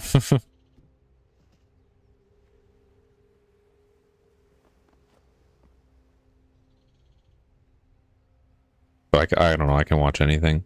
What was the last one you watched, Apollo?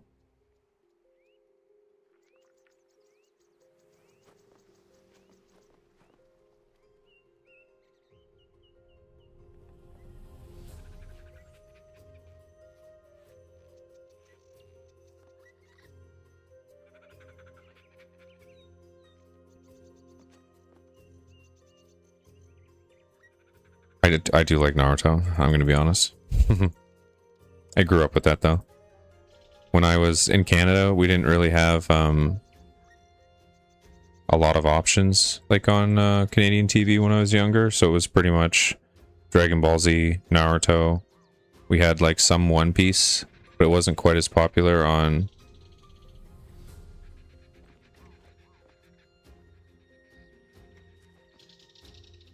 Oh, Kuroko's basketball was great.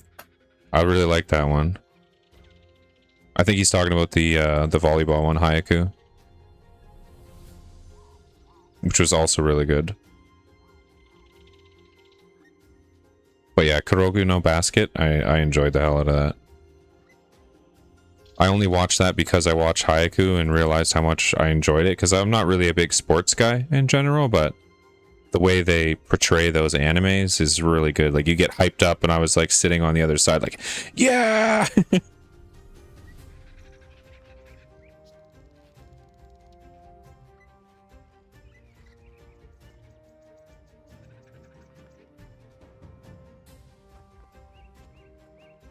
Yeah, not the basketball one.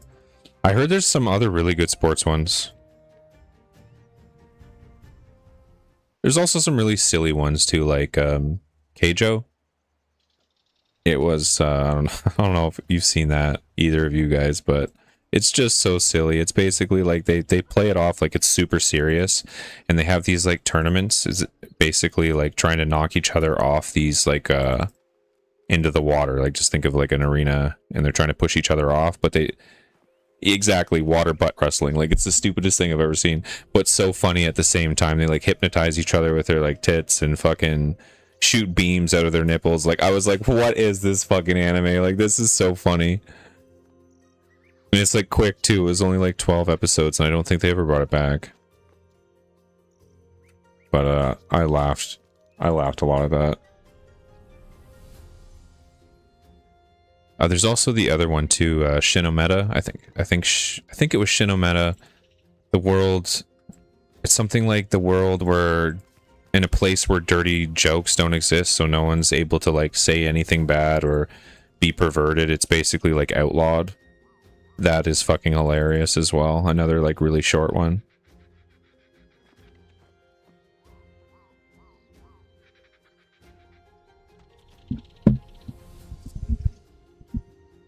So Kuka, what is that? That's what got you into the sports animes though?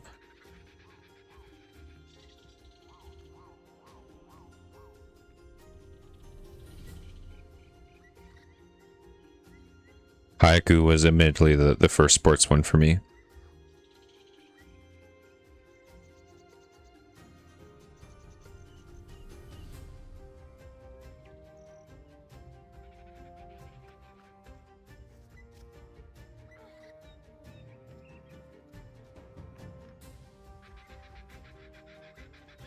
No, it's a track and field anime with some good stories. I could see that, because it'd be like, probably kind of like a slice of life, like more building up with the characters and stuff.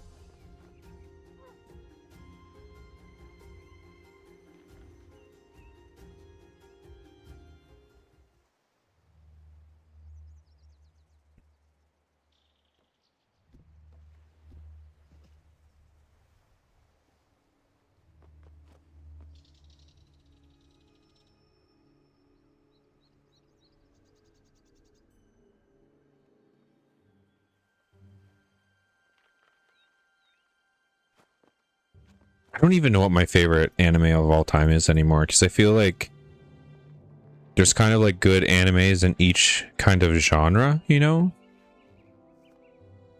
And it's hard for me to be like, yep, that's the definite like #1 anime.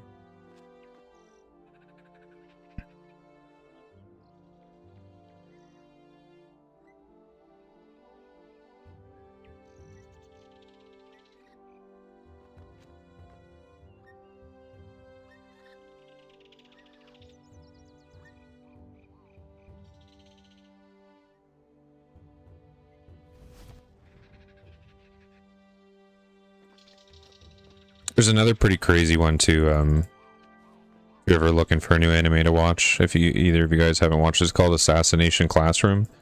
It's basically this, the premise of it is this crazy alien comes down from outer space, and these high school kids are basically tasked with trying to kill this thing. So they're like trained by the alien on how to kill them. But like it's, I don't know, it's just a really good anime, honestly. Yeah, Koro Sensei, yeah. I don't know, I really like that one too. I've watched and read that one through on both ways. Great. Yeah, the writing is great too. Yeah, I might have to check that out. Again, I keep thinking about watching anime sometimes again, but it's hard sometimes because I do watch shows and stuff with my girlfriend because she's more of a TV watcher, but she's not super into anime. She's watched some of them with me. But like I'll kind of like binge it in a bit, you know what I mean? Like once I get addicted to an anime, I'm like, oh, let's just rip all fucking, 24, 48 episodes, or, some of those big ones that are really like 1,000 episodes. She's like, fuck no, like that's really daunting to her, which is funny because she'll watch like lots of shows in a row, but she gets like kind of tired of watching like the subtitles. She's like, I like being able to hear what they're actually saying, and I like to watch them in Japanese. I just find the voice acting is usually a lot better. There's still some of them with like that are dubbed that aren't too bad, but I don't know, I always watch most of them in Japanese for the most part. There's a few that I watch dubbed just because I was busy and like to put it on without having to like watch it, but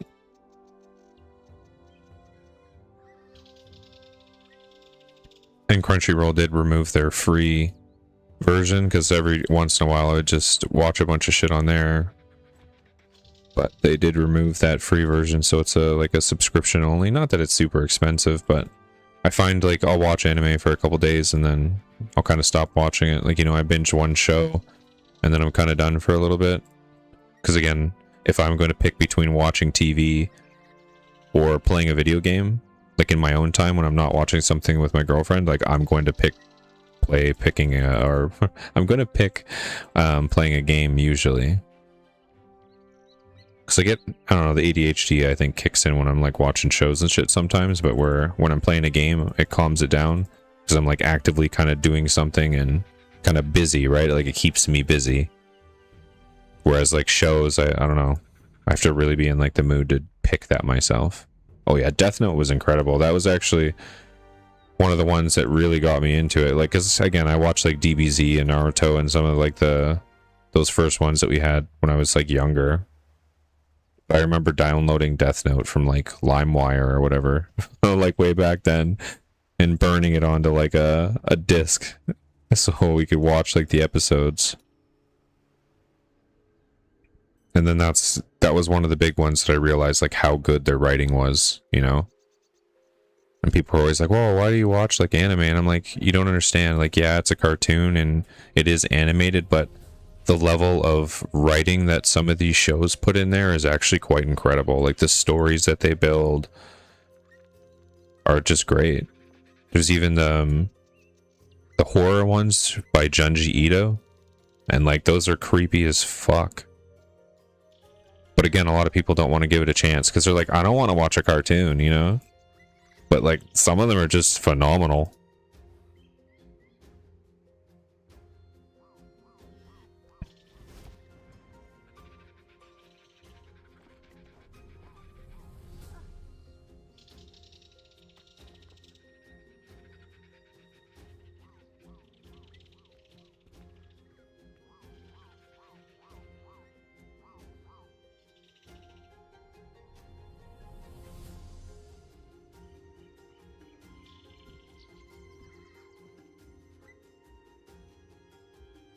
Yeah, watch them the first time, yeah.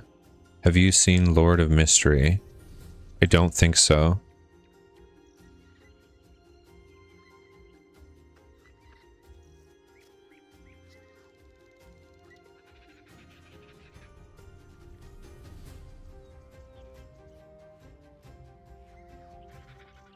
Doesn't ring a bell. I have watched quite a few of them. I used to have this thing, Annie List or whatever, that like recorded everything you watched, and I think I watched about 300 or 400 shows, but the name doesn't ring a bell, so I don't think so. Yeah, I remember watching Death Note the very first time. Like, I tried to watch it again, and it didn't quite... Like, it was still good, but it wasn't the same as watching it the first time, because I remember being on, like, the edge of my seat, being like, oh, damn, what's going to happen next, you know? But I'm kind of one of those people, once I know everything in that show, like, it's harder for me to rewatch it. Like, you know, some people, like, can rewatch those same things over and over and over again. Like, I don't know, my ADHD, like, takes over or something. I'm kind of like, oh, fuck, like, I've seen this before, I know what's gonna happen. I find I watch, like, the ones that have, like, really good fighting more often, again, and stuff like that. Or if I haven't watched it in, like, 5 to 10 years or something like that, so you know it, but like you've forgotten a lot of it. So like rewatching it is actually kind of exciting again.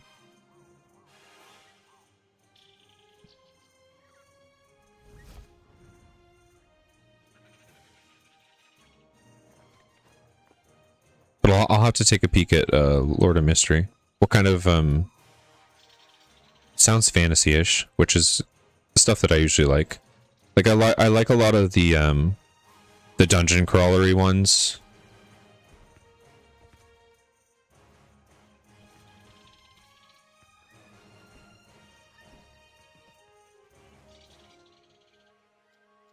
Because like even though like some of Sword Art isn't like the best, like the first season is great, the second is okay. Some of the other seasons were pretty good too, but then there was like Log Horizon, which was pretty damn good, kind of in that same vein. And then there was actually this new one, and it's fucking... It's eclipsing my mind right now, but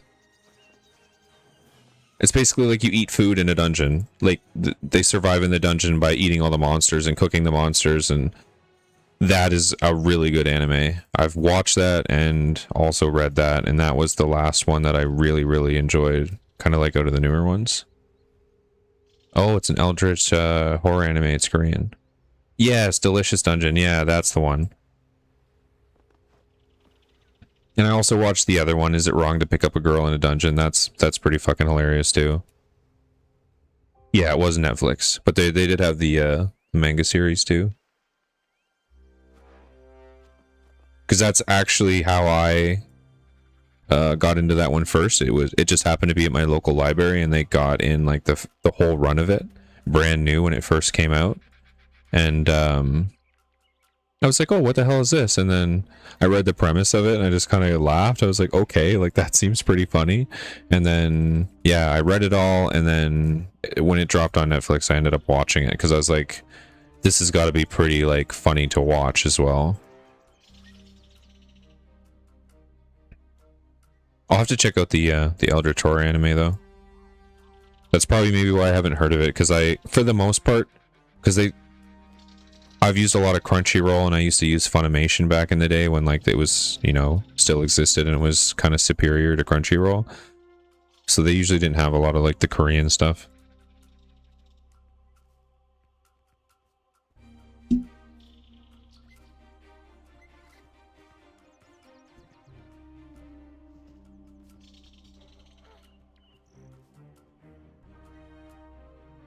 And then I did like Shield Hero. Yeah, I know Crunchyroll bought Funimation, but like 75% of the shows that were on Funimation do not exist on Crunchyroll now. Like so much of it is just gone.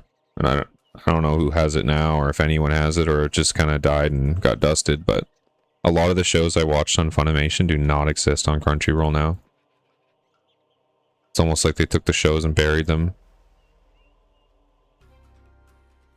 See, that's what a lot of people said. They kind of stopped around season 2.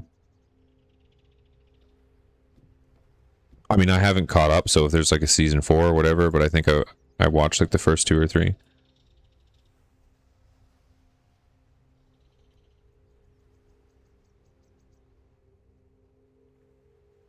I did really like Shield Hero though. I've got a giant statue of Raftalia.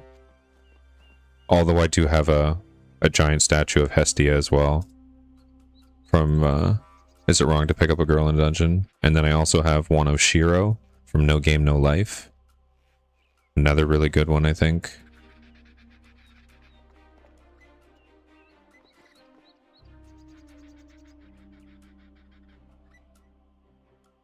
Yeah, you like to go back and watch the fan service ones. Yeah, that kills you, Apollo.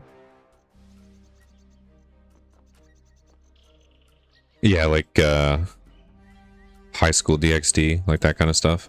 That show is funny though. Fucking dude gets his powers from tits. My dragon is powered by the Opie. Oh, fucking hell. I actually have all that on Blu-ray. That show's funny. There was some like really good stuff too, like that kind of twisted with your mind. Like if you're looking, not exactly like Death Note, but Steins Gate was pretty cool. It's a lot about time travel and stuff, but that one was pretty good. I've also got that on Blu-ray. That one kind of gets like sad at times though too.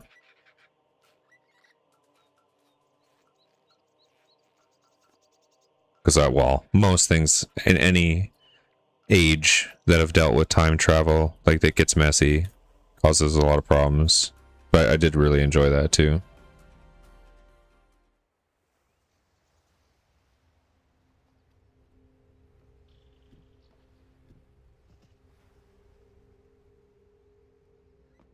I just find sometimes like, because I actually almost did, I re-logged into my Crunchyroll, and it offered, well, it was going to offer me a 7-day trial, so I didn't grab it yet because I was looking at some of the shows and I was like, fuck, I don't even know what to really watch, you know? Like, there's so many things.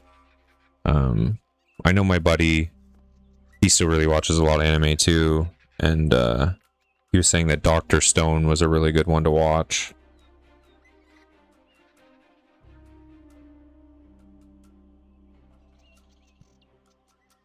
But yeah, it's hard to pick one, and I was like, ooh, if I only have 7 days, like, I'd want to, like, really watch some stuff, you know? Rude. I was hoping I could just walk just fast enough to sprint in front of him here. He stunned me anyways.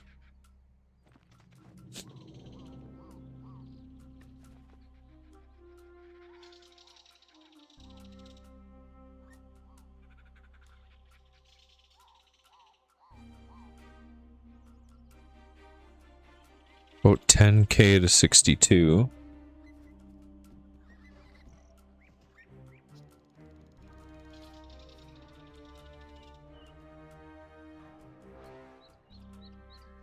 But yeah, I don't know. That does kill me, Apollo 2. Like, there's a lot of stuff, and I think that's why I like still physical media, you know? Because there's so many shows, even with Netflix and normal shows and stuff like that. So much stuff gets lost to the void, you know? Like, you can't watch it anywhere. Some of them still have it, but you gotta, like, rent it for, like, $15, and you only have it for, like, 24 hours, which is a fucking joke. Or you gotta buy it for, like, an insane amount of money, and then sometimes they still lose the rights to it, and that content disappears from your account. Like, it's fucking annoying. That's why I've never really sold any of my Blu-rays or all the movies I've bought, or on any, especially with anime, because that shit's fucking expensive as hell to get it on Blu-ray. That was one thing I loved about Funimation. They used to do all these discounts and deals, and the shipping was crazy to get it out here to Canada, but I would do like a big haul all at once when they did like a big sale and ordered like $300 or $400 of it, when it was like, you know, $30-$40 per series kind of thing. And that's where I bought a lot of mine.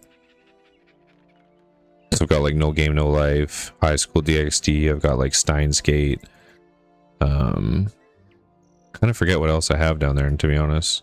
So I don't rewatch it quite as often.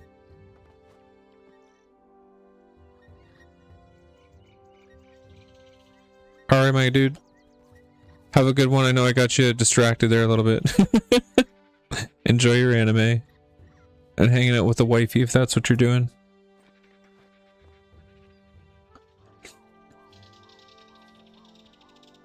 Yeah, this Aquarion DVDs, yeah, it's hard to find. Yeah, a lot of the old ones are really hard to find. Or they're like, they have an asinine price to them. You're like, whoof. It's kind of why, like, in those cases, that's usually where I'm like, well, I'm gonna be a pirate, you know? But even that, like, even some of that, like, to download or pirate some of that stuff is still extremely hard, because sometimes people just don't have the files anymore. Because there's, like, some really... I do actually have this one. I know I do have this one on... I think it was only DVD, but Ninja Scrolls, that's a really cool, like, samurai anime from, like, back in the day. Well, samurai ninjas, that kind of stuff. But... nowhere has that. You can't watch that on anything, like, but that was like early anime, so it's a little bit dated at this time, but still got a little bit of nostalgia for it, so I'm glad I have it though. But that's unfortunately the problem, is those things become really expensive. Like even my High School DxD ones, I think I only bought them for like $30 each, but now those Blu-ray sets, each like season, is basically worth anywhere from $100 to $150. And like No Game No Life, I don't have the collector's edition that came out, but people pay up to $1,000 for that fucking box set. My buddy has that, and it's a really cool set, but like I couldn't imagine having to pay $1,000 for it. Like, holy fuck. I think that's what I also have. I have a couple Blu-rays of, because they made they never ended up bringing out the season 2 or anything of No Game No Life, but they did do a movie that was before the show basically, and I do have that.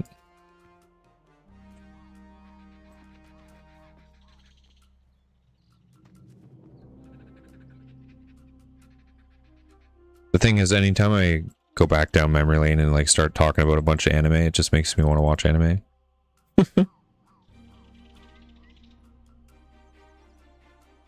Probably what I'll end up doing maybe today. I'll actually finally take that bite and subscribe to Crunchyroll for like 7 days. Probably cancel it after because I think it's like fucking. It's not as cheap anymore. I used to be able to get Crunchyroll for like $5, but I think it's like fucking. It's like 15 or 20 bucks now. And I mean, that's really realistically in the vein of most subscription services now, but I appreciated it more when it was $5. Because then I'd keep it all year and they probably got more money out of me anyway. It's on Apple TV? Crazy. Apple TV is kind of one of those weird ones. I find there's not a lot on there. It does have a few good shows though, it really does. There's this show called Silo, and it's like where the world is basically all fucked up, and like you can't live on like out in the air because it like destroys you, and they all live in these like silos buried down into the ground. But they're trying to. It's people that have been down there for years, so they're trying to like get information about why you can't go out, or you know what is actually out there, and they hide that from everyone. Like they don't show you. So it's like a mystery of them trying to unravel it all. That show's pretty crazy.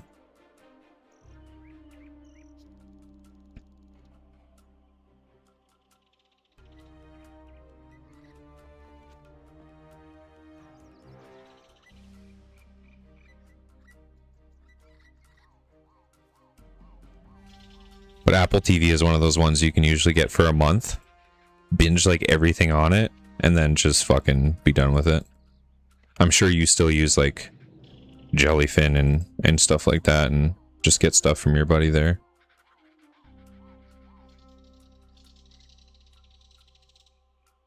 Because I know he was downloading for you guys a ton.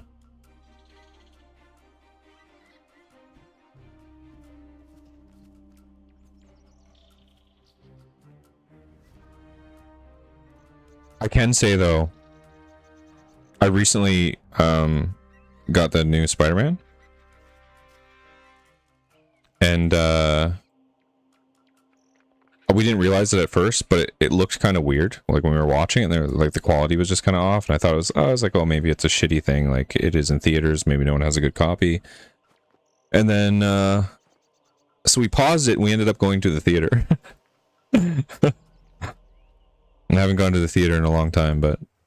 And then we realized when we were looking at the listings why it looked kind of weird, because what was happening is it was a 3D copy that I had. And that's why it looked weird, because any of those 3D things, it was like blurred and like, you know, you see like triple vision basically on your screen, right? So it looked really fucking odd. It was a good movie though. So I'm glad we went to the theater for it.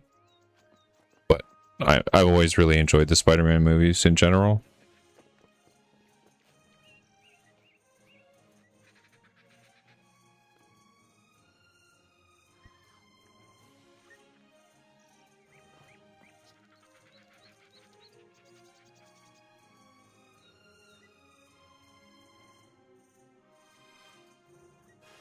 Those are movies I don't know, I've never mind seeing in the theater.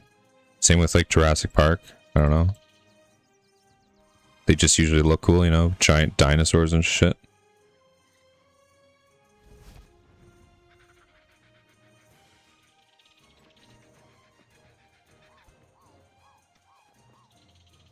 But I find too, like a lot of stuff usually isn't worth seeing in the theater. Like I would definitely like to watch it, but it's not. I don't know how to explain that. Maybe it's just, it's not theater worthy. You know what I mean? Like it's definitely fun to watch, but it's not like I want to go pay, you know, $20 a ticket to go watch that in the theater kind of deal.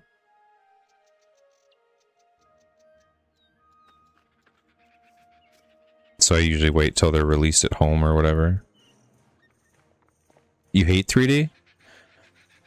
I don't mind it. Sometimes I don't like it. Spider-Man's 3D was pretty subtle. Like it wasn't like crazy 3D, but I do find that like my eyes felt really strained by the end of the movie. Because it was like a 2.5 hour long movie, so my eyes kind of felt like they went through the ringer after that movie. And that's kind of the part I don't like about it. But for example, like the first Avatar I went and seen, like that was really cool in 3D. Just because like it was a beautiful world, you know what I mean? Like, and with the 3D and all the effects kind of like flying at you, you kind of like felt like you were in there. I was also quite calibrated and stoned when I watched that movie, so that might have been why I thought it was so fucking cool. But we quit that, so I haven't smoked now in over 3 months, because it would have been 3 months as of August 15th. It's kind of like cold turkeyed it.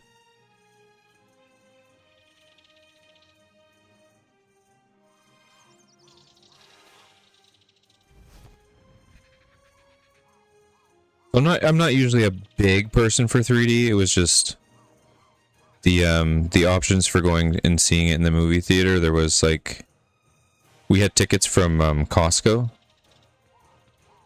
that we had bought a little while ago, and we still had one of those, so it gets you regular admitted, like admitteds kind of thing, and then you get like a popcorn and 2 drinks with it. So we went to the reason we skipped out on VIP is because it was full, because you can pay like an upgrade fee, but there was only like 1 seat left in there, so that was quite full, so we said fuck that. And then the regular showing as well was packed to the rim, like everyone in there, but then there was the D box, so it's like those moving seats or whatever the hell, and then it also has Atmos, Dolby Digital, so like the sounds that you hear come from the top and the side, so like if a gunshot or an action happens from the left, like everything like crashes in on the left, so you hear it from that side. So it's a little more impactful. We didn't sit in the actual D-box seats that move around and stuff. We just sat at the very back of the theater, so you're far enough away from the D-box seats that you don't hear the damn things, and they still rumble the floor and everything, so you still kind of get a lot of the same effect, but I don't want my seat to actually like push me around. That's kind of fucking weird. But yeah, we paid a little bit of an upgrade to go into that one, because it was a lot more empty than the other ones. Just because we've had a lot of bad luck with the theater there across from the mall. It's just always like a lot of douchebags in it, and every time we're in a full room, we just find there's like people not caring, talking over the movie, or like constantly playing on their phones and shit like that. So like for the most part, we usually don't even go unless we're in VIP. But because the D-Box Atmos rooms are also an upgrade and more expensive than regular, we figured it wouldn't be too bad. And we were right, like everyone that was watching it seemed to be in there for the movie and didn't care. There's no real issues. VIPs I find is usually the same people that are willing to pay the extra for those tickets and sit in those recliners. Like they're there to watch the movie and to enjoy it. But I find that's unfortunately like a big thing with a lot of the theaters. Like people just go to hang out. So when you've got like the regular seats and they're a lot cheaper, I don't know, people just don't care. They're on their phones, or you got like a million people with their like babies and kids in there and they're just fucking screaming, and it's not my my ideal situation when I just want to watch a movie and hang out, you know?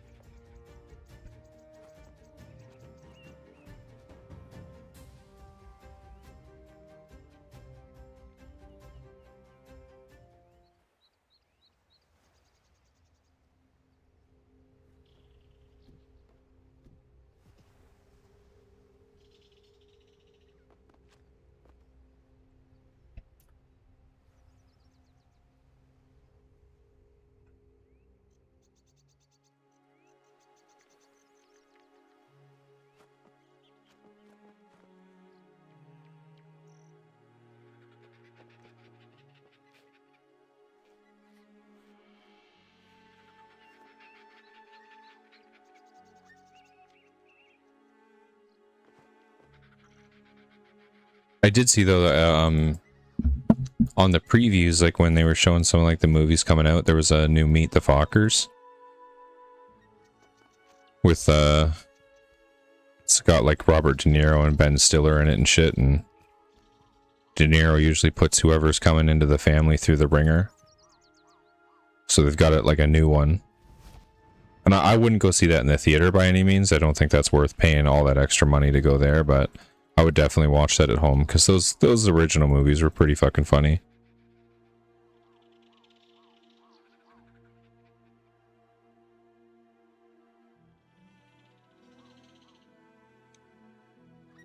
But I wasn't sure how good it would be or not, but I guess it's got Ariana Grande in it, and she's like the new girl kind of coming into the family. And De Niro loves her basically, and Stiller's getting like cranky about it, like, you can't just let this girl into our family, like she manipulates my son and all this stuff. So it's it'll probably be kind of hilarious, or it'll be crappy. I don't know, you know, like those movies are kind of hit or miss depending on like the jokes and how it's all delivered. Haven't really watched anything with Ben Stiller in it for years, or even Owen Wilson. Like, he was in movies like for quite a while there and made quite a lot of bangers, but then haven't really watched anything with him in it in a long time.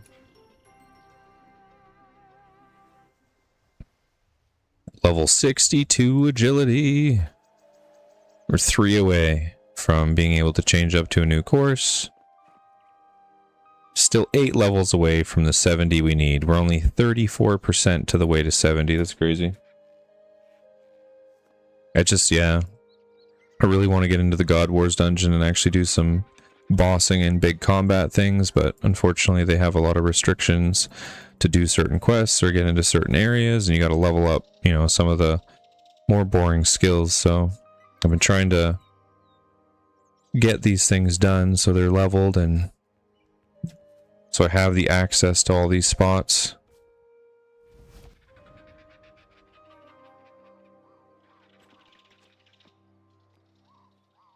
But yeah, all in all, Spider-Man was a pretty good... The new Spider-Man was a pretty good movie, if you like those things.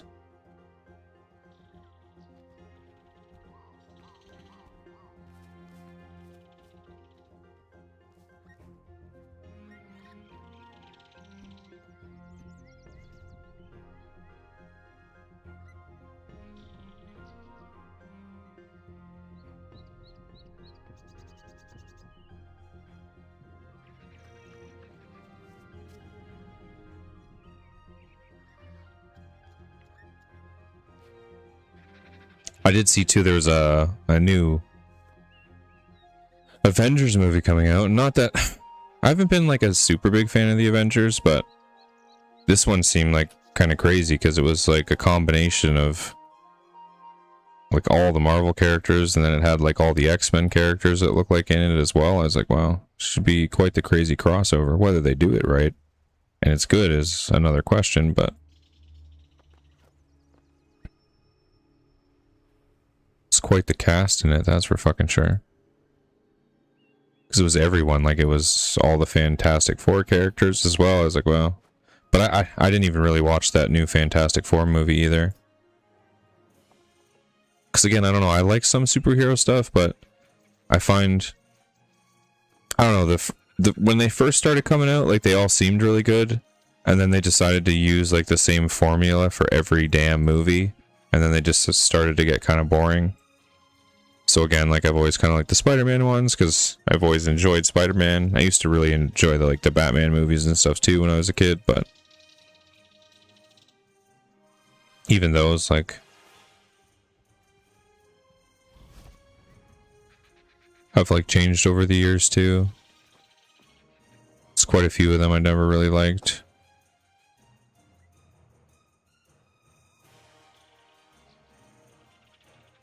I mean, the one with Edward Cullen or whatever, the Twilight kid, that wasn't terrible. I think the last one I like really enjoyed was probably like The Dark Knight with Heath Ledger.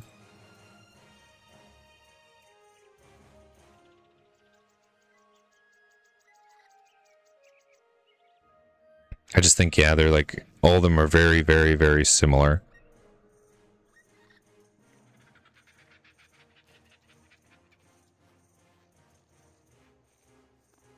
I mean, I guess, you know, a superhero movie usually ends on like a good note, like, you know, they save people and they beat the villain and whatever else, but you even felt like the scripting and the people they meet, you just like, oh, that's the bad guy, or, you know, they've met 3 people now, so that's someone who's going to help them. Like, I don't know.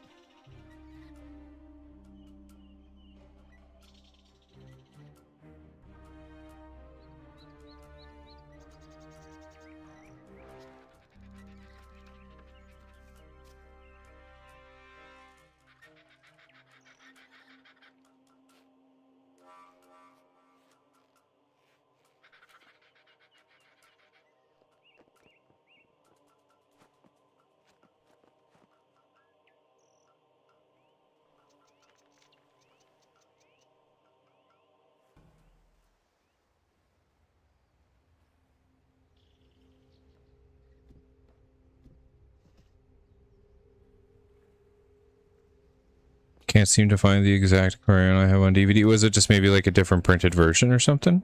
Like maybe it's the same thing, even though it looks kind of different? Because there are sometimes things like that, like it was rebranded or bought by a different licensee. So like it's the same, but like kind of like branded different. So I've seen a few of those, like with the old DVDs and Blu-rays on some of the older shows. You get kind of a little bit confused because you're like, is this the same thing? But then yeah, you watch it and you're like, okay, this is the same thing. It's just, yeah, they've changed it a little bit. Might be something like that. Unless you have like a side movie or a side something like that that maybe is separate from it.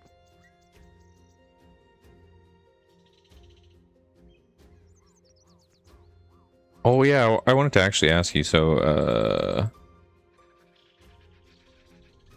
I did find those bearings and stuff again. Did you still need some of those? Because I know you gave me all those bearings, and you were asking for some of them that were there when you're kind of getting back into skating, and I did find them all again, and I was like, oh shit, yeah.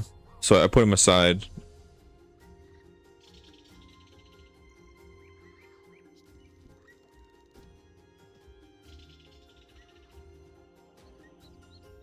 There's a few spin-offs of that show, and what I'm watching isn't what I have. I don't know. Nope, I'm good. Thanks. Did you get over the skating? You're just like, fuck it, I don't want to do that anymore kind of deal? It's good for you though. Like, skating is definitely like full body activity. So when I was younger, man, I was fucking ripped from skateboarding.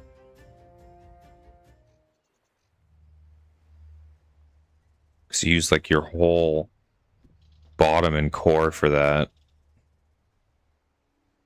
Yep. I mean, there's more risks like being older too, and like fucking taking a bump on a skateboard when you're older is a lot different than being in high school and just shrugging it off.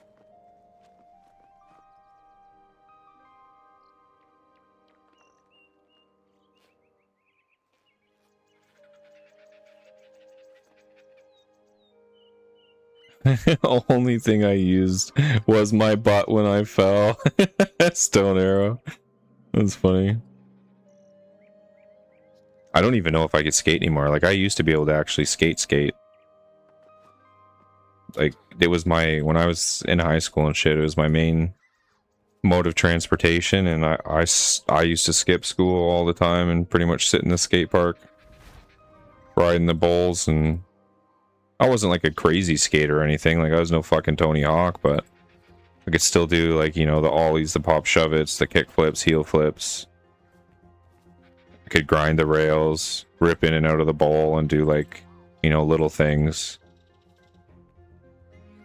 We didn't have like a crazy skate park though. We just really had well, where I lived anyways, we just had like a bowl, which was a pretty decent size. Like, it was 2 bowls where you could kind of go like in one into the other, and you could rip out of it. And then we had like not like a full half pipe, like, so it was just like one of those like quarter pipes where it was basically just like a wall you could go up.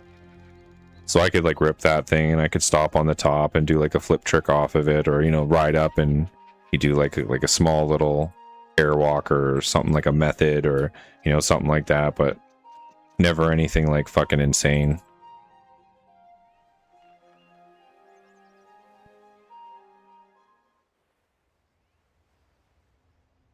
But again, I skateboarded like every day.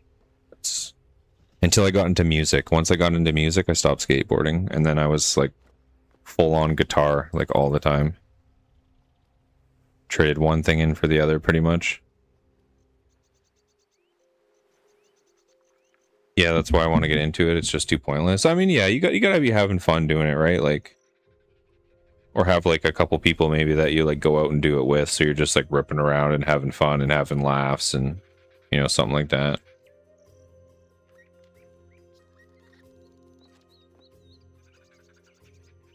Are you still on in Grind and Stone Arrow, or what are you doing? Haven't seen you get any drops in a while.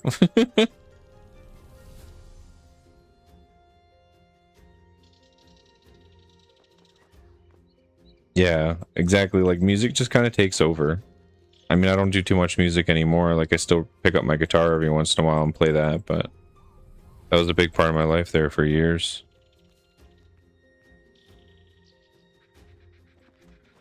Oh, okay. Grinding out some beasts for the flakes. You gotta be crushing your league points by now, eh?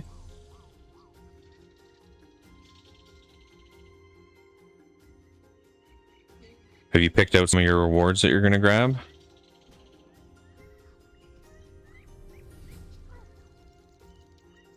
I do sometimes really miss making music, but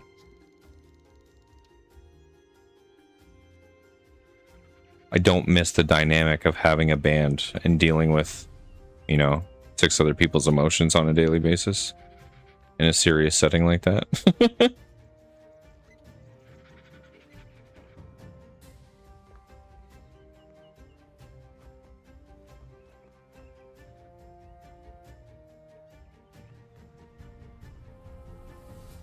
I have 22k. Once I unlocked all the relics and regions, I quit caring about tasks. Yeah.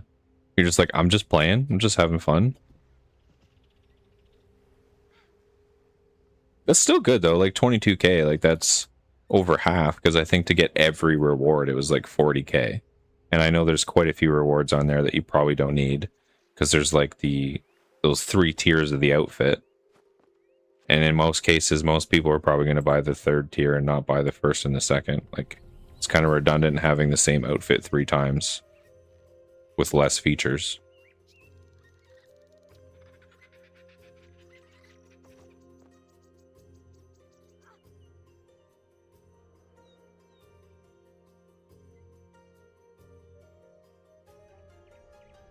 Because most people are saying you can just skip that.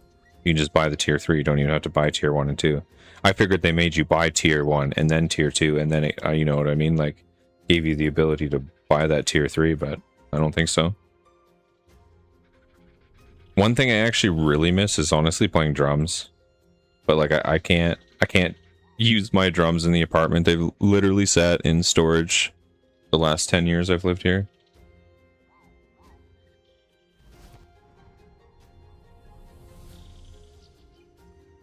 I sometimes thought about getting electric drums, but fucking they are expensive to get anything decent. Like, you can get some of those cheap ones, but like most of the reviews and stuff on them are actually trash. But to get ones that actually have decent resistance, like an actual drum set, like you're looking at a few $1,000s.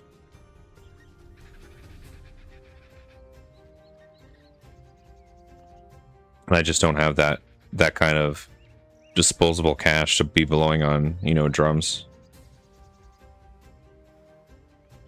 Those were a wicked workout though too. Holy shit. Those kept me in shape for quite a long time. I used to play drums there all the time.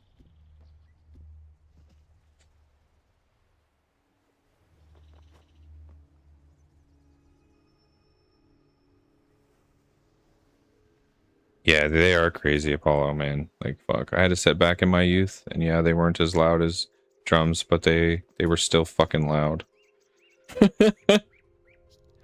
I mean, they are. It's more like, you know... I mean, I'd probably honestly still get complaints for it because of all the tapping, right? Like, because I remember even fucking... Not the place I live now, but where I used to live when I still lived with my parents, like, years ago. When like Rock Band had come out, we were playing Rock Band 2 like with the family, and we got a complaint from the neighbors downstairs because like the tapping of the drums, like and like the kick pedals and stuff, me on the floor, like they fucking hated it, and I guess they could hear it through the floor, and we're like, is there someone fucking tap dancing up there? Like, they need to stop. Blah, blah, blah. So like the superintendent would come up and be like, I can't hear anything from your door out here. Like, what are you doing in there? And I'm like, I'm playing Rock Band with my family. And he's like, seriously?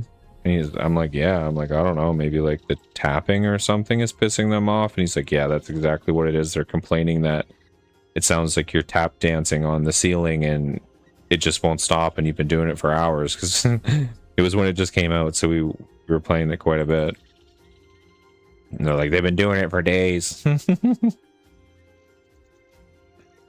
So I know that'll be still kind of loud and annoying, but should have bought tap shoes. No, I just kept playing Rock Band. But I mean, that's, you know, I kind of get it, because like sometimes my neighbors can kind of be loud and annoying too, but it's like, for the most part, the only time I really hear them is if I'm sitting in my apartment doing absolutely nothing. You know what I mean? Like, so sometimes when they're really loud at like 1 a.m. or something, that's more of a pain in the ass, because you're not really doing anything. And I assume that's what they were doing. Like, they just, it was kind of like an older couple, and I think they were just sitting in there doing nothing. You know what I mean? Like, they were maybe reading a book or whatever. So they're sitting there in silence and hearing every like bump and tap and fucking, you know what I mean? So they're just being little bitches, really. Because like, I mean, I can hear my neighbors where I live too, in the condo that I'm in now. But like, if I'm watching fucking movies or I'm playing games, or like, I don't really hear them. Sometimes I hear the kids down the hall because they're like fucking screaming. But other than that, like, it's not terrible. Unless, like I said, unless I'm trying to sleep, and then sometimes our neighbor underneath us is pretty fucking loud with his TV. But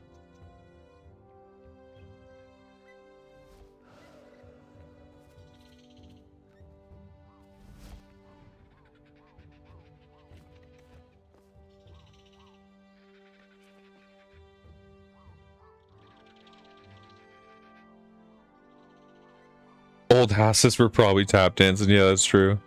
Trying to blame it on me. Oh, they complained on us a lot, though. Like, even when we were just sitting there watching a movie or something. And that was back, like, this is a long time ago. Like, this is back when we were watching it on, like, a fucking old tube TV. You know what I mean? Like, and they were kind of loud, but not like now, where people have, like, surround sound systems and fucking, you know, the bass bars and all that shit, like, where the sound actually travels and rattles through the walls. Like, it was just a fucking tube TV, and they were like, the walls are shaking and fucking, you know what I mean? It's like, yeah, we're watching an action movie. There's banging and crashing and shit going on. I don't even know what movie it was back then. I remember the superintendent having to come to her door and being like, I'm sorry to bug you. They're at it again. Like, what are you doing in here? He's like, I can barely hear anything again from outside. He's like, it doesn't sound like you're doing anything loud or destructive, but they've called me 4 times saying it just keeps getting louder and louder in here. And we didn't do anything. Like, we were just watching a movie. It's not like we were turning it up or anything, right? Like, we just always felt bad. We're like, I'm so sorry you have to deal with this all the time. It got to the point that my mom actually just went down there and had a talk with them and being like, stop calling the superintendent. Like, we're just sitting here watching movies or playing games or whatever. Like, we're not running around the apartment. Like, you guys are being ridiculous and you make this poor man come to our door 4 or 5 fucking times a day. Like, just fucking stop it. Like, if you're sitting down here doing absolutely nothing, you're being a goddamn pick-ass. Like, go live in a house if you never want to hear another sound from people, because you're going to hear us. We are living, breathing people, and there's 4 of us in an apartment. You're going to hear us do stuff. We exist up there, you know? And then I don't know if it was because they just didn't want my mom to go down there ever again, but Dieter never came to our door ever again with a complaint. It's called IMAX, look it up.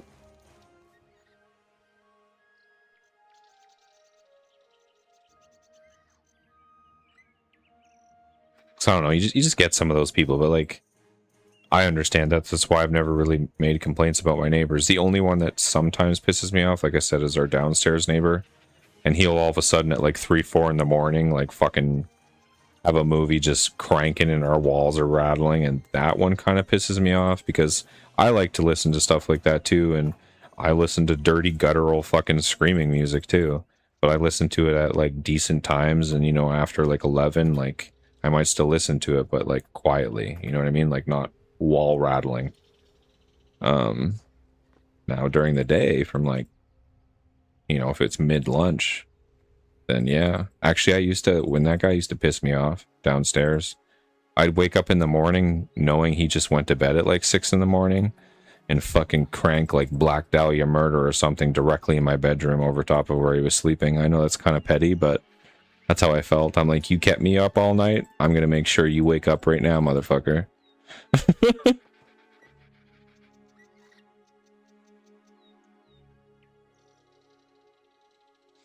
You're a Swiftie at heart.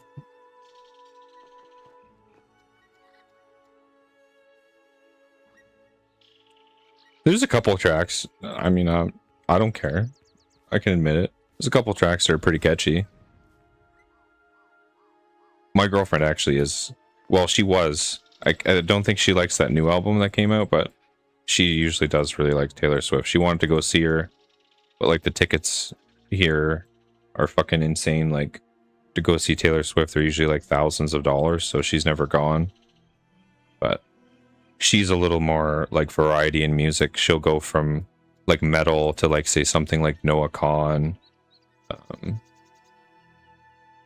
something like that. And it's not that I don't listen to other stuff. Like I do listen to metal, rock, rap. Not a big fan of country.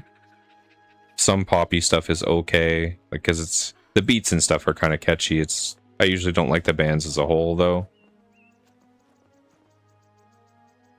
But like watching music live, I can just appreciate it for what it is, or if they're a good musician. Like I'm not, you know what I mean? Like I'm not picky like that. Like when other people have music on, I'm never like, oh, fucking turn that off. Like that sounds terrible. Like I'm pretty open that way. Slipknot to Elton John, exactly. Like if it's decent and the vibes are right, then it's fine. Like I said, the only thing that I've ever really not completely liked was kind of country. Because I had this old boss that loved country and he would listen to these country radio stations, and I would fucking, the moment he left that goddamn building, I turned that shit off. I don't know. And I mean, most people probably think the same about metal and other stuff. They're like, every song sounds the same. But that's just how I felt about country. It was like, I hear one more person talk about their tractor and how drinking beer, and I'm gonna fucking throw this boombox out the window.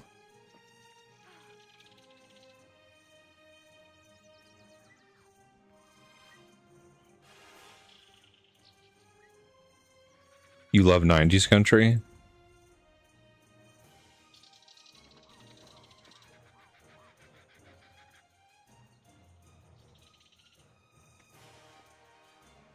Yeah, exactly. Don't shit on someone else's preference. And I'm sorry if your preference is country.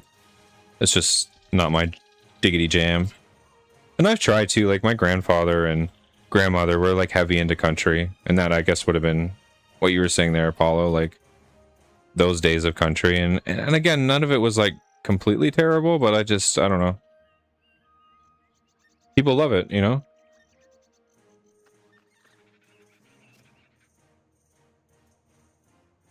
Obviously, some people really do like that. I'm more like, because for example, I'm just going to use Noah Kahan as an example. He's kind of like up that alley, like folky kind of like guitar riffs, but he's a decent singer. I probably would have never listened to that if it wasn't for my girlfriend, because she really likes Noah Kahan, and we went to that concert, and it was an incredible show. Like the man's got a killer voice, like. The whole, I mean, he was like a solo guy, but he's got like a whole band and everything out there with him, and it was good. Like the production was good, like, and it was an enjoyable time. So like, I mean, I've always been like that with music though, because even as a kid, we'd obviously go to a lot of metal shows, but like when there was free music downtown or any of that kind of stuff, like jazz or blues festival or any of that kind of stuff, I would still go and hang out and, you know, kind of like go get some food and like just listen to the music. Because you see a lot of like really cool things and a lot of interesting bands and shit. So I've always been really open that way.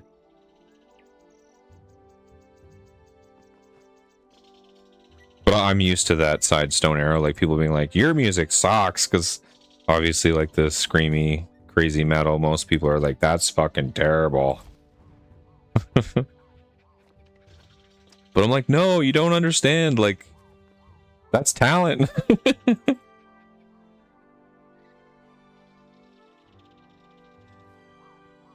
You've always wanted to go to Jazz Fest? There's like the one downtown. I've been to that one a couple times. We went to we tried to go to this Asian food market recently down there, and the lines were so crazy that it would have been like an hour plus to get food, so we actually left. I think there's just too many people in the city now, and those events are just not big enough to handle the amount of people here. I don't know, I can't handle that many people. It just seemed fucking overwhelming. It was just like a sea of people everywhere, like left to right. The whole street was fucking full. You couldn't walk anywhere. I don't know. It's not for me. But it never used to be like that years ago. You could kind of like enjoy it. I got an argument once with my old boss because he didn't like my hard rock. That ain't music. If this is music, then a diesel engine is music. I was just like, shut your dumb ass up. Yeah, it's about to get a lot worse. I'm slowly planning an exit strategy. Yeah, I don't blame you. Like, it's just fucking crazy. Like, I don't know. It's just nuts around here. It's just nuts. Yeah, Paulo lives where I live, so I'm not trying to speak in code or anything like that, but you know, not to completely release where I live, but we live in the same area, so we deal with the same nonsense. He's another good IRL buddy. So he knows my predicaments. Although Stone, you've been a good buddy for a long time too. It's crazy, honestly, how long ago that is that I've known you too. You just don't have to live in the same city I do and deal with all the nonsense here. I look in your window from night. That's impressive. I'm 3 stories up. I applaud the commitment. We live in a mansion called Scissor Palace.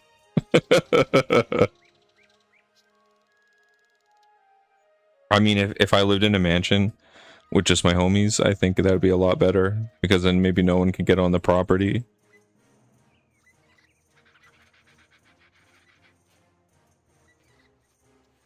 I got a really tall ladder. I like it. I like it. I do. I eventually want to be somewhere more like country, you know, because I was originally born in the city, and then I lived in the country when I was younger. But then around my teens, we moved back to the city because my parents divorced and shit. And I've kind of lived in the city ever since. And it was never that bad. Like, it never really bothered me that much. But ever since like COVID, pretty much, and like we had some mass immigration things happen here, and they brought in like fucking 10 million people or something stupid, and then all the jobs are gone. Like, rent went from like $900 to almost like $2,500 to $3,000 for like the same places not even 5 years ago. Like, it's outgrowing itself, and there's too many people everywhere. Like, it's just fucking nutty living here. Like, I don't know. It makes me, like, every time we go camping or we get like a cabin or anything like that and we're out of the city for a week, I feel like my stress and cortisol levels drop extremely. Like, not even just like, you know, the kind of joking about it, like I hate the city, like actually my physical stress levels and the way I feel regulate like way differently. Like, I feel like there's a stress lifted off my shoulder. Like, anytime I go out, whether it's the grocery store or anything, like, you're just worried about getting hit or fucking something. Like, even driving your car, even if I walk, like, because I've been trying to be a little bit more healthy, and I'm semi close to like a mall and stuff for like grocery shopping. So if I just want to grab something for like dinner for night, I'll just go for a little walk. But like, even that, I'll almost get hit by a car. Or the big thing too is all these fucking kids on their goddamn electric scooters and shit, and they all just like zip right into you. Like, they don't give a fuck. I don't know. I just feel my anger levels go up like 10 notches every time I go outside. And I'm not even normally like an angry person. Like, I'm a pretty damn chill person, but it's just every time I go outside, it's just fucking stressful because everyone doesn't give a fuck anymore. Like, they'll run into you, like, they don't care about people. Like, there's no common courtesy or like giving a fuck about what other people are. Like, I don't know. It's different. It's weird. Everyone's angry, which just, I don't know, the vibes out there make me angry. So I understand it. And I just feel like everyone's kind of like really selfish being out there too. Like, just the way they act and do things. It's like, I don't know, just really nuts. Like, I was always a really nice person, you know, like hold the door open for people, or like, you know, if an older person's struggling, like I'd help them out, or, you know, like that kind of shit. And people just don't do that anymore. In fact, they might slam the door in your face just because they see you're coming behind them. Like, I don't know, like, it's just, I don't know, people are fucked now. And that's not everyone. Like, it's not to say everyone's an asshole out there, but like, before you'd meet like one asshole a day out of like maybe the like 500 people you ran into, and now I feel like out of the 500 people, I'm lucky to run into like one nice person. And again, it's probably because same thing, like I feel more angry out there and more stressed out and shit, so everyone else probably does too. Everyone's on edge, and that's causing the same thing with everyone else too. But holy fuck, I don't know. I just don't know. The older I get, the more I realize I don't think I'm cut out for the city anymore. And again, like when we were a smaller city and it wasn't as crazy and there wasn't all these fucking people here, it wasn't too bad. But now that it's so nutty, like I don't fucking know. I just can't handle it. And why do you think it's gonna get worse? Like, is there something that's making it worse? Or, well, I kind of know. I guess like all the condos and things that are being built, like it's definitely, we're going to turn into a giant ass city. I mean, we're already there. It's just we're overrun, so they're trying to compensate now with building like fucking massive condo skyscrapers and stupid shit. And it's expensive though. Like, you know, like you're paying like $3,000 for like a tiny 1-bedroom apartment. Like, it's fucking no thank you. I don't want any part of that. Like, even if I lost the place where I currently live, because we kind of have like old rent, I wouldn't even know where we would move because I wouldn't know how to afford it. Like, honestly.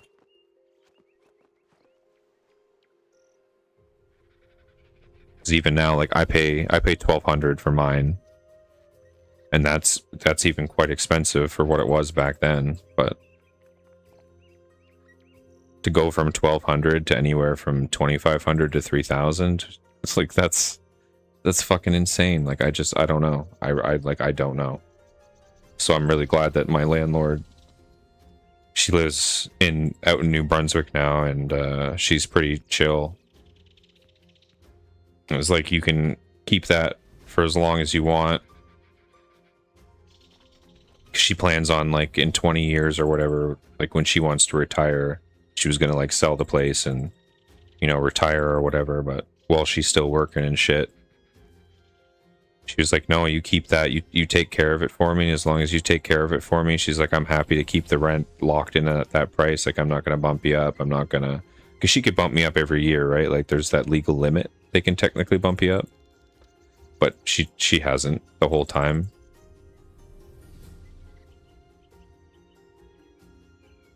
Trying to make a big city into a small city is never good. Yeah, even with the space, there's a lot of studies on how that's bad for you mentally and physically. Yeah, no, I would agree. Like, it's just stressful. Even, like, for example, like when you go out to like the big city and stuff, you look at everyone's faces and they all look so fucking angry and stressed, and even like fucking going to some of those concerts in the bigger city, like just the way people drive, like they cut you off and fucking, they're like, I don't care. Even like, so for example, there's like 3 lanes of traffic, and then 2 lanes were like a cutoff to go to the left.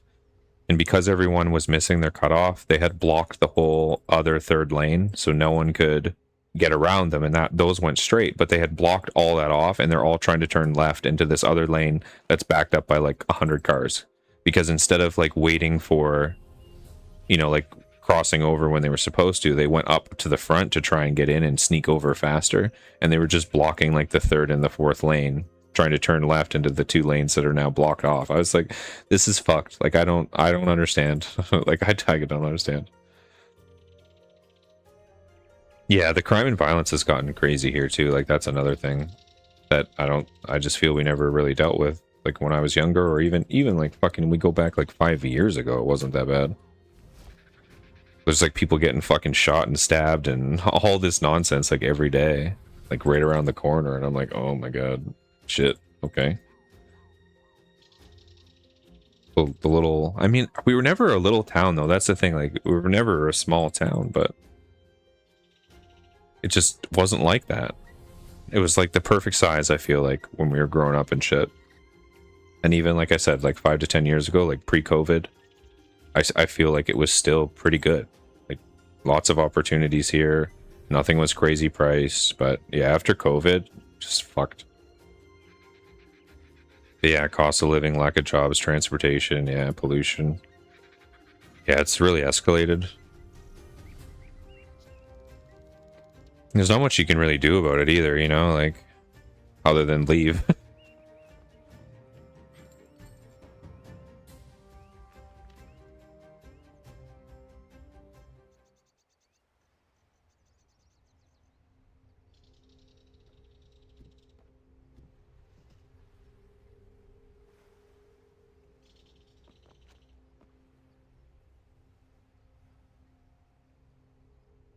I think I'll eventually, like, as much as I've got some close friends and some family still in Ontario, like, I think I'll eventually leave Ontario.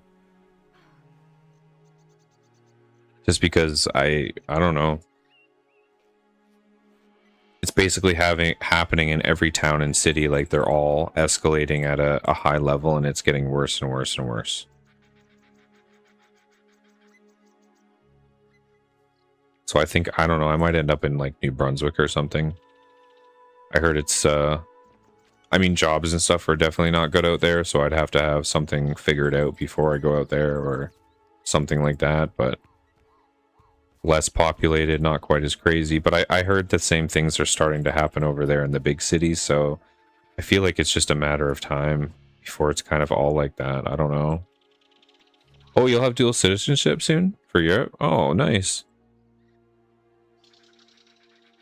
Is that because of like your mom and stuff? Like, is that how you're able to get that, or have you just been like applying for that? Because that'd be pretty sweet. There's a lot of places in Europe that are really nice. And the food there is so much better. Like, they're so much more strict on like the chemicals and the preservatives and all the nasty shit that we have in our food here. Because you see it all the time. Like, people go on vacation and shit in Europe, and they could eat garbage food like pizzas and pastas, and they're like losing weight and getting healthier in Europe. Where you eat that stuff here, and because of all the crappy materials in the fucking food and stuff, it just like, it's killing us from the inside out.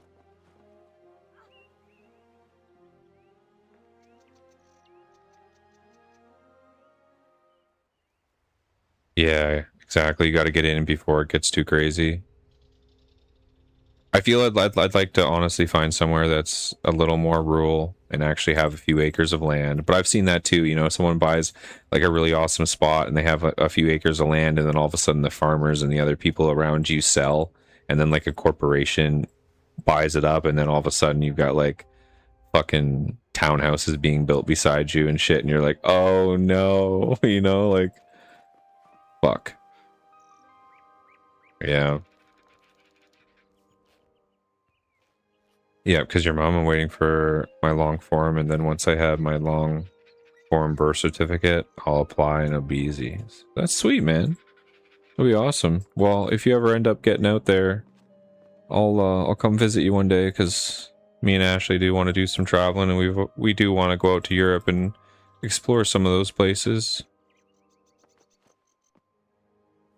I mean, that's probably not for a bit, but if you ever end up out there, there's a lot of places I'd like to see, but I feel like with the way traveling and shit's going and the economy, it's how affordable is that going to be by the time I'm ready to do it? Who knows?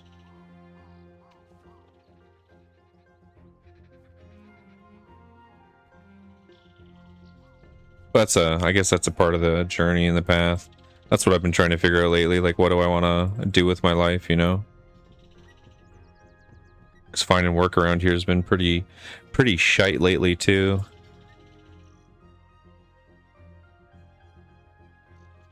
And I've just done way too much, like, over-the-phone customer service nonsense for years. I mean, it's always paid the bills, and some of those places you make real damn good money, but I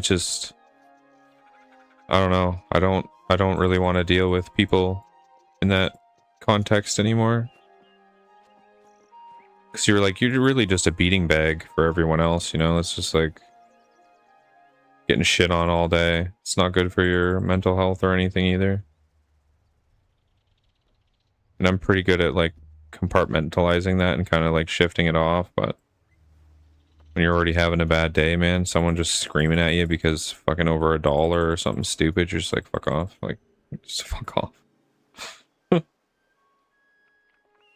Yeah, the food is amazing there. My arms don't flare up when I'm there because the food is more pure. Yeah, that's the thing. Like, I kind of have the same thing with my fibro. Like, I've noticed when I'm in different places or like really watch what I'm buying, even if we buy stuff that is shipped in from other places that have a lot of those restrictions, I find my fibro and stuff doesn't flare up as bad either, because our food is just trash. Like, it's just trash.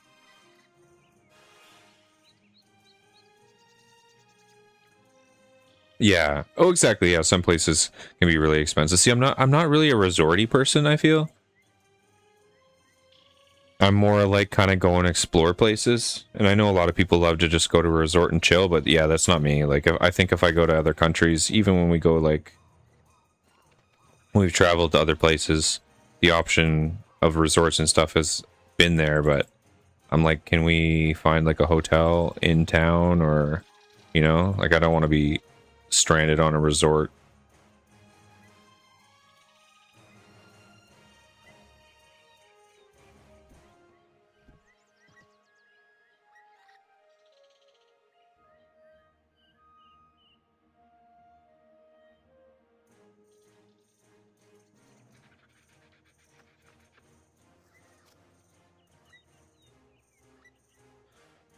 But yeah, that's what kind of got me back into streaming.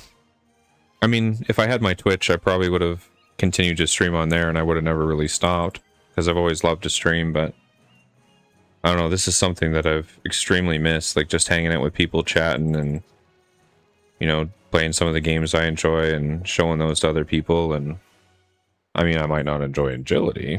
Oh, fuck. But I don't know. Streaming is something I've always really, really loved.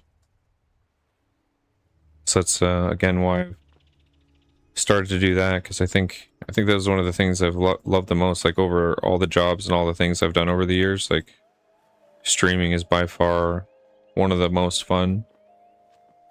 It's a little bit of a volatile environment for sure,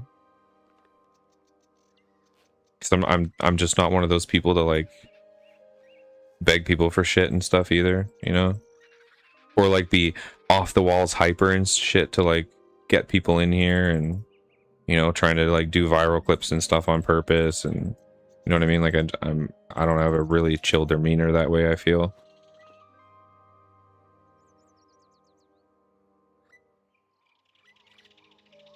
Because I feel like a lot of streamers and people in these spaces are like really hyper and energetic for like no reason, because that's like what a lot of the kids love and shit, and they bring in a lot of those viewers and people. But I don't know, I'm just me, I guess. More chill dude, just chilling like a villain.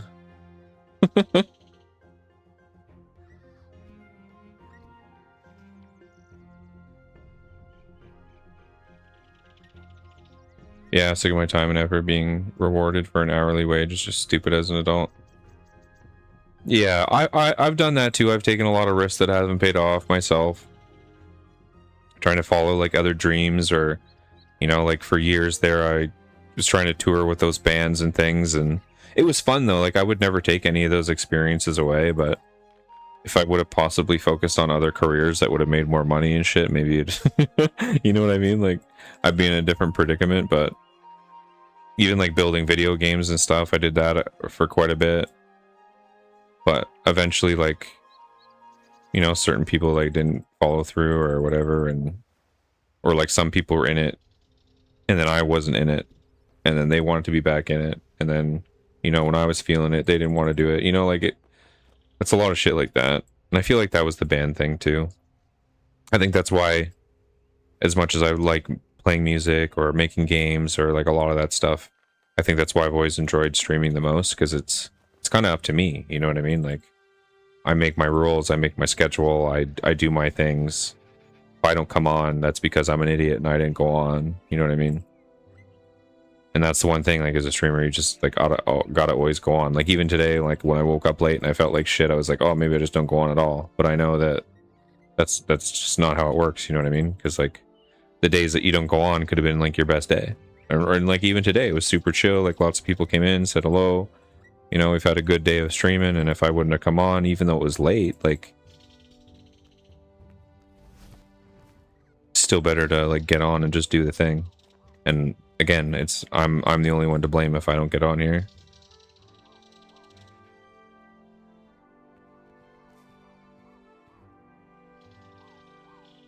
YouTube is a little more stressful though, I feel, because there's not as many people watching live content. Like, they all want to watch like videos or short form videos, and again, that's one thing I do miss not being able to go on Twitch for, because that is like the live gaming space, you know, like everyone goes there. The amount of viewers and people there is like a lot fucking higher for that kind of content.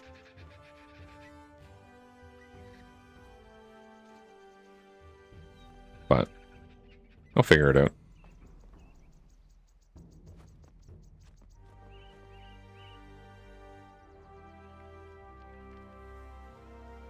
It's not the first time I've started at the bottom and had to work my way up a streaming platform. And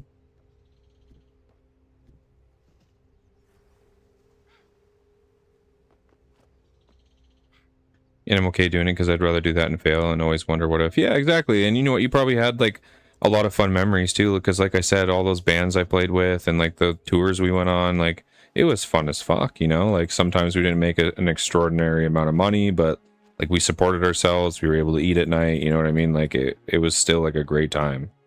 And I met a lot of really cool people, you know, met a lot of really cool bands, you know, like, so it was all worth it. And even the video game stuff too, like, you know, we had a lot of fun playing those and seeing like your levels come to life and ripping through them and shit like that. Like, I was sad that project never really fully came to light and got fully released, but like what we did make and what we did do, like, it was fucking awesome. That's one thing, like, I feel like I would still like to do, as much as I may do it on my own or something like that, is two things that I'd always like to do in my life is release another album of some sort, like musically, and I'd always wanted to like fully release a game, even if it was like shit, you know? Like, just release one game out to the public.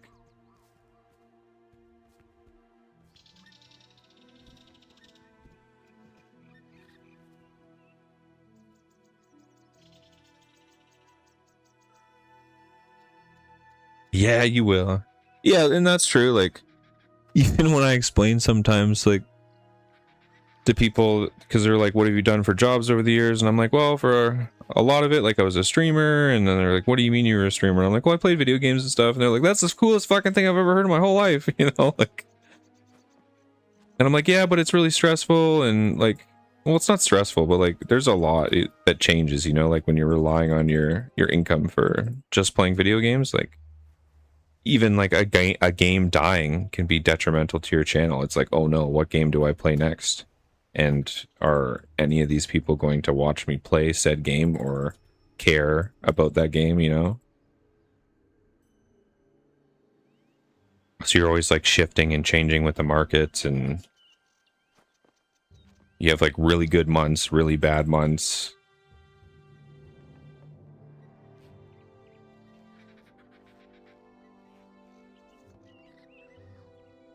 And you're no longer playing games for like complete fun, you know what I mean? Like, it changes your mindset.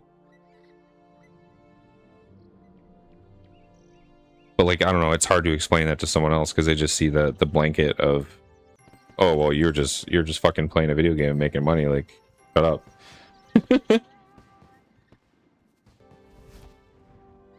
Yeah, they were cool. They like dissect games and stuff. I just don't know if I'm very much of a theoretical analyst guy, like, to pull out analytics and stuff like that. Like, I love playing games and I love explaining to people how to like do things and how to beat stuff, you know? Like, that was always some of my favorite parts of gaming, you know? Like, even back in the day, like before YouTube and stuff like that got popular, you know, like we went to school and shit, and people were all like, oh, are you playing that new game? And, you know, everyone's playing it, and they're like, well, how'd you get past this thing? Like, how are you past that? And you're like explaining it, and, you know, like a pre-video like guide, you know what I mean? Like, before YouTube really like became a thing and shit, and you're like explaining stuff or making guides and achievement guides and having people like, oh my god, like, you helped me so much, like I couldn't get past that thing. Like, those are the kind of the things that I really love. Because again, I'm not really good at making jokes and things like that. Like, I love playing games, exploring them, figuring them out, and helping other people get through those games too, you know? So that's why I more probably play them and make guides for them and stuff like that. Share my experiences with them.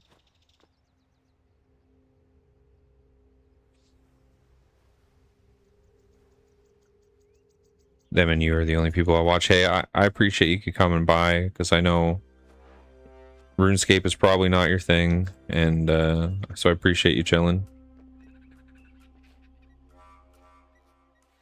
Actually, I know a lot of people do not like RuneScape, because I did this on Twitch too, and holy fuck, when I used to play old school, people come in and be like, what are you doing? You've been chopping a tree for 3 hours. This is the most boring gameplay I've ever watched in my whole life. And I'm like, I know, I'm sorry. That is just RuneScape in a nutshell. It's an MMO. You know what I mean? It's not always super exciting. You're grinding XP and leveling up your things to eventually go do the cool content, you know? But it's a grind to get there for sure.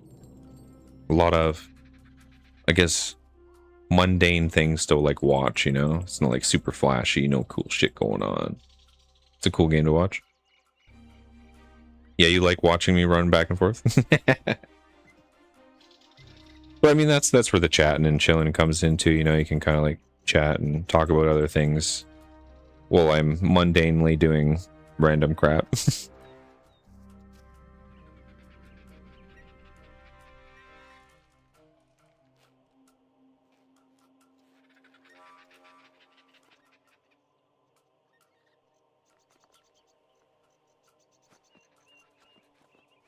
I don't know, this is one of those things that I just always been addicted to games like this. I'm actually, I can admit I'm super addicted to this game right now. I didn't think I would get addicted to this game because I mostly play old school RuneScape, but holy. I've been jamming this like non-stop now for like 3 weeks. Every time I think about playing a game, I'm like, load up RuneScape. Although I do want to kind of, me and my girlfriend started a water park simulator, and that was a pretty fun game. But again, she's not like a crazy grinder of a gamer. Like, we played a few hours, a few different times, and then she kind of backed off from it. And she'll probably play it again, like, you know. But there's, I do kind of want to play through that game and see, like, what everything is unlocked. And you just run a water park. Kind of set it up almost like an old Roller Coaster Tycoon kind of game, but instead you're running a water park, but you actually like walk around in the water park and like build stuff, clean up puddles, and, you know, clean fucking poop out of the pool when people are being nasty, push people over when they're being perverts and trying to take pictures of people and stuff, kick them out of your water park. Like, I don't know, it's a fun little game. And I've been thinking about kind of doing a stream of that.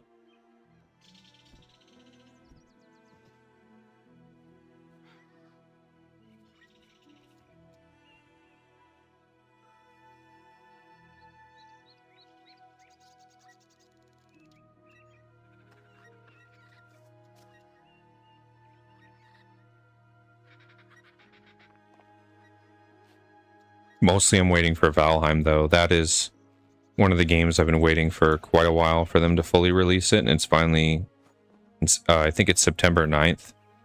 They're finally going to come out of early access, and that full game's going to be out, and that game is amazing to me. You're just a Viking, and you start off fucking buck-ass naked with a club in your hands, just trying to survive the world, beat all these like crazy bosses, and you know, you build your home and make your food, and you can like sail on the seas, and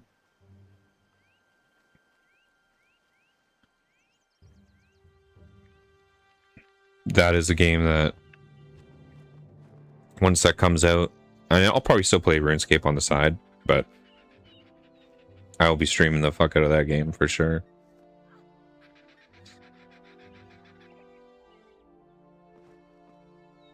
At least we hit 63 agility. We're doing pretty good.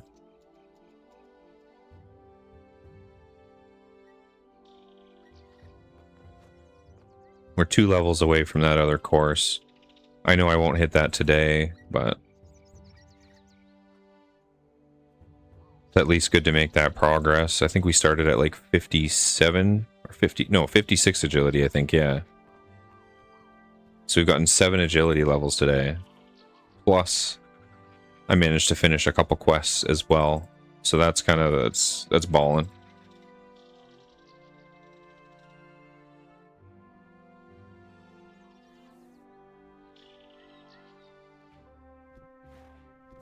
I didn't actually realize it's already 6:30. I got distracted chatting with you guys. Probably do another back and forth here, and then I might end it because I'm starting to get a little hungry. My stomach is reminding me that I haven't eaten today, and the shawarma poutine is calling to me. I can say that. But like I said, I'll be back on tomorrow for sure. I wanted to make a video tonight for helping people through the Citadel and shit like that, so I'll kind of be focusing on that. But if I get a chance, I might do a little bit of a late stream, but if I do pop on for a late stream, I will probably play Water Park Simulator just to take a tiny bit of a break from RuneScape, have a little bit of fun, and be a professional poop cleaner. Because that'll be the other thing too. I usually like to get the achievements and things in games like that. So maybe if I don't give them toilets, because there is achievements for like cleaning out like thousands of pieces of poop or something like that. So if I don't give them toilets, they'll shit in the pool more often.